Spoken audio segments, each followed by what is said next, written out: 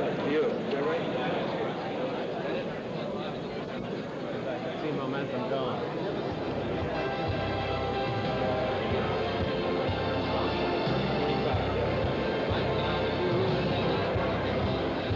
You gotta get on the stand. Yeah, but I'll give you.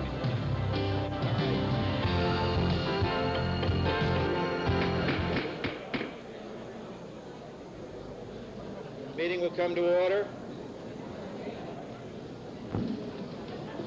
This meeting will be opened with an invocation by the Reverend Mark Harris, the pastor of the First Parish Unitarian Universalist Parish in town. Reverend Harris. All stand.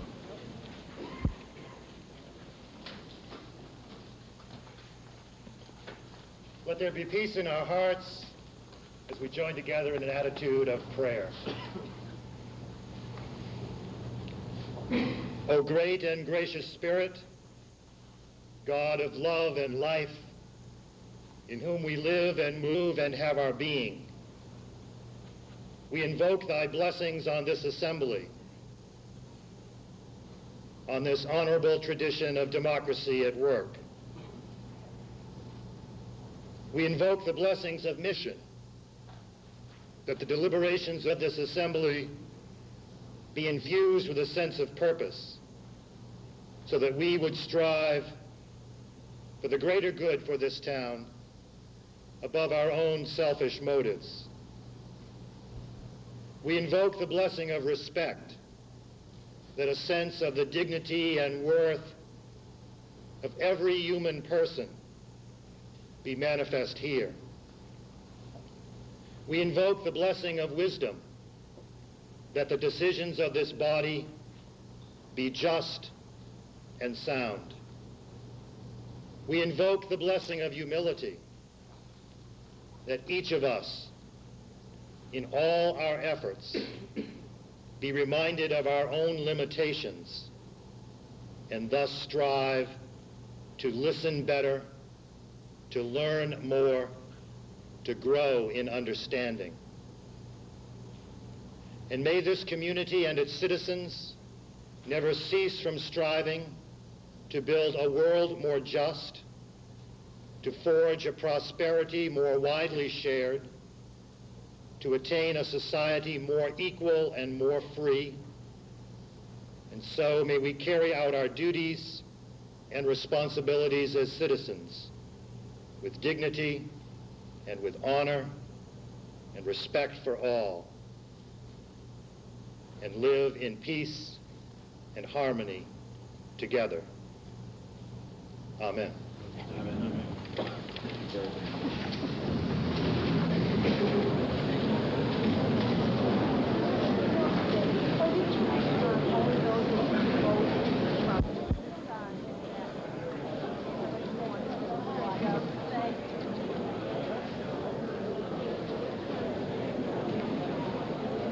Having been advised by the town clerk that more than a majority of the town meeting members are in attendance, I hereby declare that a quorum is present for the transaction of business. Before proceeding with the business of the meeting, however, there are certain preliminary matters to be taken up. First, permission has been requested for certain members and personnel of the school committee, planning board, board of health, and other boards and committees who are not town meeting members to sit on the floor with other members of the respective boards and committees, upon the understanding, of course, that they will not vote. Hearing no objection from the body, such permission will be and hereby is accorded. Permission has also been granted by the moderator to Curry College radio station to broadcast and to Milton Cablevision to televise these proceedings. Additionally, permission has been granted by the moderator to the town clerk to tape record all or a portion of these proceedings. Thirdly, I will now review briefly, particularly for the benefit of any new town meeting members, some of the rules for the conduct of the meeting. First, any person who is employed as an attorney by another person interested in any matter under discussion shall disclose the fact of his or her employment before speaking thereon. Secondly, town meeting members are required to check in and to be seated in the lower part of the auditorium. Citizens and others who are not town meeting members are required to be seated in the upper part of the auditorium beyond the point demarcated for town meeting members.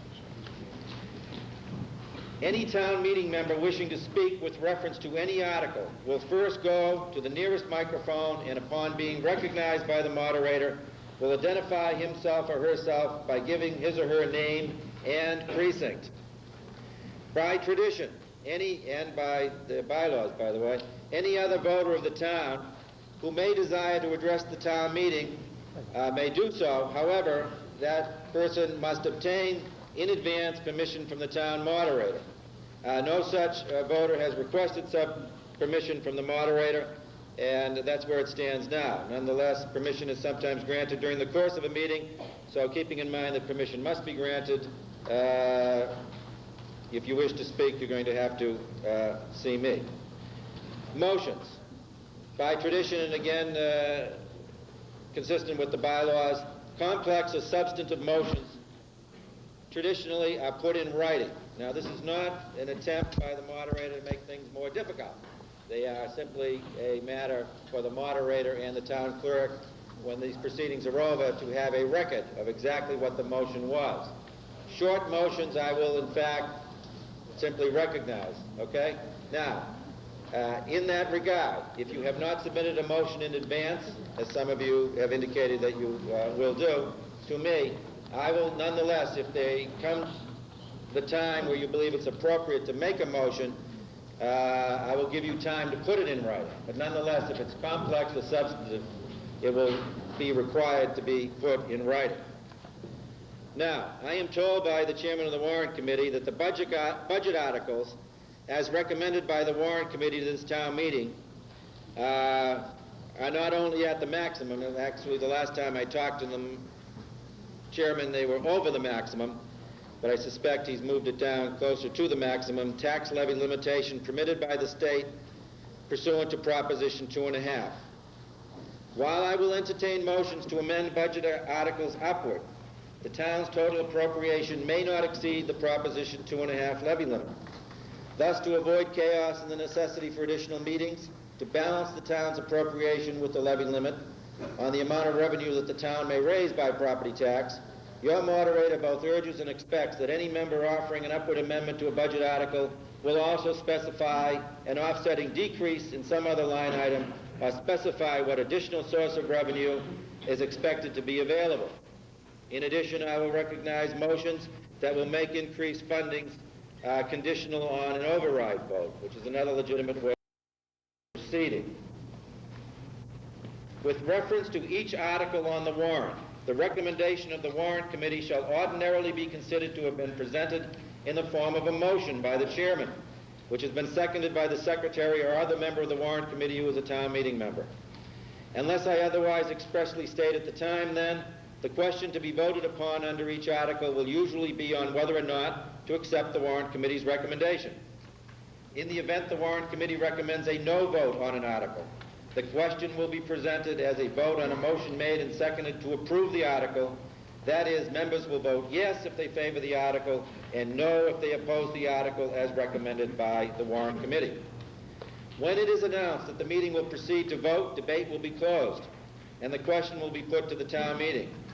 Upon a question being put to the town meeting, the moderator will first determine by voice vote the sense of the meeting. If the moderator is unable to decide by the sound of the voices, or if his announcement of the vote is doubted by 7 town meeting members standing in their places, the moderator shall then proceed to have a standing vote on the question. I would point out here also, as an aside, that there are certain articles which I will announce as we are going along that require a 2/3 vote. If a 2/3 vote is required, and unless it's unanimous, I will have to have a standing vote. If the vote is further doubted by 25 town meeting members standing in their places, then there will be a roll call of the meeting with the town clerk calling the name of each town meeting member in alphabetical order, and each town meeting member, upon his or her name being called, shall rise in his or her place and answer yes or no. No vote shall be reconsidered at the same meeting except upon a motion made within 1 hour of the adoption of such vote, unless by 2/3 vote, provided that the time which elapses during any adjournment of the meeting shall be excluded in computing the hour since the adoption of the vote. With these brief and obviously uncomplicated rules, established. We will now proceed to the business of the meeting. Article 1, to choose such town offices as are not required to be chosen by ballot. These are, now we'll entertain a motion that James A. Braxton and Robert O'Meara be voted upon as measurers of lumber. Is there such a motion? Is there a second? It's been moved and seconded to appoint James A. Braxton and Robert O'Meara measurer of lumber. Is there any debate? We should be sworn in, shouldn't we? Ah, good point. Mr. Mullen, before we go to Article 1, would you kindly swear in these town meeting members first? Please stand, raise your right hand, and repeat after me. I solemnly swear to uphold the bylaws of the town of Milton, the general laws of the Commonwealth of Massachusetts, and to uphold the Constitution of the United States of America. So help me God. Thank you, James. Thank you for that reminder.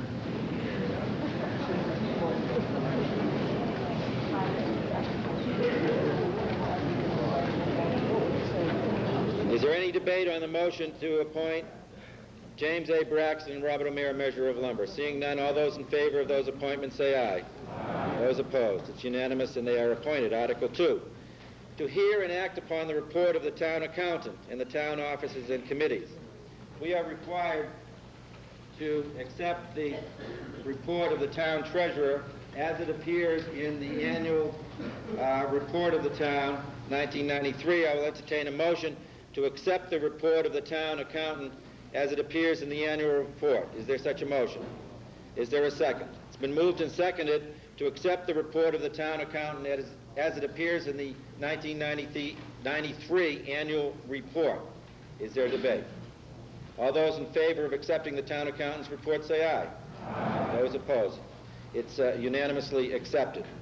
I would point out that inadvertently the treasurer's report for the library was omitted, and for those of you who wish to have a copy of the treasurer's report, extra copies are in the table outside.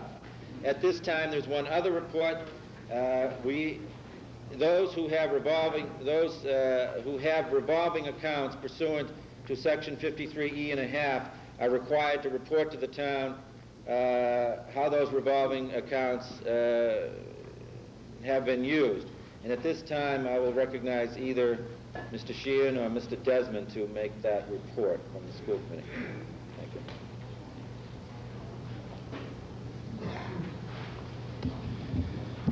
Thank you, Mr. Moderator. This report is a status report of the revolving account established by Article 20 of the 1993 annual town meeting.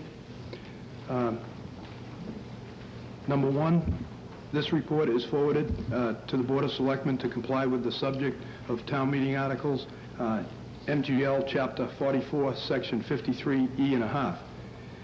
The revolving account was established to authorize the school committee to utilize fees received from rental of school facilities for the maintenance and repair of school facilities. As of January 30th, 1994, and that's the mic shaking, it's not me. As of January 30th, 1994, the amount of $4,000 has been received and deposited in the school revolving account 29-250-338, school facility rentals. No expenditures have been made. The funds are intended to be spent on the necessary electrical repair work at Milton High School auditorium. Thank you. Thank you. I'll entertain a motion to accept the report of the Public School Department on the status of revolving account established in Article 20 of the 1993 annual town meeting. Is there such a motion? Is there a second? It's been moved and seconded to accept that report. Is there any debate? Seeing none, all those in favor of accepting the report say aye. Aye. Those opposed? The report is unanimously accepted. At this time, the moderator will recognize Select Person Kathy Dunphy. Thank you, Thank you, Mr. Moderator. The Board of Selectmen asks you to join us in honoring two outstanding employees who have retired from the town during the last year. And I don't see them present today. I hope they're watching the town meeting on cable. Lawrence W. DeSalle Jr. served the town for 27 years, 23 years as Director of Public Works. In addition to maintaining and improving Milton streets, sidewalks, drainage systems, and water and sewer systems, Mr. DeSalle excelled in the ever more complex area of landfill management. He was a prime mover of the town's successful curbside recycling program. As budgets became tighter and government mandates more difficult, Mr. DeSalle guided Milton into the future, and always with a smile. Larry DeSalle's fellow employees and many friends honored him upon his retirement last fall. But we take this opportunity to say again our sincere thanks and best wishes for many great years ahead.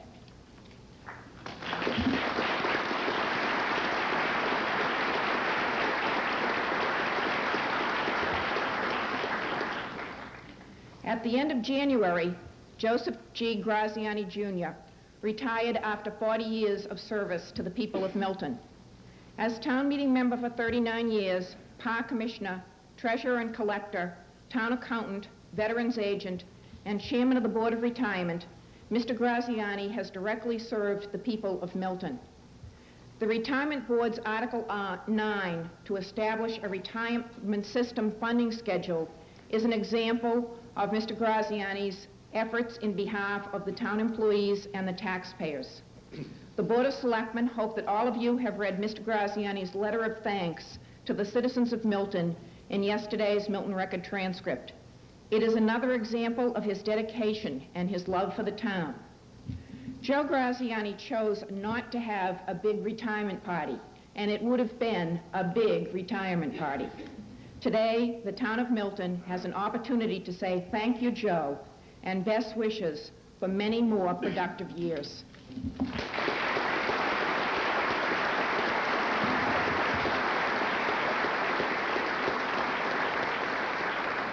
Thank you very much. Article 3. See if the town will vote to authorize the town treasurer, with the approval of the Board of Selectmen, to borrow money from time to time in anticipation of the revenue of the fiscal year beginning July 1, 1994, in accordance with the provisions of General Laws, Chapter 44, Section 4, and to issue a note or notes therefore payable within 1 year, and to renew any note or notes as may be given for a period of less than 1 year, in accordance with the provisions of General Laws, Chapter 44, Section 17.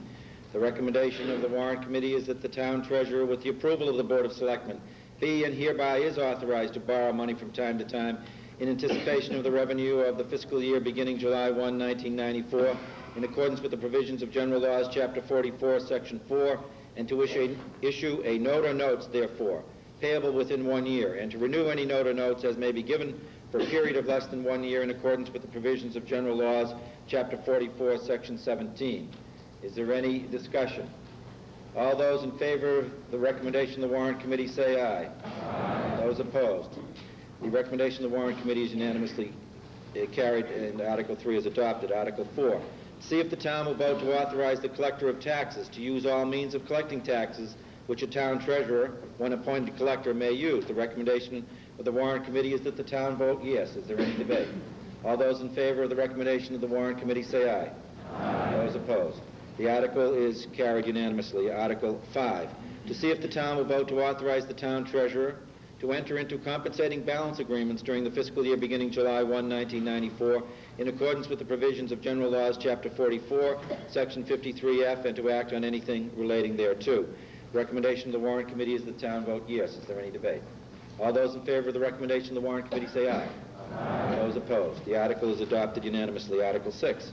See if the town will vote to authorize the selectmen to employ counsel to represent the town at hearings before committees of the general court. The recommendation of the Warrant Committee is that the town vote yes. Is there any debate? All those in favor of the recommendation of the Warrant Committee say aye. Aye. Those opposed? The article is adopted unanimously. Article 7. To see if the town will vote to authorize the moderator to appoint a committee of 5 citizens to consider such proceedings of the legislature and state boards and commissions as may affect the interest of the town and confer as they may think expedient with the selectmen in regard to the employment of counsel to represent the town in any such proceedings. The members of such committee to hold office until the final adjournment of the next annual town meeting and until the appointment of any succeeding committee authorized at such meeting. The recommendation of the warrant committee is that the town vote yes. Is there any debate? All those in favor of the recommendation of the warrant committee say aye.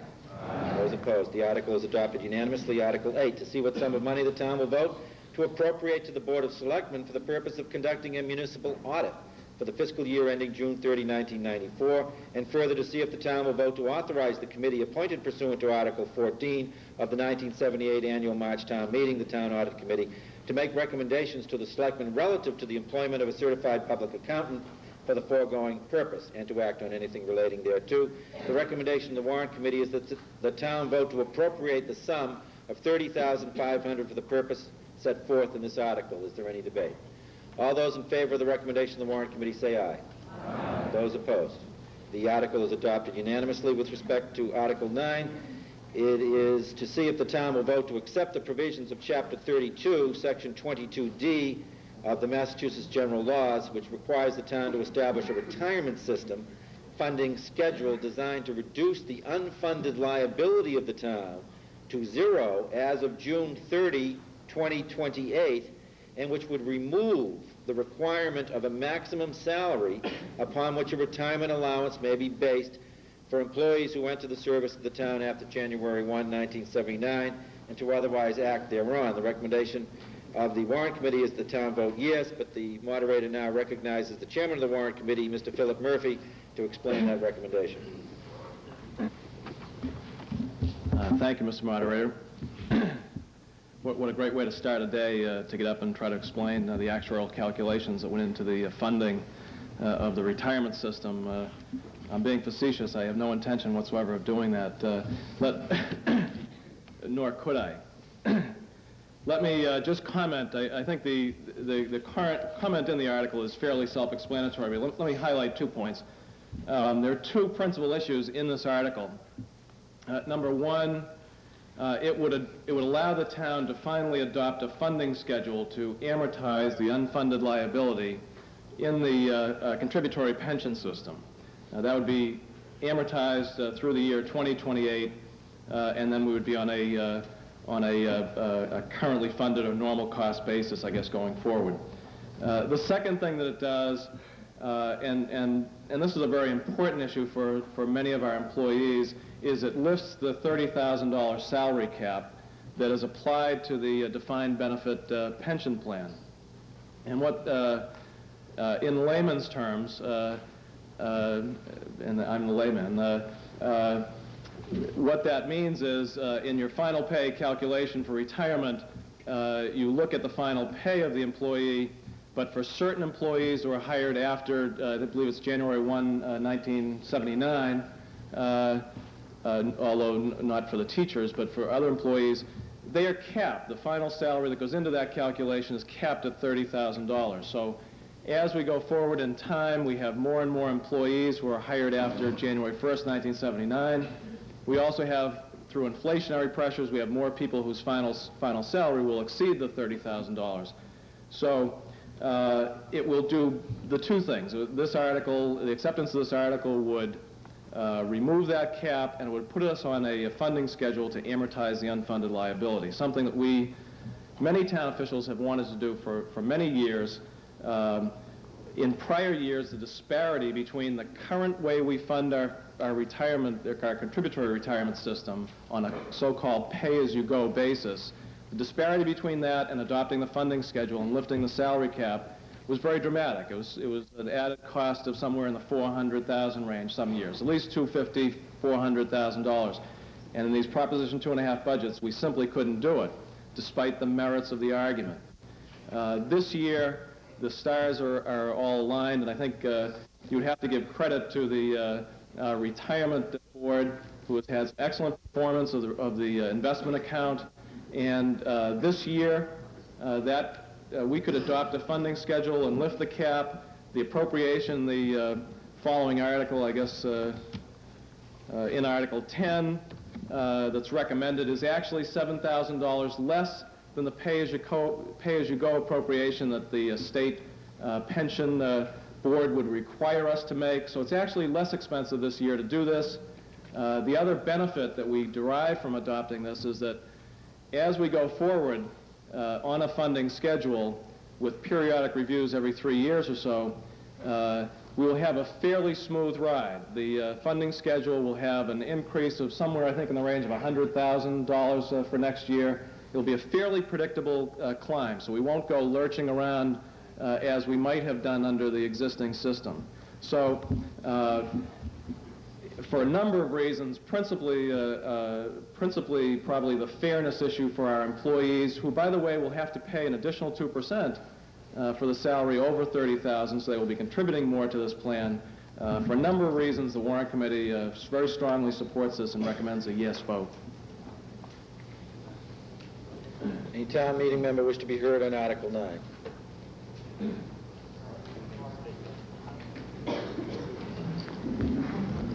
Peter Mullen, Precinct 3. I support the purpose of this amendment, this article, but I had a question.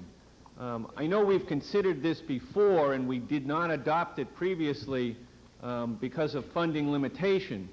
I'm wondering whether there are any town employees who have retired in the interim since the last time we considered this and who were subject to the $30,000 cap, and whether there's any authority to include them now that we have the money into this new system, which would not have the $30,000 cap. All right, that's a good question. Mr. Murphy, can you answer that question? I'm going to try. I believe there are a few disability retirees since then. My understanding is that this is retroactive and would apply to the employees who have retired. And there are only 2. Right. Does that answer your question? And they would be covered? They would be covered. Thank you. Anyone else wish to be heard on Article 9? If not, all those in favor of the recommendation of the Warrant Committee say aye. Aye. Those opposed. Article 9 is and the recommendation of the Warrant Committee is adopted unanimously. Article 10. To see what sum of money the town will vote to appropriate for the 12-month period beginning July 1, 1994, and for the several categories classified as employee benefits, and to act on anything related thereto.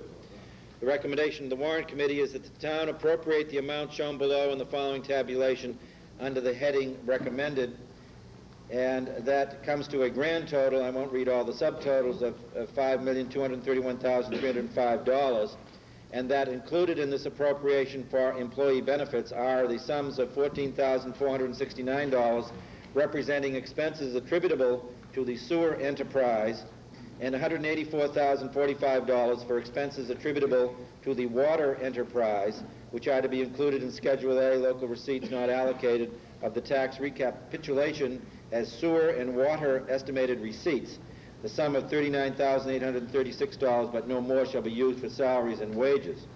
Does anyone wish to be heard on Article 10? All those in favor of the recommendation of the Warrant Committee say aye. Aye. Those opposed. Article 10 and the recommendation of the Warrant Committee are unanimously passed. Article 11. To see if the town will vote to amend Chapter 13 of the general bylaws, known as the Personnel Administration Bylaw, as follows. And those recommendations appear on pages 14, 15, 16, 17, 18, 19, and the top of 20 in the warrant. And I'm not going to read those, but the recommendation of the Warrant Committee is that the town vote to amend Chapter 13 of the general bylaws, known as the Personnel Administration Bylaw, by striking out the sections position identification by grade, department, and municipal division, and position classification schedule of rates, and inserting in place thereof the sections position identification by grade, department, and municipal division, and position classification schedule of rates exactly as set forth in the warrant, and that no appropriation be made. Does any town meeting member wish to be heard on Article 11? If not, all those in favor of the recommendation of the Warrant Committee say aye. Aye. Those opposed? The recommendation of the Warrant Committee under Article 11 is unanimously adopted. Article 12. To see what sum of money the town will vote to appropriate for the 12-month period beginning July 1, 1994, for the operation of the town departments classified as general government, and to act on anything relating thereto. The recommendation of the Warrant Committee is that the town appropriate the amounts shown in the following tabulation under the heading recommendation, and I will read the totals. Under accountants, $126,518. Election and registration, total $31,457. Holiday celebration, $1,178. Law budget, $83,200. Town office and library buildings, $229,992. Annual report, $6,143. Selectmen, $196,207. Veteran benefits, $15,775, for a grand total of $1,068,514. Board of Assessors, total $147,663. Town clerk, total $126,312. Treasurer collector, total $199,801. And then included in this appropriation for general government are the sums of $99,029 representing expenses attributable to the sewer enterprise and a $27,931 for expenses attributable to the water enterprise, which are to be included in Schedule A, local receipts not allocated, of the tax recapitulation as sewer and water estimated receipts. Does anyone wish to be heard on Article 12? If not, all those in favor of the recommendation of the Warrant Committee say aye. Aye. Those opposed? It is unanimously, Article 12 and the recommendation of the Warrant Committee is unanimously adopted. Article 13 is to see what sum of money the town will vote to appropriate for the 12-month period beginning July 1, 1994, for the operation, maintenance, and improvement of public works, and to act on anything relating thereto. I understand that the Warrant Committee has an amendment, and I recognize Chairman of the Warrant Committee, Mr. Murphy. Okay, follow along carefully. There are several changes in the numbers and so forth. First of all, under the broad heading of solid waste management, I'd ask you to simply strike the word contract in the second and third lines, the collection of refuse, where it says collection of refuse contract. If you would strike the word contract, and where it says curbside recycling contract, strike the word contract. That change is because those items inadvertently have been termed just for the contract, but they include other things such as stickers and so forth. So the contract with the pickup company is not the entire amount that's in those articles, in those lines. Let me now go to the line item changes, starting with the fiscal 95 recommendation, the solid waste management account again, the collection of refuse, because of bids that have come in recently, that changes to 335,000. 335,000. The next line item, the curbside recycling, that is 176,000. And by our calculations, that changes the subtotal solid waste, which is right below the line, to 881,150.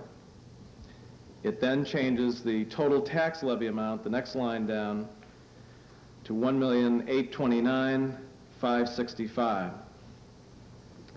Moving then down to the water operation, the MWRA water assessment changes from 834,752 to 903,450, changing the subtotal for water enterprise to 1,671,354. Then down to the sewer, the MWRA sewer assessment. That changes to 2,965,003. Again, the 3209,331 changes to 2,965,003. And then the subtotal now becomes, for the sewer enterprise, becomes 3,238,737. Moving on to the next page. My fingers are killing me from the calculator last night. Total water and sewer enterprise changes from the $5 million figure to $4,910,091. 4,910,091. And then the total for the Department of Public Works changes to 6,739,656. Again, 6,739,656. That almost concludes the amendments. In the second paragraph that follows the numbers, in the 4th and 5th line, it talks about how much money comes from the tax levy and then to be raised from local receipts. And that number of $1,453,130, by my calculation, changes to $1,521,828.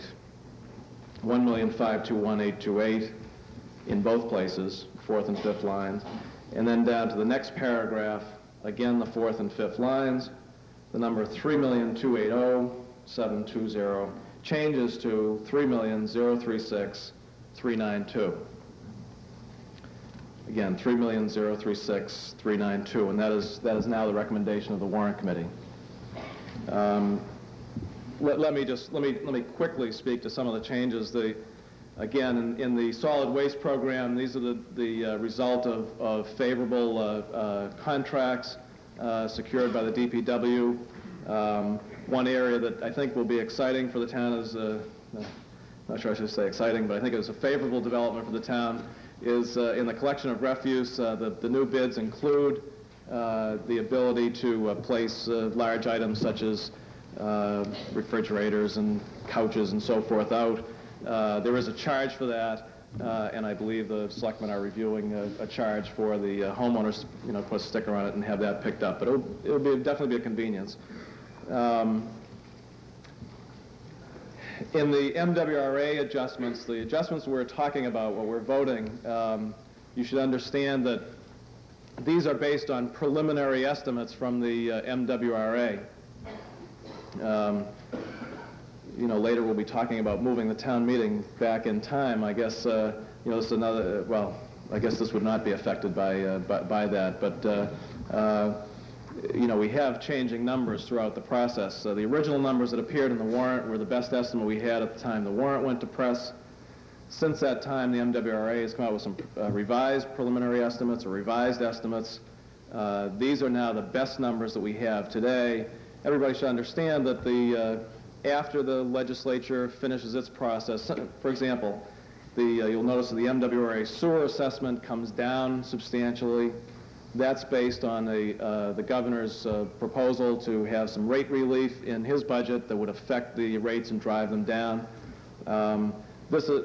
If, of course, something happens in the legislative process, some of that money gets diverted to another water district, sewer district, or whatever, then that number would change. And, of course, the selectmen, when they set the rates, sometime in July, or perhaps, I guess July typically, will have to make an adjustment there. So I guess that's all I'd like to say. Thank you, Mr. Murphy. The moderator at this time will recognize Public Works Director Billy G. Taylor.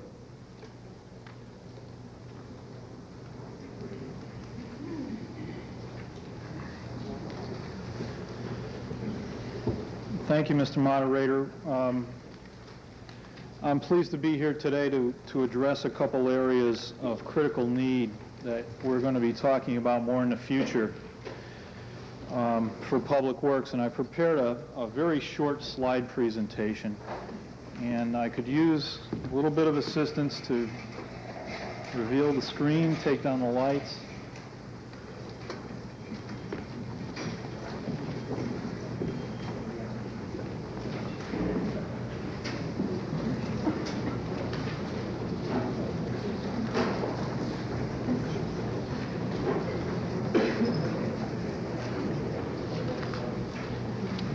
The slides that you'll be looking at, except for the photographs, there's a handout that was available before the meeting and will be available on the table outside afterwards if you'd like to take home copies of this.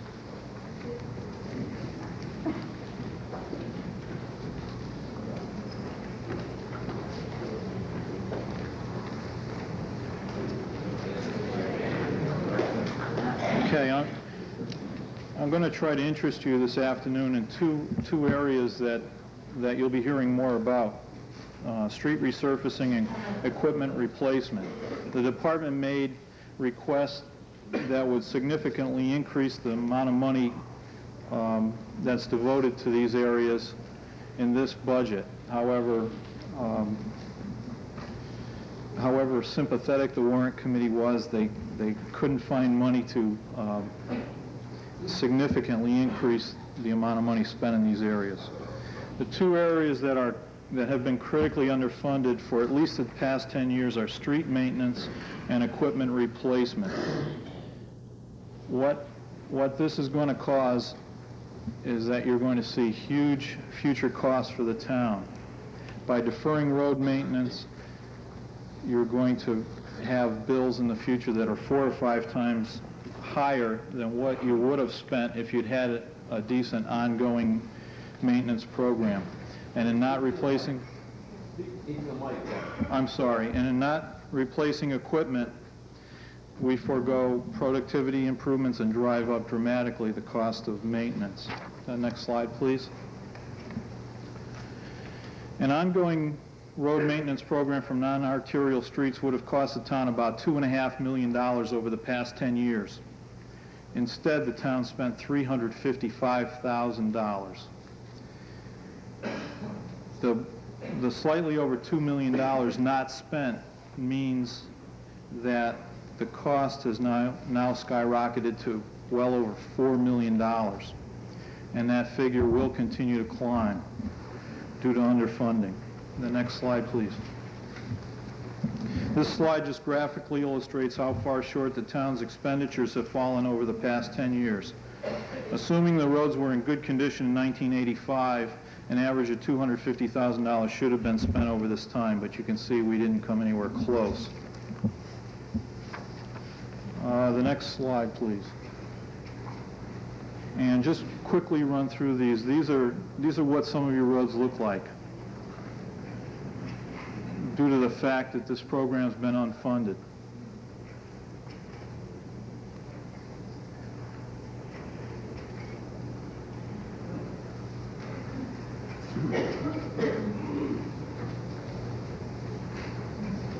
Okay, now this, I'm sorry. One more. This graph illustrates how a pavement's quality declines over time.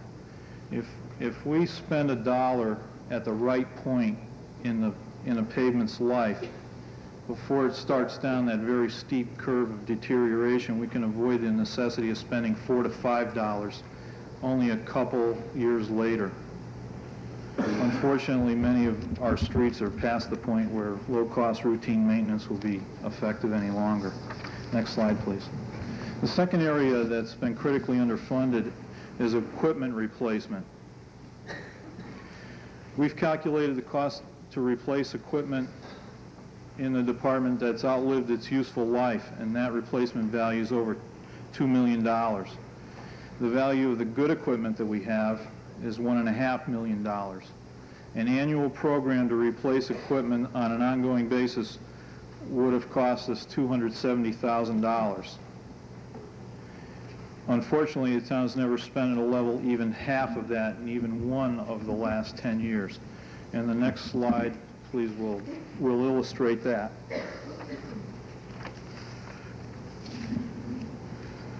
Equipment, and if we could see the next couple slides, equipment such as the department's 1968 sidewalk tractor is in dire need of replacement. If this particular tractor fails during the course of a snowstorm, the sidewalks are not plowed, and I think most of you realize schools cannot open because most of a good portion of our students walk to school. And this is what that piece of equipment looks like. Next, please. This is my final slide. This just illustrates that 71% of our equipment has outlived its useful life. Thank you.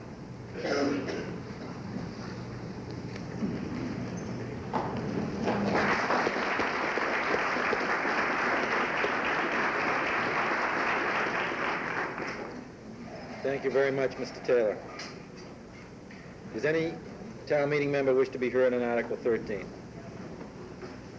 Mr. Mullen. Peter Mullen, Precinct 3. I think I read recently that the town was appealing the assessment from the MWRA with regard to water and sewer charges.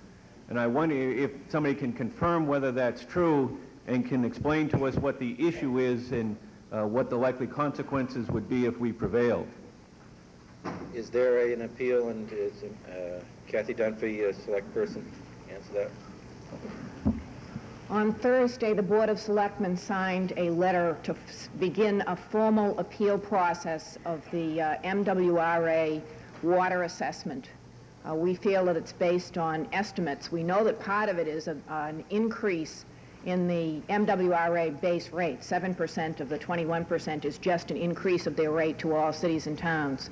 But we are appealing the assessment that they have given to Milton. It is a preliminary assessment, and the appeals process has been initiated.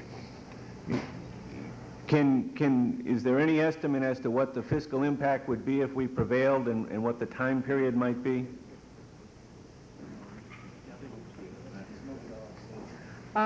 It would, if we are successful in our appeal, it would affect the water rates. It would not affect the tax levy.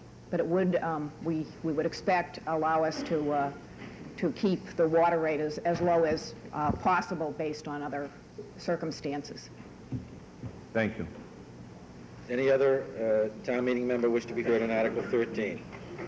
If not, I'll move the question, which is the adoption of the recommendation of the Warrant Committee as set forth in the warrant, but as amended by Mr. Murphy. All those in favor of the recommendation of the Warrant Committee say aye. Aye. Those opposed?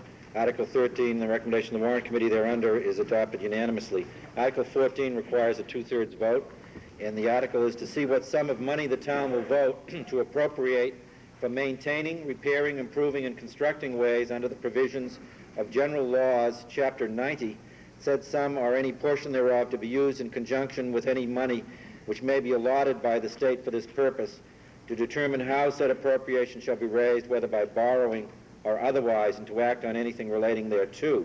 The recommendation of the Warrant Committee is that the sum of $292,361 be appropriated for the purposes set forth in this article, that to meet said appropriation, the Treasurer be authorized to issue, with the approval of the Board of Selectmen, bonds or secured notes in the amount of $292,000, that the sum of $361 be raised in the tax levy, that the town vote to accept grants under the provisions of Chapter 33, Acts of 1991, in the amount of $292,361, the said reimbursements from the state, 100%, to be restored upon the receipt of the town, a receipt to the town treasury.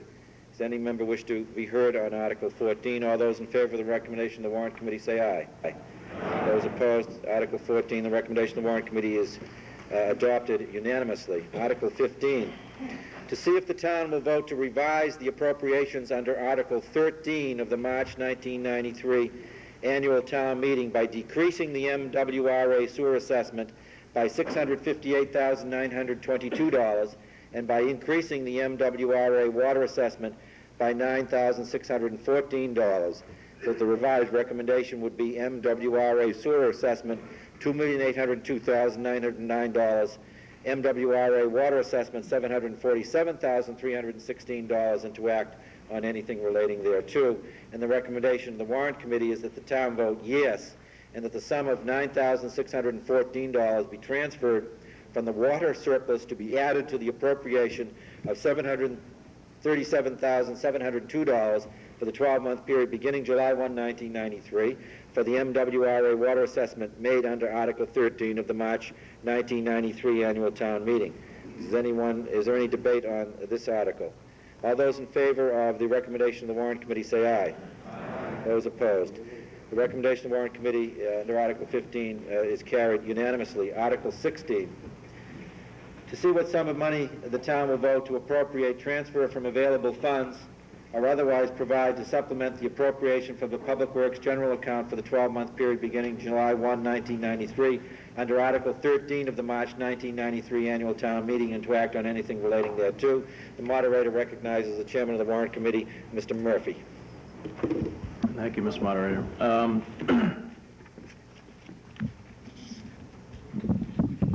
We have a revised recommendation on this article.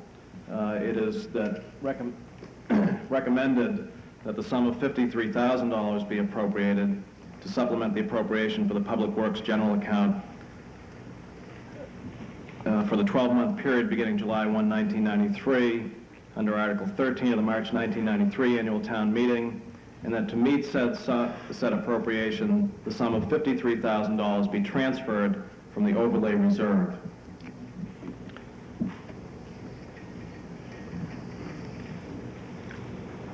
Do you have the extent of it? Okay. All right. The recommendation of the Warrant Committee under Article 16 is to approve an appropriation of $53,000 for the 12-month period beginning July 1, 1993, under Article 13 of the March 1993 Annual Town Meeting, and to meet said appropriation, the sum of $53,000 be transferred from the overlay surplus. Is there any debate? May I speak to it? You may speak to it, Mr. Murphy. Quickly, just by way of explanation, I don't think much explanation is necessary in terms of the amount of snowfall this year. Although unlike last year, we're not engaged in a blizzard. But the snow problem is that budget has been overexpended, I think, by some $200,000 plus.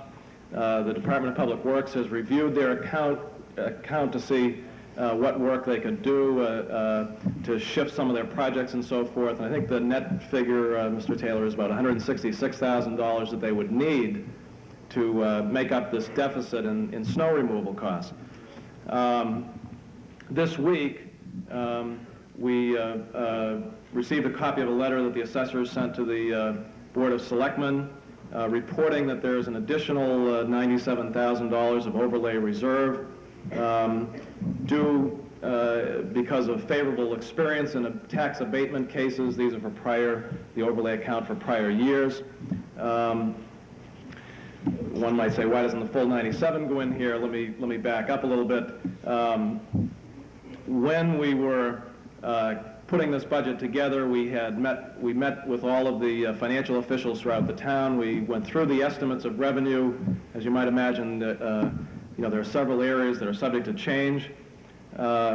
When we finally came down to balancing the budget within the Proposition 2.5 limits, we reviewed the various accounts and recognizing that in discussing with the assessors and other officials that there might be some changes in some of the revenue accounts exactly like we have seen. We had overestimated to some degree the revenue. That figure was about $110,000 in balancing the budget. It was a calculated risk, turned out to be fairly conservative in light of the developments. We now have $97,000 of additional money from the overlay reserve account.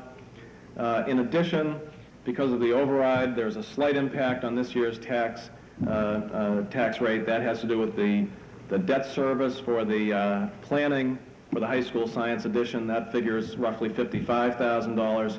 And the net effect of all of that is that we have some $53,000 we feel that can now be moved from that account into the snow removal account. The balance of that we are going to later recommend will be put in to help fund reduce the amount that comes from the tax levy to fund the reserve fund. Again, that will bring us back into balance given this over projection of revenue or optimistic projection of revenue at the time that the warrant went to print. One comment about the snow account, as I mentioned, $166,000 underfunded in that area. $53,000 certainly won't make up the difference.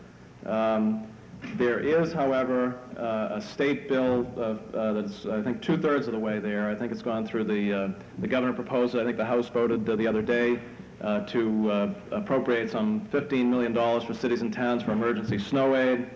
It's very problematic. You don't know exactly how that would be calculated, what the distribution to Milton would be. Officials at the Mass Municipal Association have reviewed last year's funding formulas and speculate that it might be somewhere in the range of $40,000 to Milton. There's again, you're rolling the dice. You don't know. That's only 2/3 of the way through the legislative process, so we don't know what the money will be like. We hope that if it comes out, it will come out in such a form that it can be applied to this 94 snow account. There's a problem in terms of timing. It gets fairly technical. And then the balance we would hope to meet from this year's reserve fund account. And just to keep in mind later on in our discussions of the reserve fund and how much we set aside. That's the account that we set aside at the $180,000, $200,000 range. And we need that for just such a, for these occasions. So I guess guess that's by way of explanation. Thank you. Thank you, Mr. Murphy. Yes, sir. Yeah, David Pickering, Precinct 7. It looks to me like Article 16 is for snow removal, but doesn't say anything about snow. So the money would go into general fund, I presume. Shouldn't you add to the article so it says snow? It's a program budget. There isn't an individual line item for snow removal. If you go back and look at the prior, what was it, Article 13. So, and I think Goes under Public Works General. I Public believe. Works General, that general program part of the budget. So the money's appropriate, it doesn't necessarily have to go to snow removal then? The Everything's money, been spent, yeah. the state of affairs, as at least the moderator understands, is these funds have already been expended on snow removal, and a careful projection of the available funds remaining in the budget approved last year would mean that you'd have to furlough a significant number of a portion of the employees in DPW unless there were some extraordinary effort made to replenish, well, not replenish, but to add to the budget to account for the amount that was spent in excessive budget for snow removal. Thank you. Well, one more question as well. I'm talking about snow from Mr. Taylor. I wonder how many private ways you have in the town. Does the DPW plow these private ways at no cost to the people? I'm sorry, I didn't quite get the question. I wonder how many private ways are plowed by the DPW in this town? How many private ways are Yes, sir. plowed by the How- DPW? Yes, sir. And at All what right. cost? Mr. Cronin, can you answer that question? In 1935 or thereabouts, the voters of the town of Milton accepted a general law, an optional law, requiring the town to plow the private ways. Ms. Agostino. Diane Agostino, Precinct 8. I have a question for the Warrant Committee. I was under the impression that if the budget for snow removal, that there was a law in the Commonwealth of Mass, if the budget for snow removal was equal to or greater than the previous year's budget, there was some allowance that this snow removal deficit that may result could be picked up in the future years. And I'm only raising this question to see if something else comes up on town meeting floor today, if we don't have that option for the $53,000 from the overlay to be spent elsewhere. If I understand your question is whether or not there is an option to defer the extra amount by which the budget has been exceeded for snow removal into some future year. Can you answer that, Mr. Murphy? You are correct. There is a provision that allows you to do exactly that, and the precondition is exactly as you stated. You must have a line item appropriation equal to or exceeding your prior year's line item appropriation. Similar to the answer to the last question, the DPW budget is a program budget, so there is no line item appropriation. And it's my understanding that the town officials, town accountant have queried the Department of Revenue, probably the Bureau of Local Accounts, Bureau of Accounts, to see whether under those circumstances you could avail yourself of that provision and simply put it on the next year's tax rate. And the answer is that we cannot. Yes, sir. Mr. Moderator, Bernard Lynch, Precinct 10. I live on Brook Road down from Aquinas Business School, or Aquinas Academy. We were 2.5 days without water, and they had to come out and dig up the water pipes, which have all been fractured because of the excessive, quote, truck use. We have trucks using that place morning, noon, and night. And there's a certain amount of fatigue there, and hydraulics, I guess, given the fact that there's a brook running under Brook Road. And I wonder if the Public Works Department has given any further thought to that, or someone. Any further thought to precisely what, Mr. Lynch? To correcting rather than patching up the problem. Correcting the problem? Well, the problem would be, too, a truck's supposed to be of the size that they encumber using Brook Road. There was a time that they couldn't use it. All right. Well, So your question is... well, it might be best to Mr. Taylor I'll ask answered it Mr. for Taylor you. if he understands the question to respond. It's a serious problem, sir. The water there, you couldn't drink it for over 2 days. Not only Mr. drink Taylor, it, we have a question for DPW relating to the problem on Brook Road where town meeting members... excessive truck traffic. Mr. Lynch, can you rephrase your question for Mr. Taylor, Mr. Lynch? Repeat it, please. Mr. Taylor, we had broken water mains on Brook Road down near Aquinas Academy going towards St. Agatha's Church. There's a brook under the road there. The heavy trucks, the constant use of trucks and the vibration, it caused fatigue among the pipes. The roads cracked. There were huge crevices in them. And all of the people along there were without water, but the main thing is that this appears to be the potential for a health hazard. And other accidents of cars that are spinning along there and have been knocking over the horses that were there. Okay, let me see if I understand the question, Mr. Lynch. The question is whether or not the DPW has any plans or suggested solution to solve the problem of pipes being broken on Brook Road, apparently due to an excess amount of traffic The impact created trucks. by heavy trucks. Okay. Is that something you can answer, Mr. Taylor? Well, I'll try. Okay. I think the question of the truck traffic, Mr. Lynch, is a fairly complicated one. I mean, if you're going to divert traffic from one route, you're going to put truck traffic on another, and I think that's a question that the Traffic Commission would like to take up and look at. I think probably, though, the water main breaks that we've experienced this winter, and there's been quite a number, Yes. are mostly due to the severe weather. Frost got a number of feet in the ground, 3 or 4 feet in the ground, and I think the age of the system and the severe weather caused most of the breaks. Does that answer your inquiry, Mr. Lynch? Yes, it does. And I would just like to say that this is not a criticism against the Public Works Department. It's something called age, and I'm totally familiar with that. In this case, Thank you, Mr. Lynch. Does anyone else wish to speak to Article 16 and the amended recommendation of the Warrant Committee, which is to appropriate the sum of $53,000, essentially, I'm paraphrasing, and to meet that appropriation, $53,000 will be taken from the overlay surplus, not from the overlay reserve. All those in favor of the amended recommendation of the Warrant Committee say aye. Aye. Those opposed? This is Article 16, the amended recommendation of the Warrant Committee is adopted unanimously. Article 17 is to see if the town, without assessment of betterments and without making an appropriation, will vote to accept the following street as a town way as laid out by the selectmen, and that's Gerald Road from previously accepted section southerly to the end, and to act on anything relating thereto. And the recommendation of the Warrant Committee is that the town vote yes. Is there any debate? All those in favor of the recommendation of the Warrant Committee, say aye. Aye. Those opposed, Article 17 is adopted unanimously. Article 18, because it involves a bond issue, requires a 2/3 vote. However, Article 18, which is to see what sum of money the town will vote to appropriate for capital items, said sum to be raised by a bond issue, and to act on anything relating thereto.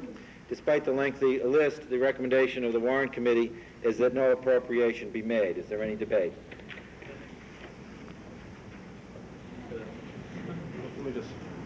All right, first I'll recognize Mr. Murphy to explain the position of the Warrant Committee. Well, I just wanted to comment very briefly. The Warrant Committee wanted this article in the warrant this year just to highlight the problem that we're facing year after year in trying to balance budgets within Proposition 2.5. And really, I think there are items here that just go to reinforce what Mr. Taylor said about the DPW, the roads. We see the same conditions in the school buildings. We see it in town office buildings. We have computer systems that are either non-existent or out of date.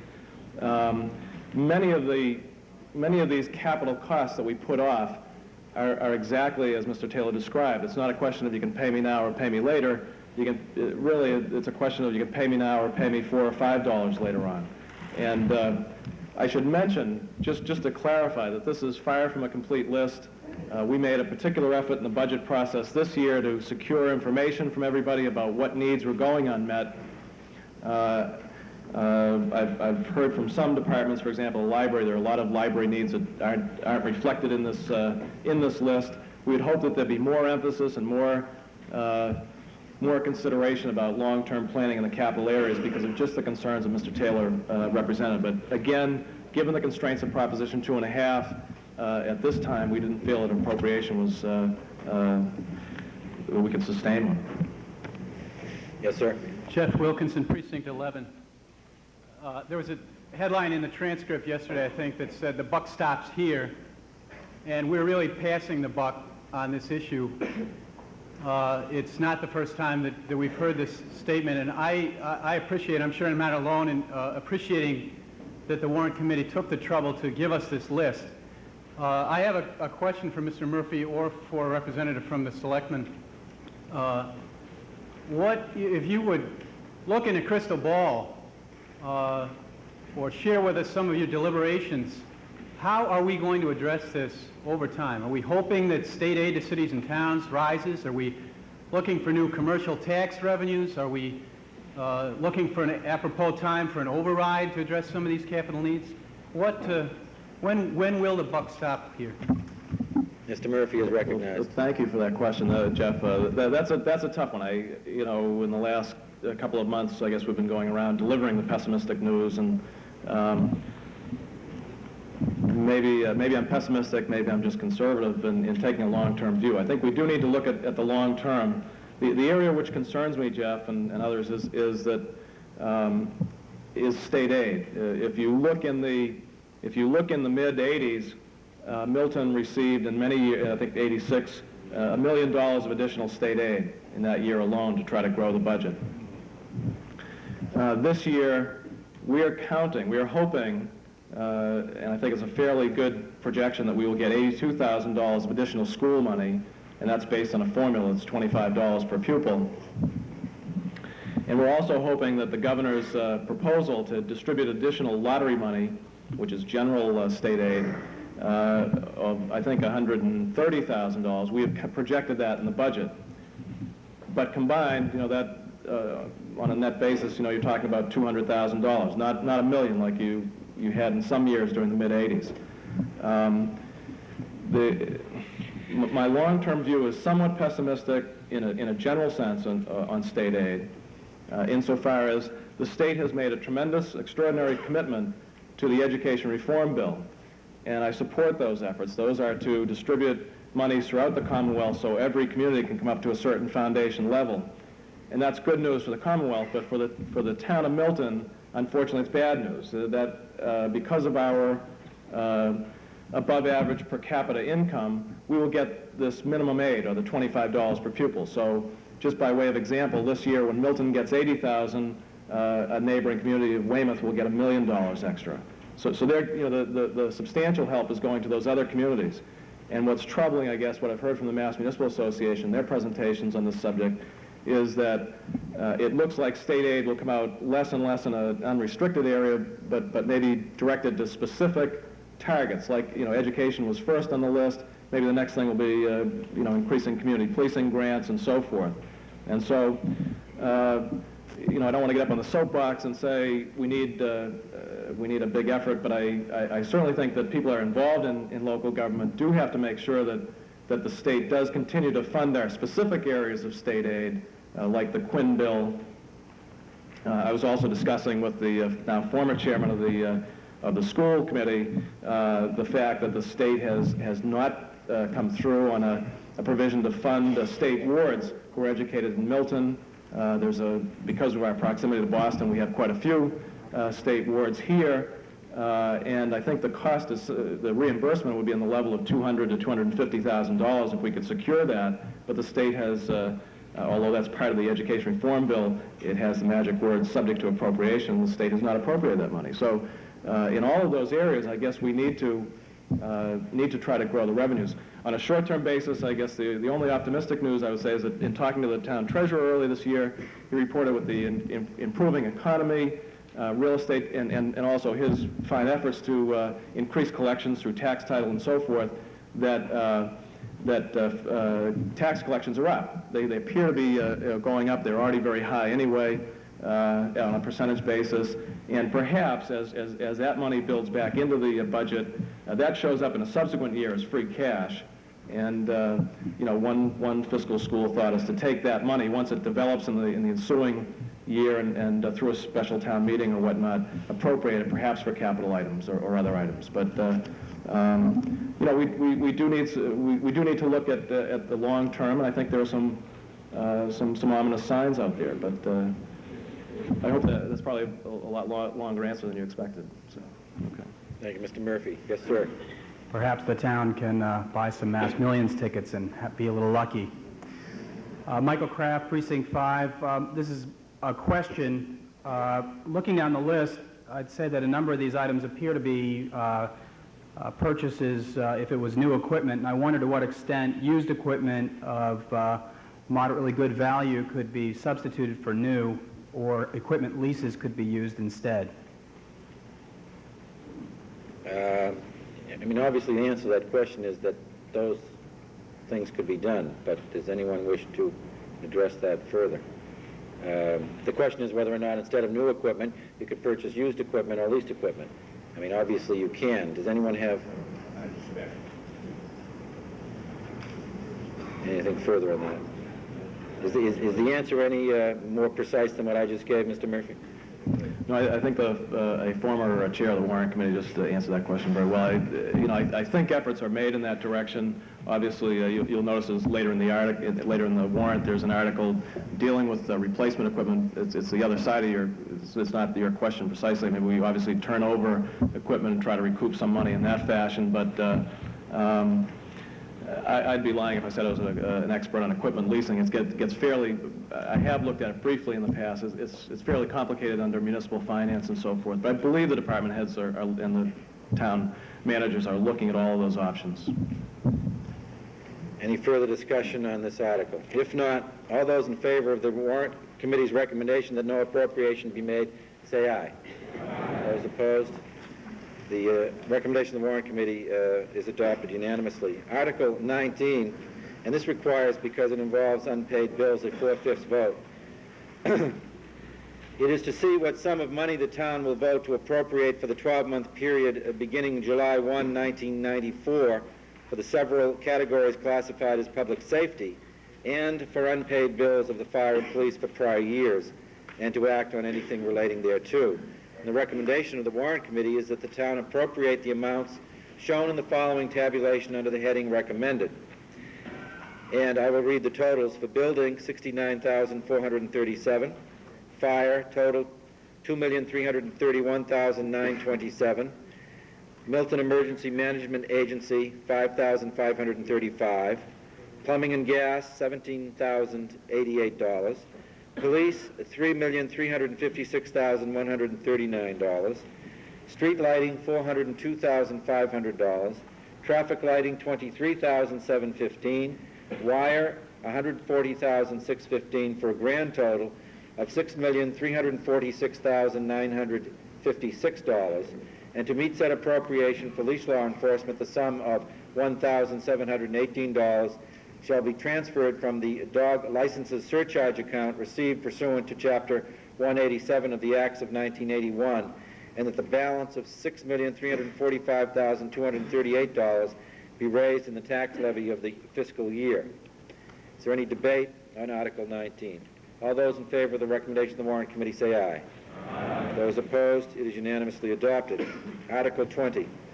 To see what sum of money the town will vote to appropriate for the purpose of funding cost items not in the fire department budget for the 12-month period beginning July 1, 1994, for the collective bargaining agreement between the town and the fire bargaining unit, and to act on anything relating thereto. Recommendation of the Warrant Committee is that the sum of $68,027 be appropriated for the purpose set forth in this article, with said sum to be raised from the tax levy. Is there any debate on Article 20? All those in favor of the recommendation of the Warrant Committee say aye. Aye. Those opposed. Recommendation of the Warrant Committee is unanimously adopted. Article 21. To see if the town will vote pursuant to Chapter 44, Section 53E 1/2 of the Massachusetts General Laws to establish a revolving fund to utilize the fees received by the fire department for the purchase of equipment, supplies, and materials, to authorize the fire chief to expend money from such revolving fund, to determine a limit on the total amount which may be expended from such fund in the fiscal year beginning July 1, 1994, and to act on anything relating thereto. The recommendation of the Warrant Committee is the town vote no. The moderator recognizes our fire chief, Mr. Don Affinato. Jeff.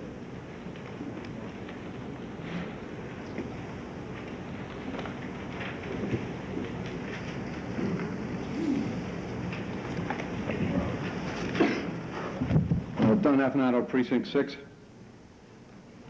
The reason for submitting this article, over the past 3 years with the installation of new bylaws and town bylaws and laws, state statutes, we have been taking in more money into our budget than we ever had before. Expenditures made out of our budget have gone into the general fund and have left our budget short. The reason I submitted this amount is because of the money that has been taken in. If we need emergency funds, new equipment or to replace equipment during the year, if I don't have the money in my budget, I have to look for a reserve fund transfer from the Warrant Committee. I felt in submitting this, we could avoid this and use the money that is sent to that's brought in for the fire department to, at least part of it, to stay in the fire department. Thank you. Thank you, Chief Affinato. Mr. Murphy. Let me just amplify a little bit on our comments in the warrant.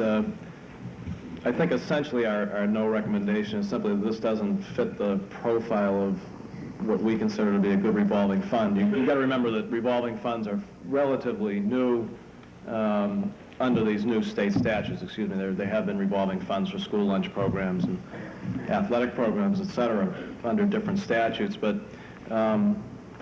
this year, I think because of the new revolving funds, primarily in the park department area, there were a number of requests for revolving funds when we first started the budget process. I'd say there were 4 or 5 others that were withdrawn. This year, the town council held a forum in town and kind of explained how revolving funds work and what the requirements were. And after most folks went to that, many of the participants in that discussion subsequently withdrew their revolving funds. Our concern here, I guess, is taking revenue and diverting it directly to a department and not reducing the expenses that go along with that. I said that this doesn't fit our profile. I guess let me tell you what our profile of a good revolving fund is, and I think that's the Park Department recreation program. In that area, the Park Department took the revenues for its existing camps, its sports camps, and so forth, and used that to fund those things. All of the expenses that previously were on the budget then came off, so that became a self-supporting unit aside from the budget, and it gave them flexibility. But even more important than that, it gave them a sort of entrepreneurial spirit, or the ability to then take and expand their program during the course of the year without coming to town meeting. And they've been tremendously successful in that area. I think people who have read or observed or participated in the ID program targeted at the middle school kids knows how successful that has been. And I think in part that was fostered by our adoption of a revolving fund in that area. So there's probably nobody on the warrant committee that's more supportive of the concept of revolving funds, but I think we have to be very careful about where we use them and what the trade-offs are. So the warrant committee recommends a no vote on this. Anyone else wish to be heard on Article 21? If you're voting for the article, you will vote aye. If you are voting with the recommendation of the warrant committee, you will vote no. All those in favor of adoption of the article say aye. Aye. Those opposed say no. No. The article is defeated.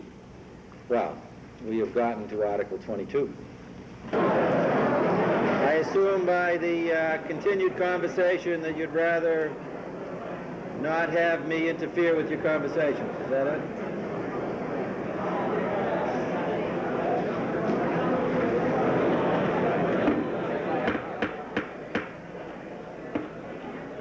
Article 22. Article 22 is to see what sum of money the town will vote to appropriate for the purpose of implementing the recommendations of the committee appointed by the moderator to study the fire protection of the town pursuant to the vote of the March 1993 annual town meeting under Article 16, and to act on anything relating thereto. The recommendation of the warrant committee is that no appropriation be made. At this time, I will recognize Mr. Charles Winchester, who was appointed by me to be the chairman of the Fire Protection Study Committee. Mr. Winchester.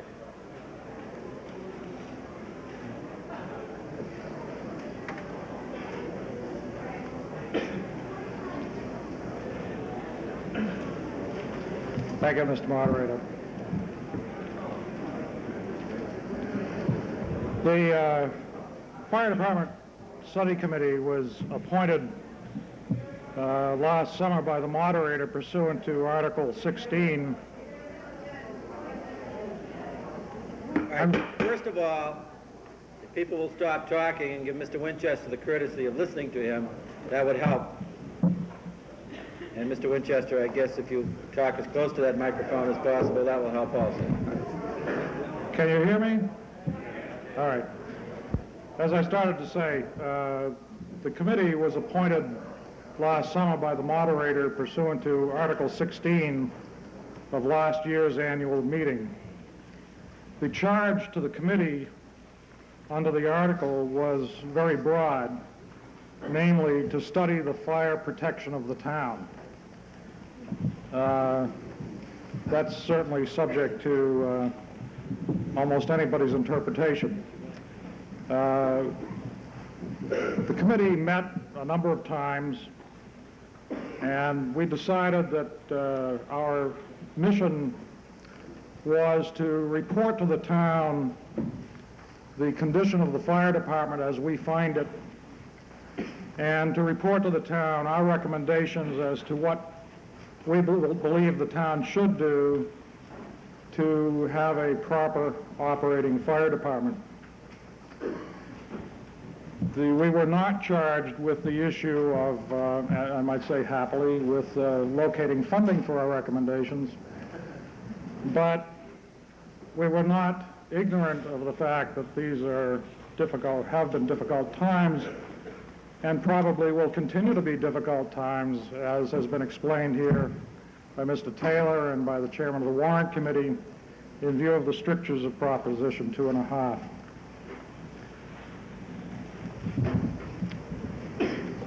First of all, as is quoted in the comment of the warrant committee, we found, which should be no surprise to anyone in the town, that the town is not a high-risk fire hazard community. It's largely residential. Most of the residences are well spaced from one another, so that we don't have a large industrial or commercial areas in the town. We do have some particular fire hazards that deserve attention. We have a hospital in town. Happily, to my knowledge at least, we haven't had any problems there, but it's one of those things that you have to know about. We have dormitories at Curry College and Milton Academy where when you have young people in close quarters, you have always concerns about life safety. We have several elderly housing projects in town which did not exist 30 years ago.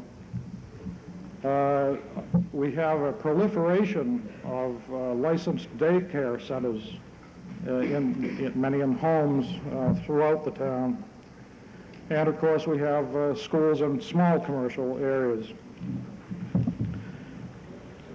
One thing consistent in this town with national trends is that the number of fires which have had to be addressed by the fire department has declined dramatically in the last 15 or 20 years. This is part of a national trend and apparently is accounted for by early detection through smoke detectors, other technological things of that nature, and by upgraded building codes and vigorous code enforcement. This is all to the good, obviously. Having said that, we then examined the fire department as it exists and looked at the adequacy of staffing, equipment, and the like. Equipment issues, incidentally, the ones that we were concerned about have already been addressed in the article just approved for public safety. There were two concerns that we had. One was so-called turnout gear. This is the equipment worn by the firefighters at the scene. There's much more modern turnout gear available today, which offers firefighters significantly enhanced protection in a fire. Incidentally, the conditions that can be encountered in fire are incredible in terms of temperatures, in terms of explosive atmospheres and the like. And our firefighters deserve the best in terms of personal protection. And the budget that was just approved goes a long way toward addressing that issue. The other issue that we were concerned about as far as personal equipment goes was the air packs worn by firefighters. The first element of that is to acquire a compressor that will allow high-pressure air packs to be used, and I believe that was in the budget. Thereafter, air packs will be bought, hopefully, on a year-to-year basis. So I think those two issues were addressed. Which brings us then to the amount of equipment that we are using, its location in the town, and the staffing. The fire department today is operating with 3 pieces of equipment. 2 years ago it was operating with 4, and 10 years ago it was operating with 5. A few years ago, I've forgotten exactly when, the ladder truck in East Milton was discontinued. And a year and a half ago, the Atherton Street station was closed. And so that gets us down to 3 pieces of equipment. 1 pumper located in East Milton, at the East Milton station. The other pumper and the ladder truck located at the central station behind Town Hall. The manning of these pieces of equipment is based on a minimum 10-man manning per shift, which includes a deputy. The actual firefighters on the trucks themselves, it means 9 men per shift minimum. It can be more because we actually have larger staff than that on the payroll, if they're all healthy and if they're not on vacation. But that puts, as a minimum, 2 men on the ladder truck, 4 men on the pumper behind the, in the central station, and 3 men in the East Milton station. We regarded that as barely minimum, largely because of the idea that there would be 3 men on the pumper in East Milton. It takes 1 man to run the equipment, and 1 man should always stay outside if you're at a house fire. So it really gives you 2 men on a hose line, which is very difficult if you're moving a hose through a building, nearly impossible. So one of our recommendations was that the minimum manning be upgraded to 11 from 10. The other major recommendations of the committee were that Engine 4, which is the engine formerly at Atherton Street, be reinstated. And that's an expensive recommendation because while we feel that it could be operated by as few as 3 men if there were 4 or 5 men from the central station working with it when there is a fire, nevertheless, each position that you create in the fire department, because there are 4 shifts, requires 4 men. So if you went at it strictly and put on 3 positions to cover the engine 4, that would mean hiring a total of 12 men, which is an extremely expensive proposition. Nevertheless, it was our belief, and is the committee's belief, that to properly protect the town, there should be the pumper in East Milton, the pumper from Atherton Street, and the one in the Central Station. In other words, 3 pumpers plus the ladder truck. Now, that you should understand that a first response to a fire call requires 2 pumpers and the ladder truck usually. I mean, you bring it along. In this town, you don't have too much aerial work to be done, but you may need to ventilate a roof, so you need a ladder to get up there. So the reason we feel that the amount of equipment is deficient is because you don't have in this town any second response capability if there is a fire. If there is a fire, all your equipment goes to it. If any of that equipment is out on some other job or disabled for any reason, you're going to have to wait for mutual aid to kick in, which would be called when the first engine arrives at the scene and knows that there's nothing else available. Thought it was sort of interesting that 2 weeks ago or so, actually it was January 30th, on Belvoir Road, there was a fire, and one of the engines, the one that's being replaced actually, collapsed because of the rear springs giving way and was unable to respond. The other engines had to take care of the fire. Now, that was an oddball situation, and I doubt would be repeated again, but you don't know when a piece of equipment may be unavailable for any reason. Answering medical calls, tied up on the expressway, extracting someone from an accident. Our feeling was that there should be a second response capability so that you can put 3 engines at the fire and have 1 left over to do something if called upon, or to answer a second alarm if called upon.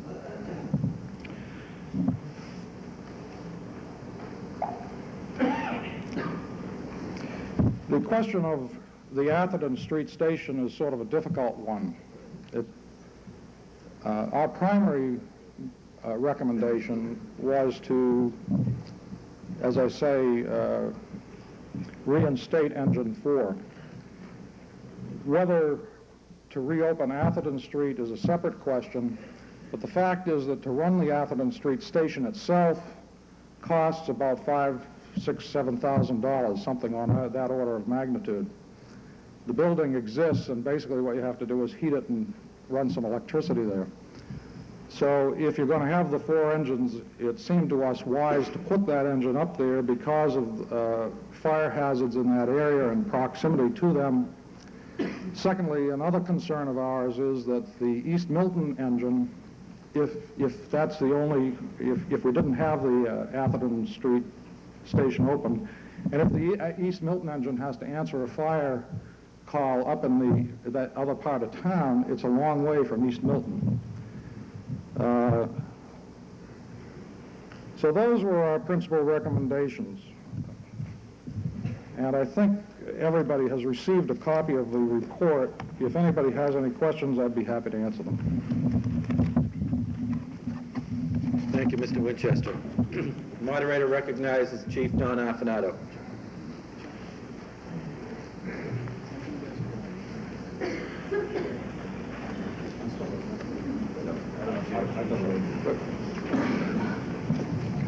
Mr. Moderator, if I may just say one further word.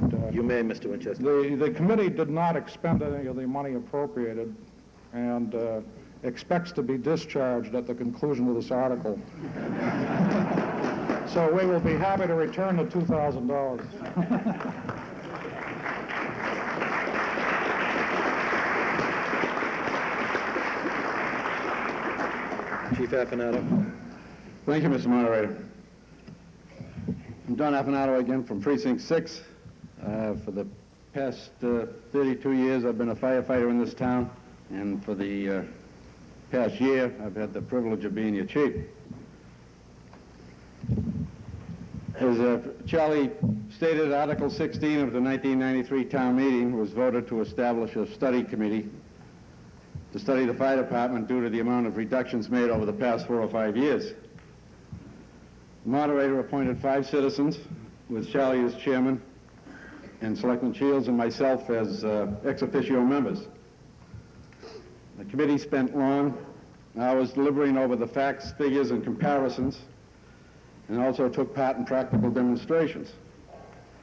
We also reviewed the Fire Department Study Committee report done in 1960.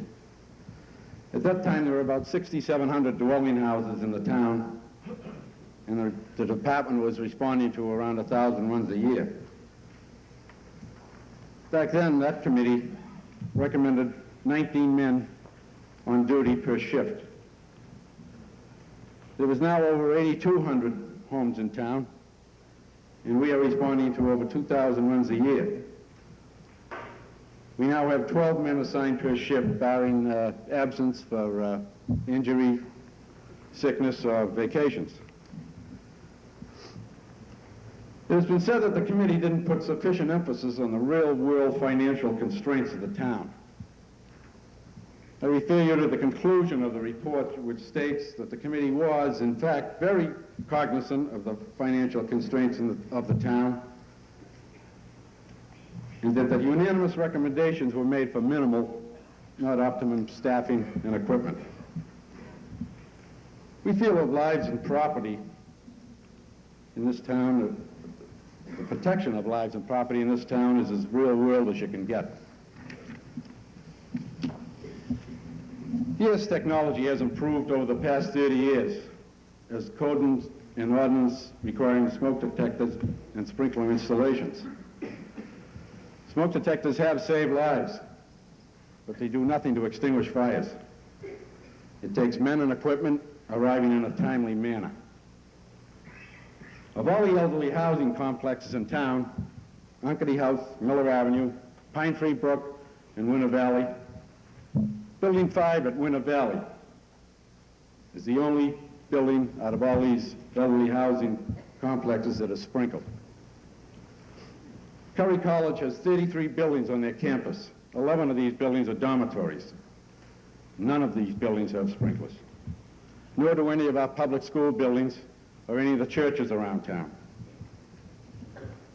No, there's no guarantee that fires won't result in personal injury and property damage, but odds on this are greatly reduced when there's a firehouse nearby, not 3 or 4 miles away. To tell the residents on the westerly side of town that their fire protection is a calculated risk is ludicrous. With the continued new home growth and the future development of the Fuller property, Engine 4 is essential in this area of Milton. The residents are paying for fire protection, and they deserve the same level of protection as the other areas of town. In regard to the mutual aid coverage, we work under a plan that was devised in 1981. This plan involves the Metro Fire District, which includes the 34 cities and towns around Boston. Back at that time, each chief and board of selectmen or mayor of these respective communities sign this mutual aid agreement. Mutual aid is designed to assist neighboring communities when they have a fire too large to handle with their existing resources. It is not intended to supplement another town's fire protection. Under the present mutual aid agreement, this apparatus would respond, the first response, in other words, to Milton is Boston Engine 18, which is housed in Peabody Square near Ashmont Station. That's 2.7 miles away. If the apparatus from the Reedville station, which is right over the line, responded to the alarms on the westerly side of town, of our town, we would be obligated to respond to alarms in the Reedville section, further reducing the town of Milton's fire protection. The mutual aid concept is not designed to function in this manner. The 1992 fire report from the State Fire Marshal's Office, the Massachusetts Department of Public Safety, the 1993 report has not been issued yet, states that structure fires in the Commonwealth were up 5.2% and some civilian fire deaths were up 9% over the previous year. 40% of these victims were under 6 or over 65. 83% of the civilian fire deaths occurred in private homes. In the past year, we had 19 dwelling fires in Milton. This may seem like a minor statistic, but the families involved in these losses, it's a very real and unforgettable experience. Our fire prevention education, inspections, and code enforcement have always been in effect and will continue to be an ongoing part of our duties. In reference to the comment in the article that suggests we should consider reducing our medical and service runs, our fire suppression is still our primary function. Over the past decade, the role of fire departments has expanded considerably. Firefighters now, by law, are trained first responders for medical emergencies. We are also responsible for hazardous materials situations and a wide variety of other incidents. Present-day fire departments are more service-oriented than they ever were before. In 1991, the town turned their ambulance service over to the Fallon Ambulance Service. Like many of our neighboring communities, the fire department responds along with the ambulance. In 90% of our medical calls, our fire apparatus arrives ahead of the ambulance. These 2 minutes can be extremely critical in cardiac and other life-threatening situations. In the front of the 1990 warrant, the warrant committee report stated, and I quote, "In the fire department, we recommend a budget that continues less than full service by Ladder 2 in East Milton. We do not recommend the funding requested for 2 vacant positions. However, we believe that there should be discussion and vote by the citizens before we would recommend funding cutbacks that would completely eliminate Ladder 2 or close or cut back the Blue Hills Fire Station. These further cutbacks could total 6 men at $150,000, unquote. Well, since then, Ladder 2 is out of service, the 8 men are gone, and Engine 4 is closed. And I can't recall any discussion or vote by the citizens of this town on these cutbacks. I think the brief history of the Atherton Street Fire Station that was published in this past week's transcript seems to say it all. 100 years ago, the town realized they needed permanent fire protection in this westerly section of town. With the influx of so many new homes, the growing Curry College campus, and the future development of the Fuller property, fire protection in this area is more critical than ever. In 1987, considerable monies were spent refurbishing the Engine 4 station. Renovations were done to bring the building up to code, and a new heating system installed to make it more cost-effective. Power and heat are presently kept on due to existing apparatus still there, and there would be no new equipment needed to reopen this station. I therefore recommend I therefore submit an amendment to the recommendation on Article 22. Recommend that the town vote to appropriate the sum of $350,000 for the purpose set forth in this article, including the reopening of the Athens Street Fire Station and the restoring of 8 firefighters' positions to the fire department, contingent upon the passage of a Prop 2.5 override referendum question for those purposes by the voters of the town of Milton.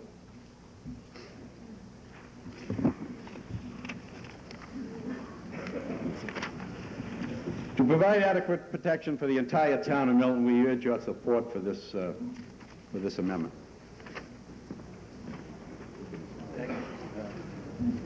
Thank you, Chief Afanato. Before I step down, excuse me, I just want to personally thank the study committee for their diligence and sincerity in the task they were called upon to accomplish. Thank you.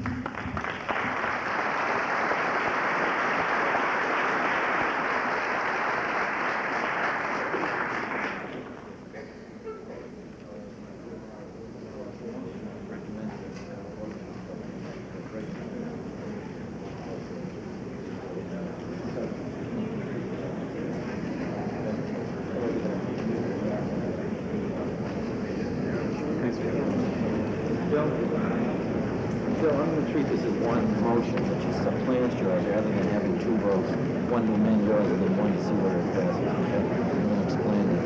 Because the motion recommending the town vote to appropriate, so this is what shows. Instead of examining it, is that right? You're going to have to take a position on this.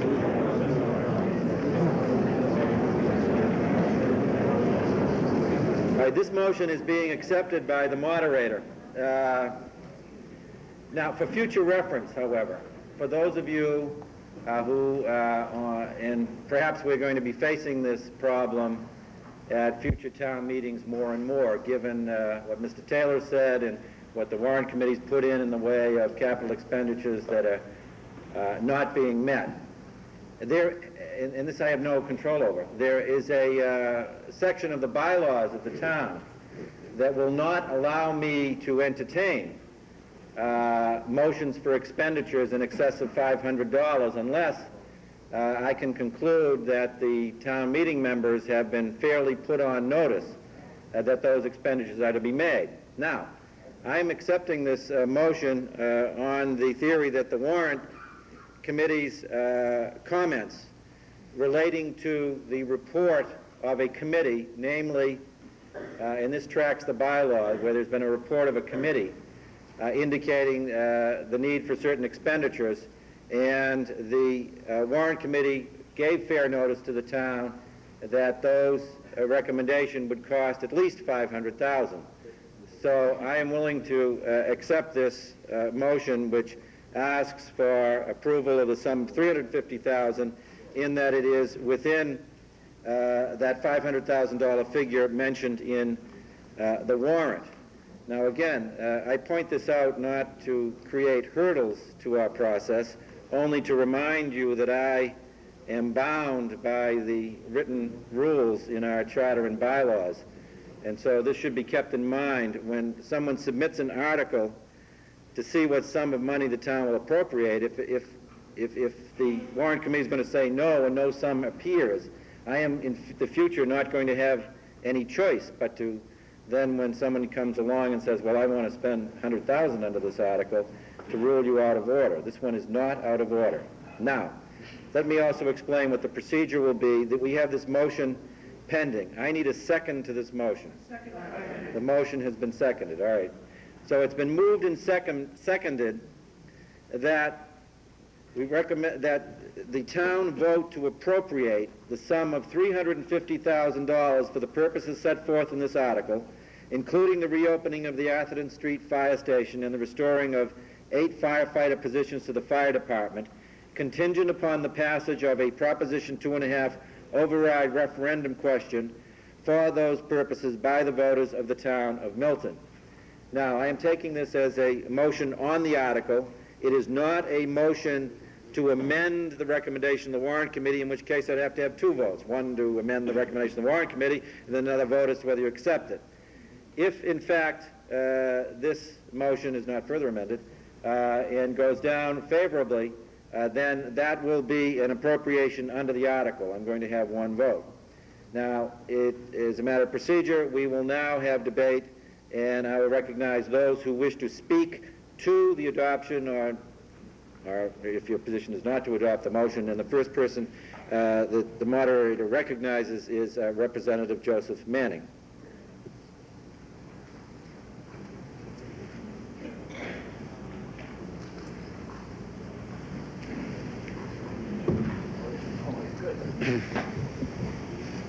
Thank you, Mr. Moderator. I'm Joe Manning from Precinct 7.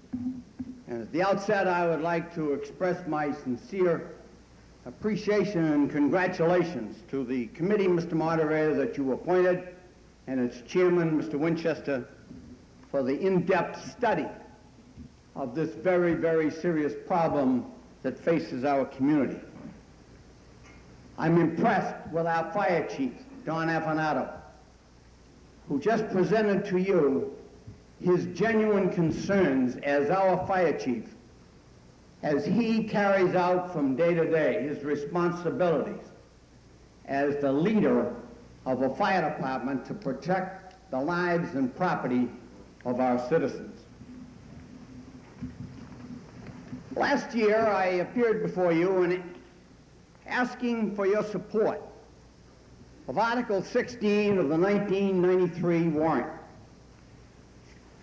that the Board of Selectmen joined with me in filing to call for a study of the fire protection of the town of Milton.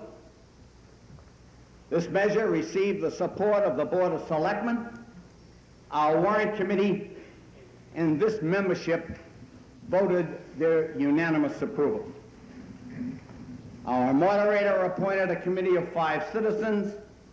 A thorough study was made, and the report was filed with our Board of Selectmen in December of last year. Permit me to share with you some of the committee's findings that I found very revealing. And I quote, "The recent history of the Milton Fire Department is one of significant decline in terms of size and staffing. Staffing levels are dangerously low. Response times are down on the west side of town, and equipment is outdated, although we have addressed that somewhat in the previous article.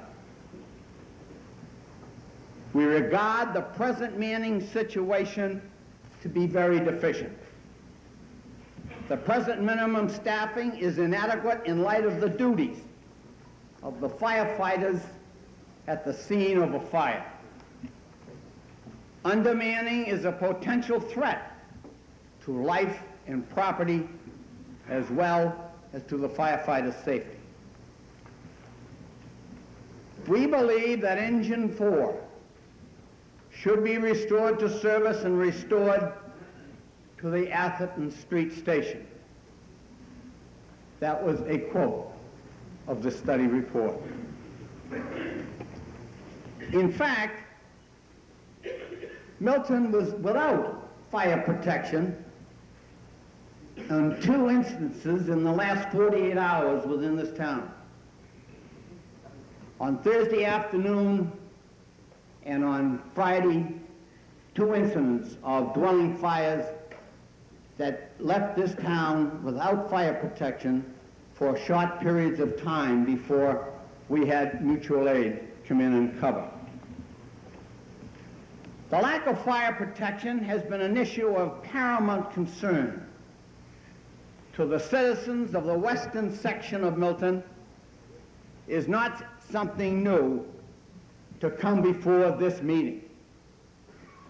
Close to a century ago, the same concerns and fears were exhibited by the residents of that time as a result of a tragic fire death in that locale.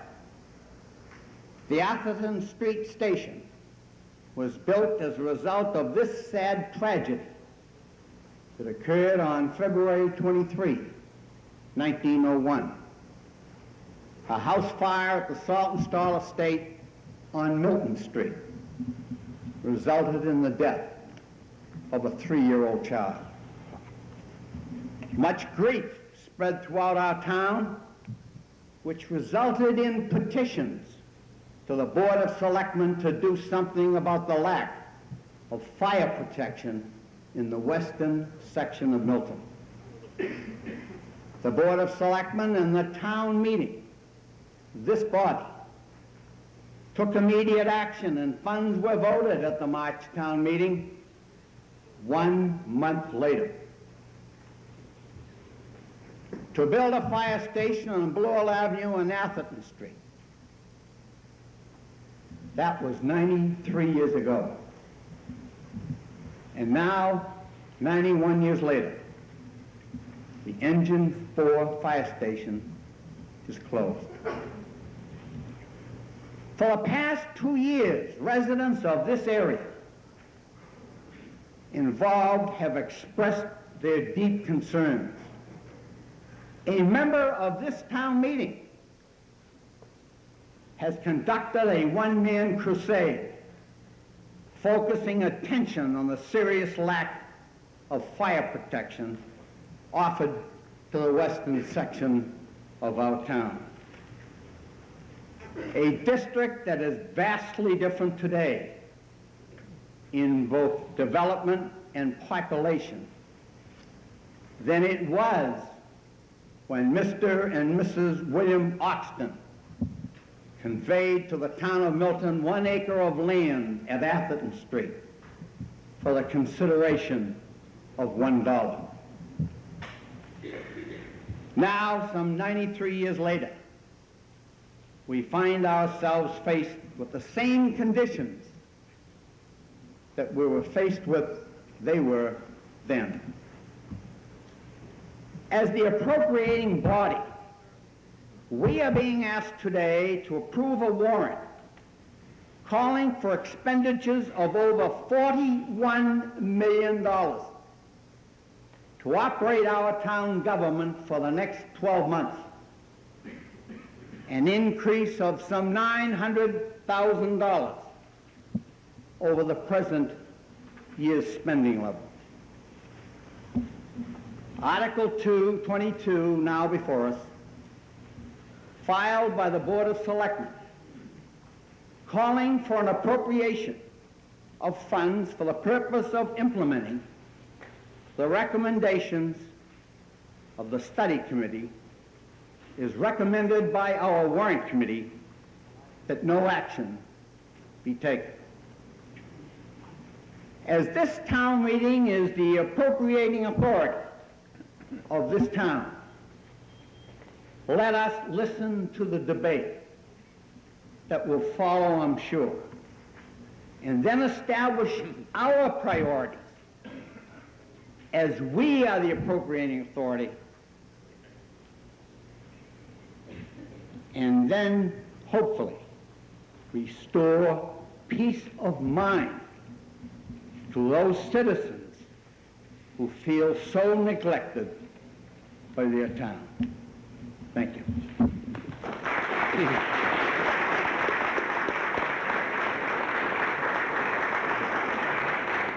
Thank you, Representative Manning. The moderator recognizes the chairman of the Warrant Committee, Mr. Murphy, for the Warrant Committee's position with respect to the motion. The Warrant Committee has been polled and recommends a no vote on the motion. Let me be brief. I think there will be a lot of debate on this. This is a very difficult issue. I think the words that are spoken so far have been very sincere. I think I'd echo the words that were said about the work of the Fire Study Committee. They produced an excellent report. The price was right. It really was a very good and thoughtful study. I've read it 4 or 5, 6 times, as recently as last night. I think they've done an excellent job. I think we also have to recognize and thank the firefighters for doing an exceptional job, continuing to do an exceptional job under these tough financial times. And I'd also like to thank people who, throughout the course of this debate, through the newspapers and so forth, have kept the debate to the issues. I think we've heard that so far today, and I expect that we will continue to hear that. I think everybody should be commended for doing that. The difficulty, I think, that we have with this proposal, to one degree, the amended, or this new, I guess this is now the motion on the floor, part of the trouble with this is, I guess, that to some degree you would say, well, we as town meeting are off the hook. We don't have to weigh the merits of this or the priorities within the overall town budget. Let's just pass it on to the voters. Let's let them decide. The warrant committee doesn't feel that that's the appropriate course of action. Remember that we have just had an override election. We have not yet gone to the latter part of the year when we might find that there is additional money. But even beside all of that, even if there were additional money, the warrant committee has been through a couple of months of very extensive discussions, reviewing all of the budgets, reviewing the capital needs and so forth, some of the things that we talked about earlier today. I guess the question is, if there were that additional money, is this where you would put it? Let's say, for example, there were $150,000 or $350,000 right now. Would you put it in this area? Remember that the override that's being contemplated here is a permanent override. This would add, on a permanent basis, $350,000 to the operating budget. And it would grow. As I understand the proposal today, it's to hire eight new firefighters. They would come in at step one. As they advance through their 4 steps, their salaries would obviously increase. In addition, reopening Atherton Street, as I understand it, will soon require a replacement engine. I gather that engine 4 is fairly old and would have to be replaced soon. You remember that the part of the debt service that we did in, I think it was 1992 town meeting, was to purchase a fire truck, which I gathered was delivered just this week. I think the cost was somewhere about $150,000 or so. So we'd have to do a capital item. I guess we are talking primarily from a financial point of view, and we can be pardoned for doing that. We spend a lot of time going through the budgets and do try to keep financial concerns in the forefront of our deliberations. But as I said, I think the people who have spoken today have already spoken sincerely about their concern. But as Mr. Winchester mentioned, we look at the statistics and we see that there really is a success story, both nationally, statewide, or nationally and locally, and that over the last several years, over the last decade, the number of residential fire incidents has declined from, I believe it was 88 in 1984 to now 20 in this last year, in 1992. It's a very dramatic decline.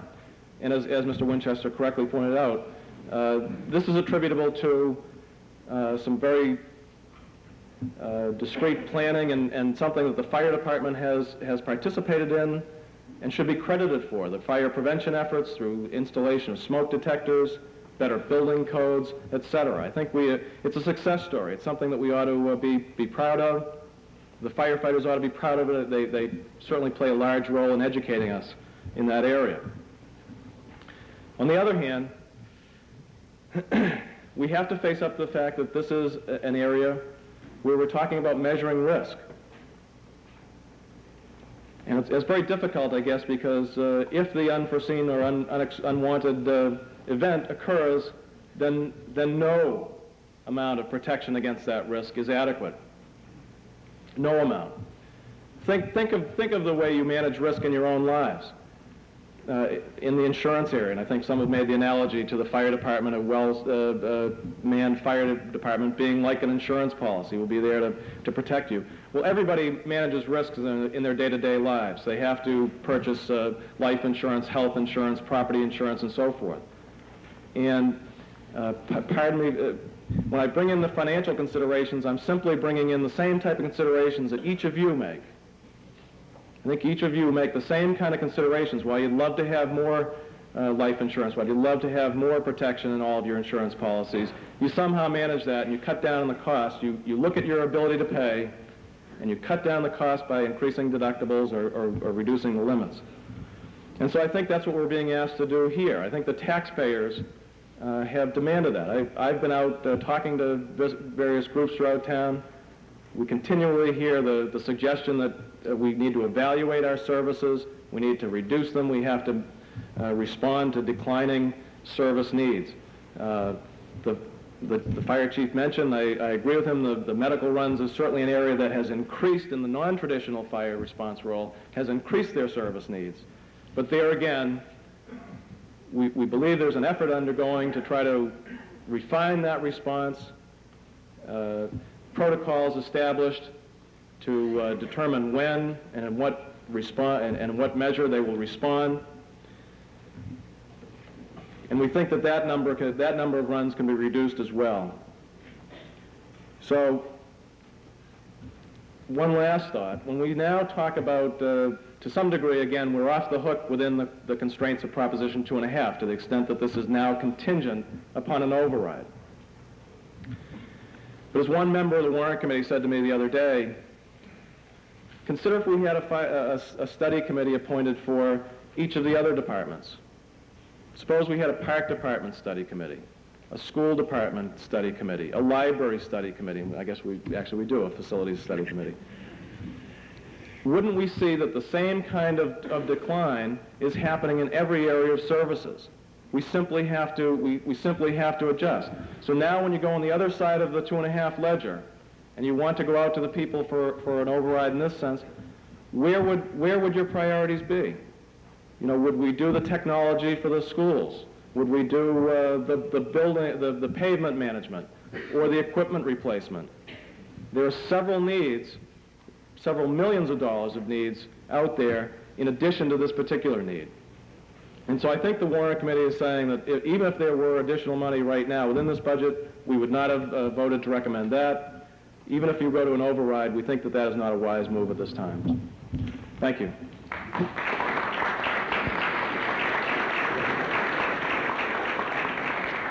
Anyone else wish to be heard on the motion? Fran? I would like to ask Mr. Murphy a question. Was the vote of the Warrant Committee unanimous, and if not, what was the breakdown? And secondly, I'd kind of like to know and refresh my memory, what is the cost to the town of even going to putting an override vote before the public? All right, Fran Westerbeek has two questions, whether the vote of the Warrant Committee was unanimous, and secondly, what the cost is to have an override vote, which I understand under these conditions has to be conducted within 45 days of this meeting if it passes. Mr. Murphy is recognized if he can answer those questions. Yes, I certainly answer the first question. The vote was 10-4, and I understand from town officials that the cost of the election would be somewhere between $16,000 and $18,000. Okay. Yes, sir. Ned Rogerson, Precinct 3. Two questions. One is, what would be the average cost to the average homeowner in tax per year? I think that helps put it on a level we can understand perhaps a little bit better. And second of all, is it only the selectmen that can put a Proposition 2.5 override on the ballot? In other words, does town meeting have the right here to actually force a 2.5 override? I'm just unclear on that. If it is the selectmen, then we have to have the selectmen's position on this. Okay, there are now two questions perhaps addressed to the selectmen, unless Mr. Murphy. The first question is what the $350,000 annual operating cost would translate into in a per household amount. And I assume if we know the number of households, we could divide that into $350,000. I guess we have a rough calculation of $38, somewhere in that range. On the average taxpayer, the $196,600 residential tax base. If your average assessment is $196,000, it would be an approximate increase of $38,000. The second question is $38, excuse me. Getting loopy. $38 per household. The second question is whether or not there's a choice as to whether or not this goes to the voters, and that choice is exercisable by the Board of Selectmen. And I don't know the answer to the question, so I'd ask either the Selectmen or the Town Council the answer to that question. Yeah. Moderator recognizes Mr. John Flynn, Town Council. Mr. Moderator, the decision whether to put an override question on the ballot is in the Board of Selectmen, and town meeting or any other town board or officer has no such authority. All right, so it'll be... What did he say? Barbara Hearn, Precinct 8, and a Park Commissioner. I'm just concerned that in Article 18, we passed up on $1.9 million in capital improvements. And I think as a Park Commissioner, I'd be negligent if I didn't stand up and say, if there's a yes vote on this article, then I want to reconsider Article 18 and go through my budget. Because I have $213,000 worth of improvements that I've asked for the past 3 years. And while I realize that the fire department and all they do is a tremendously important aspect of the town, I think we ripped through $1.9 million and we went, well, there's no money, let's go on to the next article. I just don't think that's fair, number one. And number two, I think we'd be negligent, the Board of Park Commissioners has talked, if we didn't move to reconvene, look at Article 18, if the decision is to put this to the voters. If we're going to ask for $350,000, why don't we just make it an even $500? Because it's going to cost us X amount of money to issue the bonds. It's going to cost us X amount of money to hold the election. So why are we just asking for $350,000 when we just passed up on $1.9 million? Thank you. Well, let's get a couple more questions. On this side of the hall, yes, sir? John Fasano, Precinct 4. Point of information. While we're at this microphone, will we be allowed to address the article or simply the amendment to the article? Okay, I thought I made that clear. I consider this motion to be a substitute motion for the recommendation of the Warrant Committee, and that action on this motion is definitive action under the article. So in other words, we can only if you want something different, you would behoove you to move to amend what is before the town meeting. Well, that's why I'm asking for the point of information. Can we speak to the article originally printed or just to Mr. Appanato's amendment to that article, which asks for an override? Can we only speak to the override or can we speak to the original article? No. Let me repeat. The motion is not just to have an override. The motion, which I am construing as definitive action under the article, is in fact to appropriate the sum of $350,000 under the article. The article only asks what sum this town meeting will appropriate for those purposes. And the motion is to appropriate $350,000 for those purposes, subject and contingent upon the passage of a Proposition 2.5 override. So in other words, I can't speak to the article? No, you certainly can. You can speak to the article. If I may, on You're Article recognized to do so. 22's comments, I have a couple of things underlined here that I suppose it's the recommendation, the comments of the Warrant Committee. If Mr. Murphy could answer me the question in line, I believe it's 7. What major advances in fire control have reduced the risk of loss of life and property in the town of Milton? It's your comment. I'd like to know what exactly were the major advances. Is that it, or do you have other questions? I have other questions. Well, you have to give them all to me. As you know from prior meetings, I don't allow cross-examinations. Fine. I allow debate, but not cross-examinations. So you'll give me all your questions, and I'll try to get them all answered. Fine. That's one. It also states in the federal level, blah, blah, blah, down the line. And it says residential smoke detectors, the availability of sprinkler systems for elderly housing and dormitories. The availability, not the existence, the availability. On the second to last line, fireproof materials. Let me tell you right now, the NFPA would have you up before them on that statement. There is no such thing as a fireproof material. Fire resistant, not fireproof.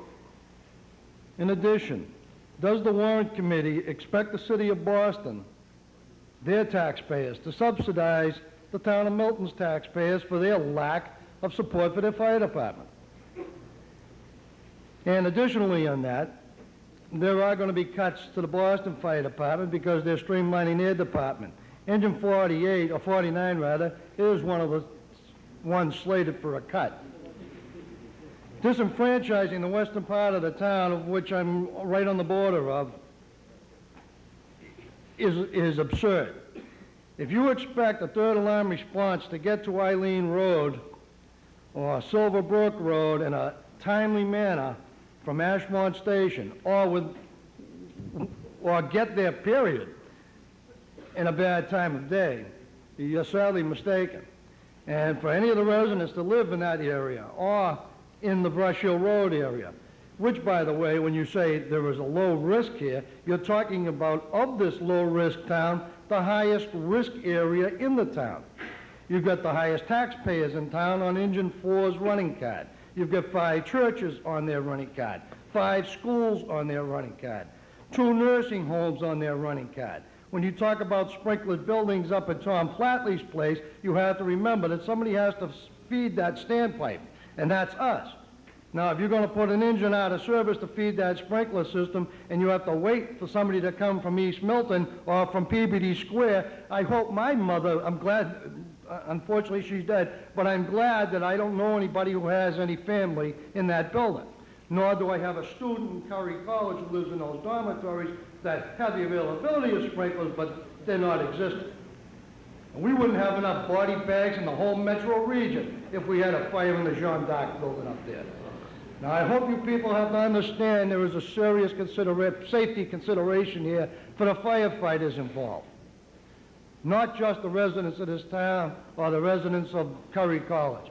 We're taking a risk every time we go out the door, and you're asking us to take a bigger risk by asking us to respond with a piece from East Milton to try and get there in time to save the guys in the first responding piece. And I think it's absurd, but I'd like those answers to my question if possible, Mr. Murphy.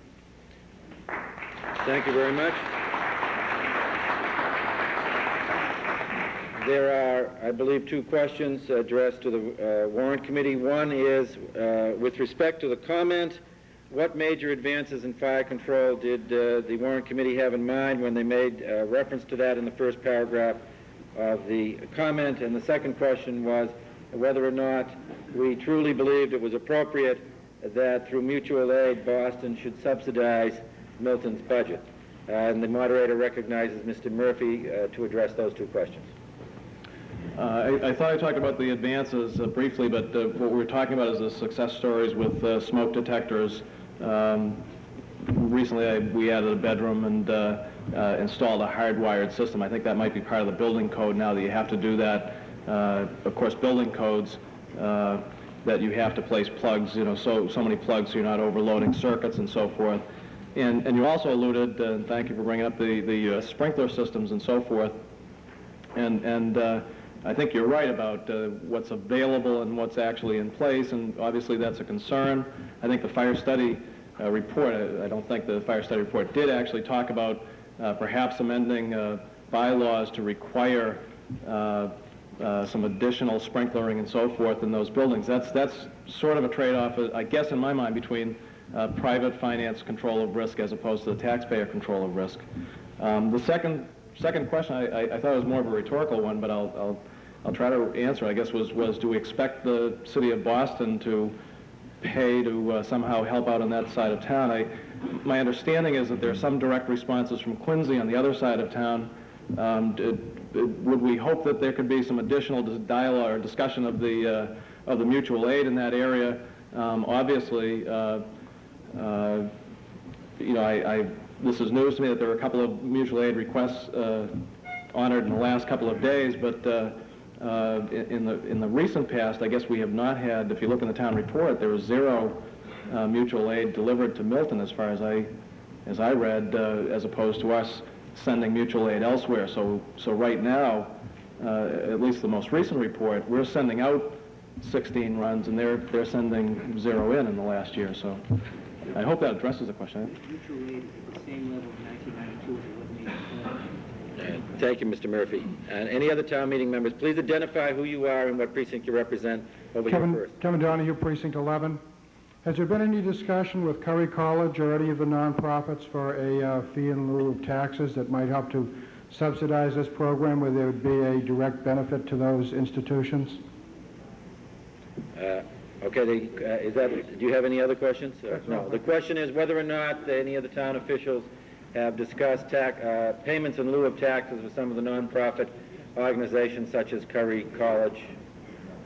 And who can answer that? Mr. Cronin is recognized. There have been discussions with Curry and with Milton Academy for payments or donations in lieu of taxes. Curry has not responded except for the fire-related safety sled for rescuing on ice and water conditions that they donated to the fire department early this winter.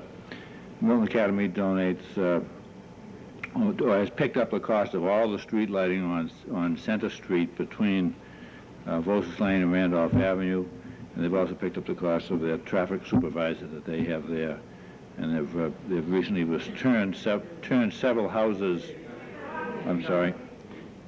Milton Academy has picked up the street lighting cost recently from on Center Street between Vosus Lane and Dudley Lane on Center Street. And they have picked up the cost of the traffic supervisor that's there for the benefit of their students. And they've taken some houses that they owned and have sold them and put them back onto the tax levy. And they're maintaining a few other houses that they had acquired in recent times, keeping those on the tax levy. So that's their effort. Thank you, Mr. Cronin. Robert Mason, Precinct 8. I'd like to know what guarantees, if there's an override, that money will go. We were to the fire department. We were promised Ladder 2 would be put back in when we fought for the override. The override won. Ladder 2 was never put back in. Don't shake your head, Joe. You came right to our meeting and told us that. Don't shake your head. My second question is to the warrant committee is, I'm not a statistic. Neither of these people are their families, okay? You speak of statistics. We don't speak of statistics at the firehouse. We speak of people, okay? The people we represent. All we're trying to do is do our job. That's all we want to do, people. We want to do our job. All they're thinking of is statistics. We go on too many medicals. What is too many medicals? When you call for help, we show up. Now you want to cut it down. Oh, we got to streamline it. I just don't understand this. I've been on the job 23 years now. All the guys I know of want to do their job, and all they're interested in, bottom line, cut down the runs. Don't let them get too many runs. Don't make it look too good. That's all I got to say. Okay, I believe the answer to your question is contained within the scope of the present motion. The only guarantee you have is what is stated in the motion, which I will read again. It's that the town vote to appropriate the sum of $350,000 for the purposes set forth in the article, including the reopening of the Atherton Street Fire Station and the restoring of 8 firefighter positions to the fire department, contingent upon, etc. So your only guarantee is the including part that specifies that the $350,000 will be used to reopen the Atherton Street Station and to employ 8 additional firefighters. Does anyone else wish to be heard? Yes, sir. Bruce Pearson, Precinct 4.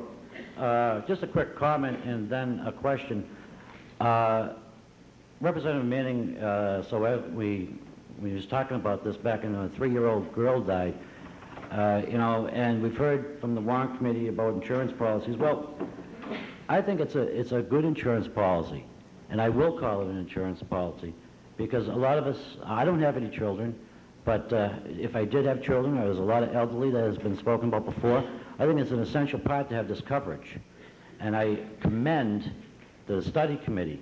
It was an outstanding job. And I think you have to take that into consideration before we start taking everything else. We talk about roads and everything else. There won't be enough people if we don't keep the public safety together. My question to Phil, I guess to you, or to the moderator, if this is adopted, and then we have park commissioners and other people coming back, would this be standing on its own menu? Could we have a menu that, on the override, would this be on its own menu? All right. Do you have any further questions? That's it. No, okay. All right, then you can be seated. I can answer one of the questions, which is by passing this motion, you do not get a smorgasbord on the override. You only get overrides that are specifically sent to an override for a vote. That, of course, does not preclude, as indicated by a member of one of the park commissioners, that they might think about asking for something else. I mean, there's an infinite amount of, not an infinite amount, there are obviously several millions of dollars worth of needed expenditures, or arguably needed expenditures, that could be sent to the voters. But this motion only asks that one such expense, namely the expense of $350,000, be sent to the voters. Next. Yes, Ned Rogerson, Precinct 3 again. One comment, obviously we're getting down into the 2.5 shove again, which is everybody needs money. But the question I have specifically, and this would I guess be to the selectmen, is as the override, if we as town meeting members vote for this, contingent upon an override, and only the selectmen can approve an override, I think it would be good to know how the selectmen feel about this article. And I think it would be good to know up front. That was not, I assure you, from any reluctance of the selectmen to indicate what their position is. They have been prepared to do that for quite a while, and I was simply trying to recognize more town meeting members. However, perhaps this is the appropriate time, so the moderator recognizes a select person, Kathy Dunphy. Thank you, Mr. Moderator. The Board of Selectmen wish to remind the town meeting that the taxpayers have already approved a Proposition 2.5 override this year, last week. That override was a debt exclusion override, not a permanent tax increase, and came with $2 million in state funds. The Board of Selectmen strongly support the Warrant Committee recommendation for a no vote.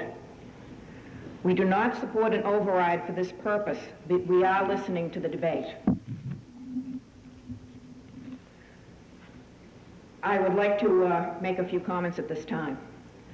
The Board of Selectmen also express our thanks to the Fire Study Committee. Today we will hear from other committees who have worked hard to identify and present the needs for school technology and modern library facilities in this time of limited financial resources. But the Fire Study Committee has had a particularly difficult assignment, and they have done it well. We would also like to convey the thanks of the town to the members of the Milton Fire Department. We should never forget that these firefighters are ready to risk their lives to save our lives and our property. They chose this career in order to serve the public, but since they made their career choice, changes in fire protection have occurred, largely driven by limited revenues, but also because of major technological developments. The laws requiring smoke detectors and stricter building codes that we've heard referred to were passed at the urging of fire professionals. The celebration of the 200th year of the Milton Fire Service gave us a better understanding of all the changes that have occurred over those 200 years. Major changes are still occurring, not only in Milton, but in every city and town. And change makes us anxious. The goal of the Milton Fire Department is still the protection of property and lives, but the means by which this goal is most effectively accomplished has changed.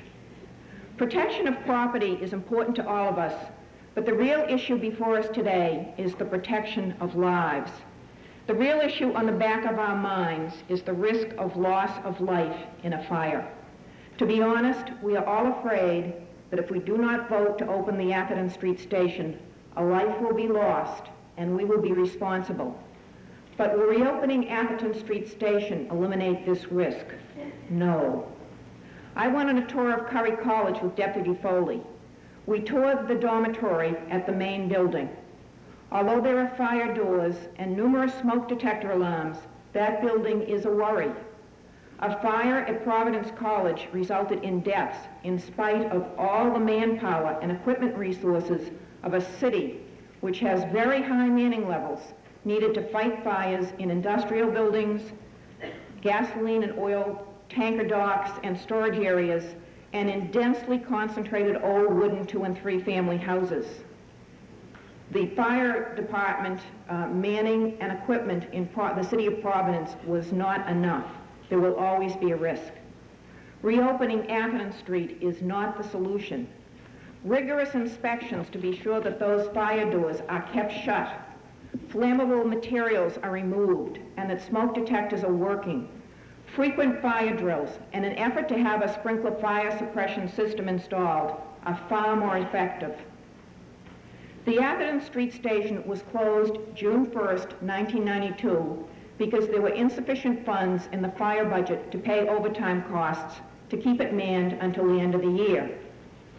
As the new fiscal year passed, it was also evident there would not be enough money in the budget to reopen the station. During that time, since June 1992, Milton firefighters have provided good coverage even while assisting the Advanced Life Support Ambulance Service. In 1992, the New England Journal of Medicine published an article that deals directly with our concerns. The study looked at fatal and non-fatal residential fires in non-urban areas. For each fire officials were interviewed about the dwelling, the fire, the people involved, and the fire response system. Analysis of the fire response system considered the time of the alarm and the time of the response, whether the firefighters were volunteers or paid, and whether a 911 system was available. This study is particularly useful because there is no prejudice for union issues of manning and overtime, nor is there any consideration of municipal budgets and competing needs, just an examination of what works and what doesn't work to save lives. It is clear that smoking is a major cause of fatal fires. Smoking and alcohol use are a lethal combination that must be addressed by education, not after a fire begins. Risks are greater for persons with mental or physical disabilities, risks that have led to our stringent fire codes for elderly housing, nursing homes, and hospitals. Not surprisingly, fatal fires are more likely to occur during sleeping hours. The most significant factor in preventing loss of life is the presence of a working smoke detector, which alerts residents and enables them to escape. This study has concluded that the variables associated with the fire response system appear unrelated to the risk of a fatality in a fire. And yet it seems that response time should make some difference, if only to reduce property damage. But Atherton Street Station has been closed for almost 2 years, and the Metro Fire System has not changed its procedures, still maintaining a system that would provide backup to the western part of town from Ashmont and Grove Hall while firefighters sit in the Reedville Station. Is Metro Fire acknowledging that response time doesn't matter? Are they influenced by a militant state union, or are they just slow to change? The chief has said the last plan was developed in 1981. We can never eliminate the risk to life and property. Our police department could have multiple major accidents or crimes occur at the same time, but we cannot man the department 24 hours a day for that exceptional circumstance. Neighboring police departments and the state police would respond, just as we would go to the aid of surrounding towns. Similarly, the Milton Hospital Emergency Room can have a contingency plan for an accident involving many persons with severe injuries, but cannot on a daily basis be prepared for every disaster. At such times, they would rely on other hospitals. Our fire department should have a solid contingency plan. For almost 2 years, the fire department has provided an appropriate level of firefighting response while also assisting the Fallon Advanced Life Support Ambulance Service and making the inspections, which are increasingly the most effective means of reducing risk of loss of life. We cannot afford the cost of increased manning of our fire department with so many other competing needs.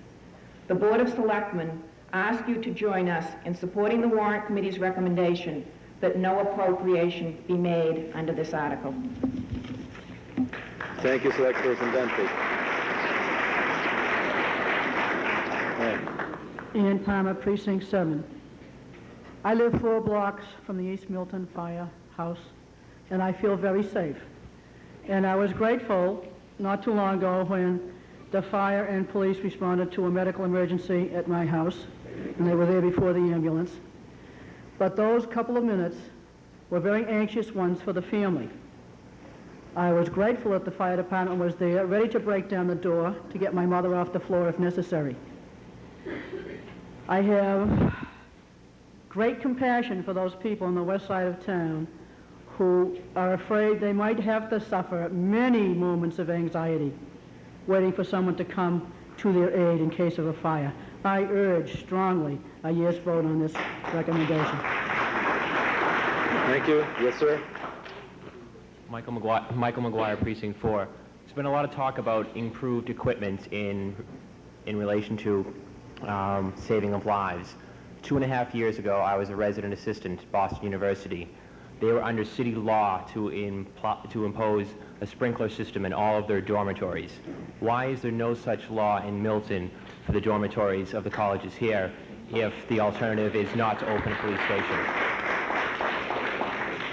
Okay, it isn't quite on the motion, but I think it's relevant, and the question is why has Milton not adopted some type of a bylaw or something that would make it the law that places such as Curry College have sprinklers? Now, that's an interesting question, and anybody want to address that? Okay.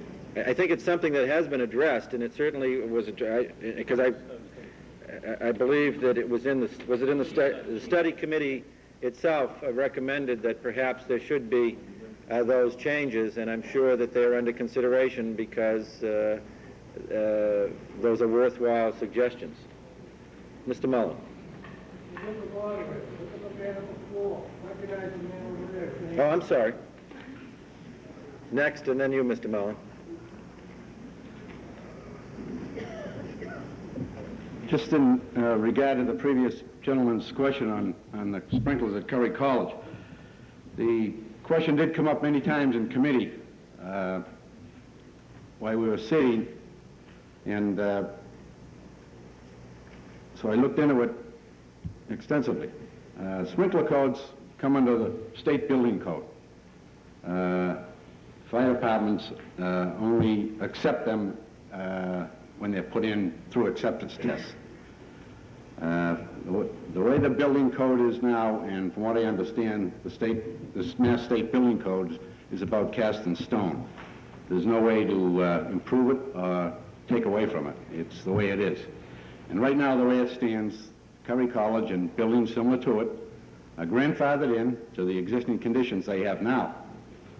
The only sprinkler acceptance that we've passed in this town is if you put an addition on or build another building that's in excess of 7,500 square feet, sprinklers must be added. Now, even if this building, this 7,500 square foot addition is put on a building that doesn't have sprinklers, it doesn't demand that the sprinklers be put in the existing building, only in the new addition. Thank you, Chief Affinado. Mr. Whether to appropriate $350,000 contingent on a Proposition 2.5 override, because I think there might be a lot of reasons to vote no, not to do that, not because of the merits of fire protection in the town, but the mechanism of doing this. And therefore, Mr. Moderator, I'm going to move at this time to amend the Chief's motion, to make the Chief's motion an amendment to the Warrant Committee's recommendation so that we can have an up or down vote on the chief's amendment, and then if that doesn't carry, I believe the article will still be before the town meeting, and there's the possibility of considering other action under the article. All right, if I understand, you are moving to amend the present motion so that it reads that it's a motion to amend the recommendation of the warrant committee that the town vote, etc. That is correct. And that is on your theory, Mr. Mullen, that therefore I will have to have two votes, which I was trying to avoid. That's correct. And that motion has been seconded. Okay, is there further discussion? I will go to that motion now. I think that's pretty clear. All those in, Mr. Winchester, you wish to be heard on the motion? Okay, all right. The motion is to amend the motion that is before the town meeting by adding the words to amend the recommendation of the warrant committee that the town vote to appropriate the sum of $350,000. So this would be coming up as a motion to amend the recommendation of the warrant committee. Once that is done, then I would take a vote as to whether or not the amended recommendation of the warrant committee would be passed. I don't see, Mr. Mullen, that gains us anything, but... Is it still contingent? Yes, it would still be contingent. As I understand the amendment that I'm proposing, Mr. Moderator, it would be, I would be proposing an amendment to amend the chief's motion. If my amendment carries, the chief's motion would then be to amend the recommendation of the warrant committee to appropriate $350,000 instead of the no appropriation which the warrant committee has recommended. Right, then we will have an amended recommendation of the warrant committee which would have to be voted on. First, we'd have to have a vote on the amendment as to whether or not to make it. That is correct. And if that were to carry, we'd then have a recommendation before the town meeting to appropriate $350,000. That is correct. And if it goes down, you will have a recommendation of the warrant committee that there be no appropriation. That's right. And then we'd have to have a second vote as to whether or not to adopt the no appropriation recommendation. That is correct. And there are two people that understand what we're doing, you and me. Does anybody...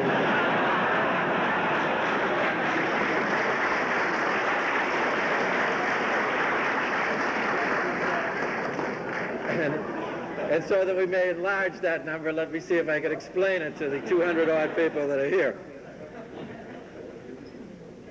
What Mr. Mullen suggests is that rather than have the motion of the chief be simply a motion that is definitive under the article and a substitution, that we simply take it as a motion to amend the recommendation of the warrant committee. So if it is voted down, we will still have the recommendation of the warrant committee to be voted on. Now, it doesn't bother me if we do it that way, and if Chief Afanato has no objections, I mean, we can consider that to be an amendment to his motion. If you... all we're going to have is two votes. Is that satisfactory to Chief Afanato? Wait a minute, it's satisfactory to Chief Afanato. All right. So we'll take it that the chief is now moving to amend the recommendation of the warrant committee. That'll give us two votes. So there will be two votes, Mr. Mullen, okay? Speaking to the amendment, to the merits of the chief's amendment. Okay. I think everybody has to be concerned about fire protection. I think that's a basic function of local government. I think everybody here is concerned in good faith that adequate fire protection is being provided, and that it's being provided on an equal basis around the town. It's very difficult for somebody who hasn't been deeply involved in this issue to have a sense of whether those two factors are present. I would ask that we have some explanation as to the two incidents which Representative Manning referred to, as to what they were, because I think that will help people assess what is the risk. I think there's been several references to response times and whether they're adequate or inadequate. It seems to me one critical issue is whether there's a disparity in response times. Just looking at the geography of the town, it would seem like there's a high likelihood that there's a substantial disparity in response times between the western and the eastern side of town. I think also I, as a town meeting member not located on the western side of town, I would like to hear from some people who are located on that side of town whether they believe that there is inadequate fire protection on that side of town or not. I don't particularly support the idea of appropriating these funds contingent upon a Proposition 2.5 override. If we need additional firemen and if we need that fire station, I think we should appropriate it here and now, not contingent on an override. Thank you. Thank you, Mr. Mullen. I will not insist on direct answers to those questions. The report by Mr. Manning, as I understood it, was simply indicating that there were a couple of instances when we had to rely on mutual aid, and so until that mutual aid comes, you are in fact without fire protection. And I would think that, I don't know of any study that's actually been done, but I would point out that if you're on the west side and you're farther away from a fire station, necessarily the response time has to be longer. Mr. Moderator, I would ask that Yes. I would ask that we get the details of what those two incidents were. I want to know, did it take a half an hour? Did it take 2 minutes? What were the circumstances? Okay. I don't think we can judge this thing unless we know what these circumstances are. And I'd like to have somebody involved in the fire department tell me whether it takes 2 or 3 minutes longer to get to a house on the western side than on the eastern side. Okay, I understand, Mr. Mullen, what you'd like to know. And if someone wishes to volunteer that, he may do so, such as the chief. Are you familiar with these instances? And it is a fair question for Mr. Mullen. And if you have any more details, let's present it to the town meeting now.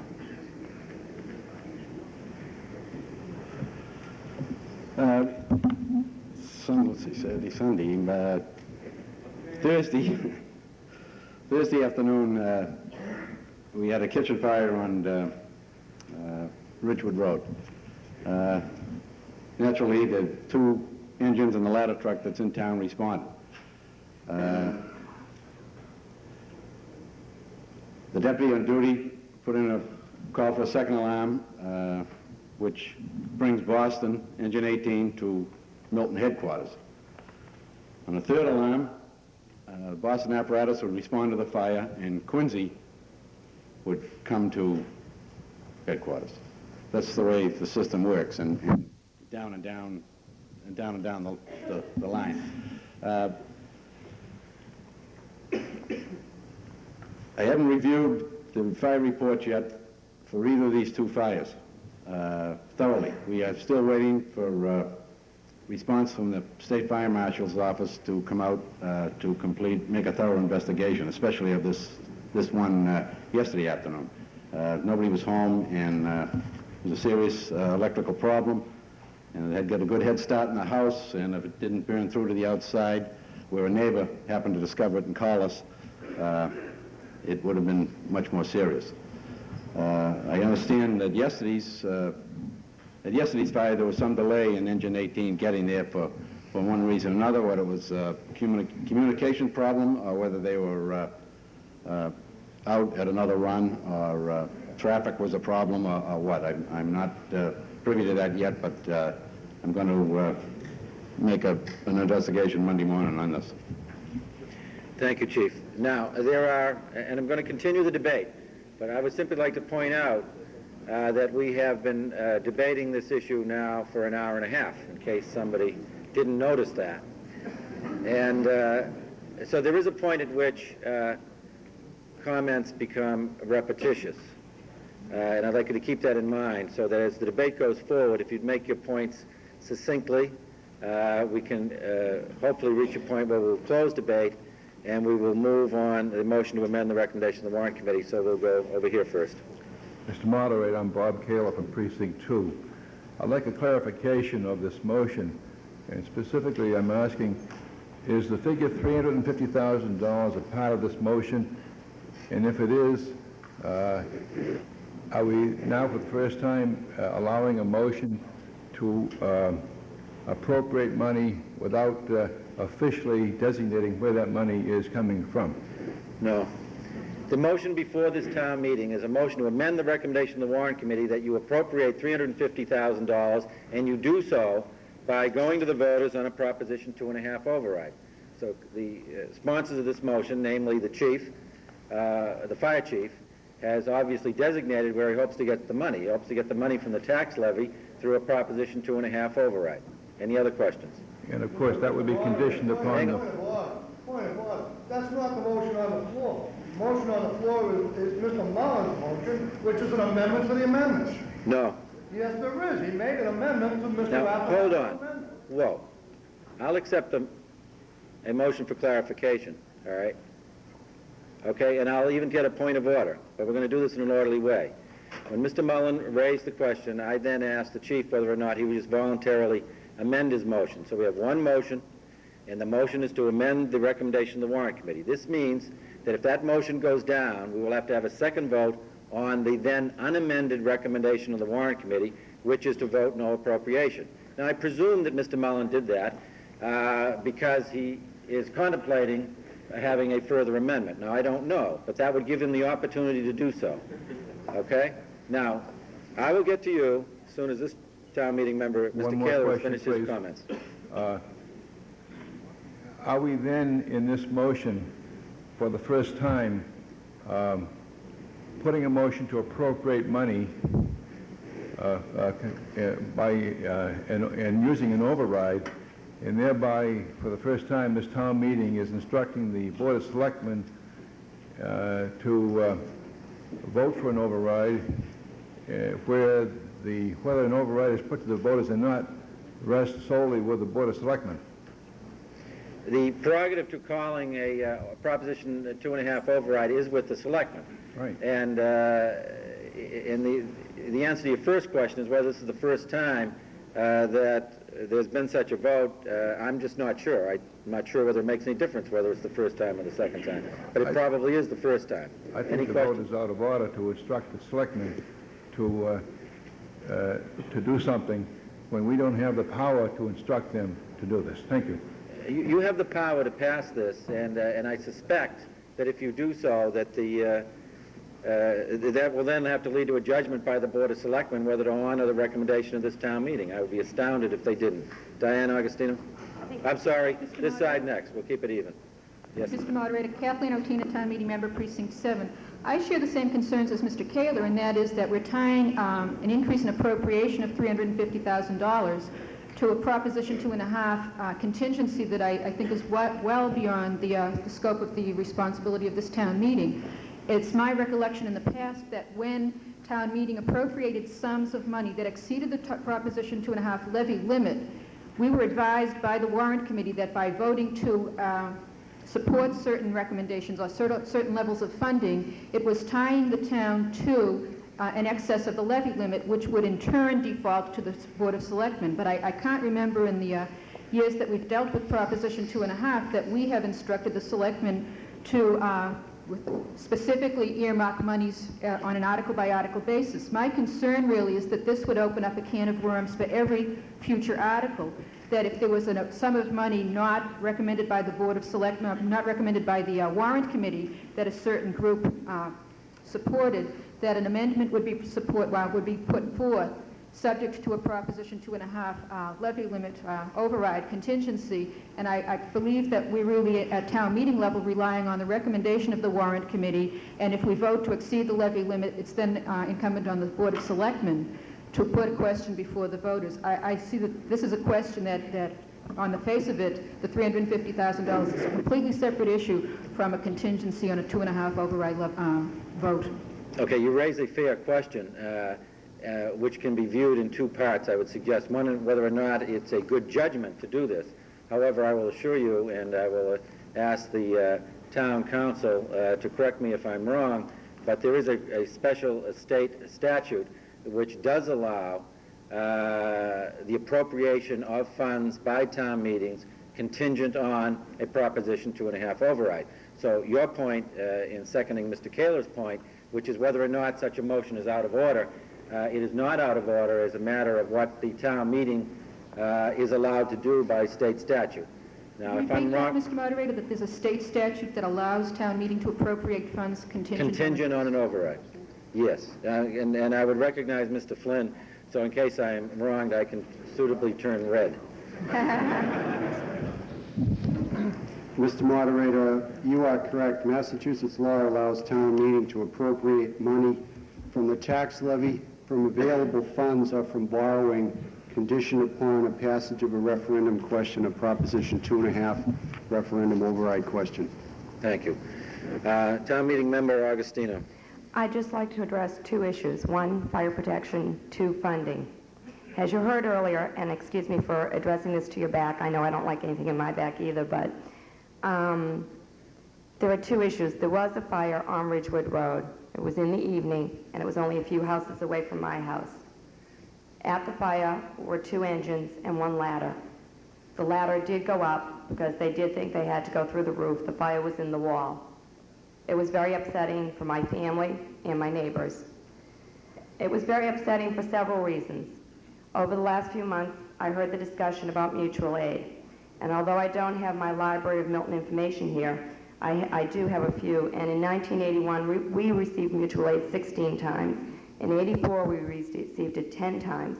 And if we looked over the last 10 years, I think maybe 1993's annual report might be a little blip that we didn't receive any. As I stood on the street watching my neighbor's house and watching the firefighters that arrived, the entire fire department of Milton, the 2 engines and the ladder, as many people surmise or believe that there are 2 trucks manned in East Milton and that the truck sitting in Atherton can be manned. That's not true. There was 2 engines and the ladder. And as I stood there, up the street came engine 18 and 6 out of Ashmont Station, contrary to any indication that it would come from Reedville. Our mutual aid contract, although it was written in 81, for whatever reason, that's where they came from. And I don't think it was my position in the downpour to ask engine 18 and 6, since they, in fact, were not necessary. I don't think it was my job, but I did ask them how long it took to get to Ridgewood Road, which is not that far out of town. I mean, it's up Randolph Ave, across from Alston Golf Course. They were en route to the main station, which it has, the chief explained, that's the procedure. They would go to the main station. They did not go to the main station because they were notified en route to come direct at Ridgewood.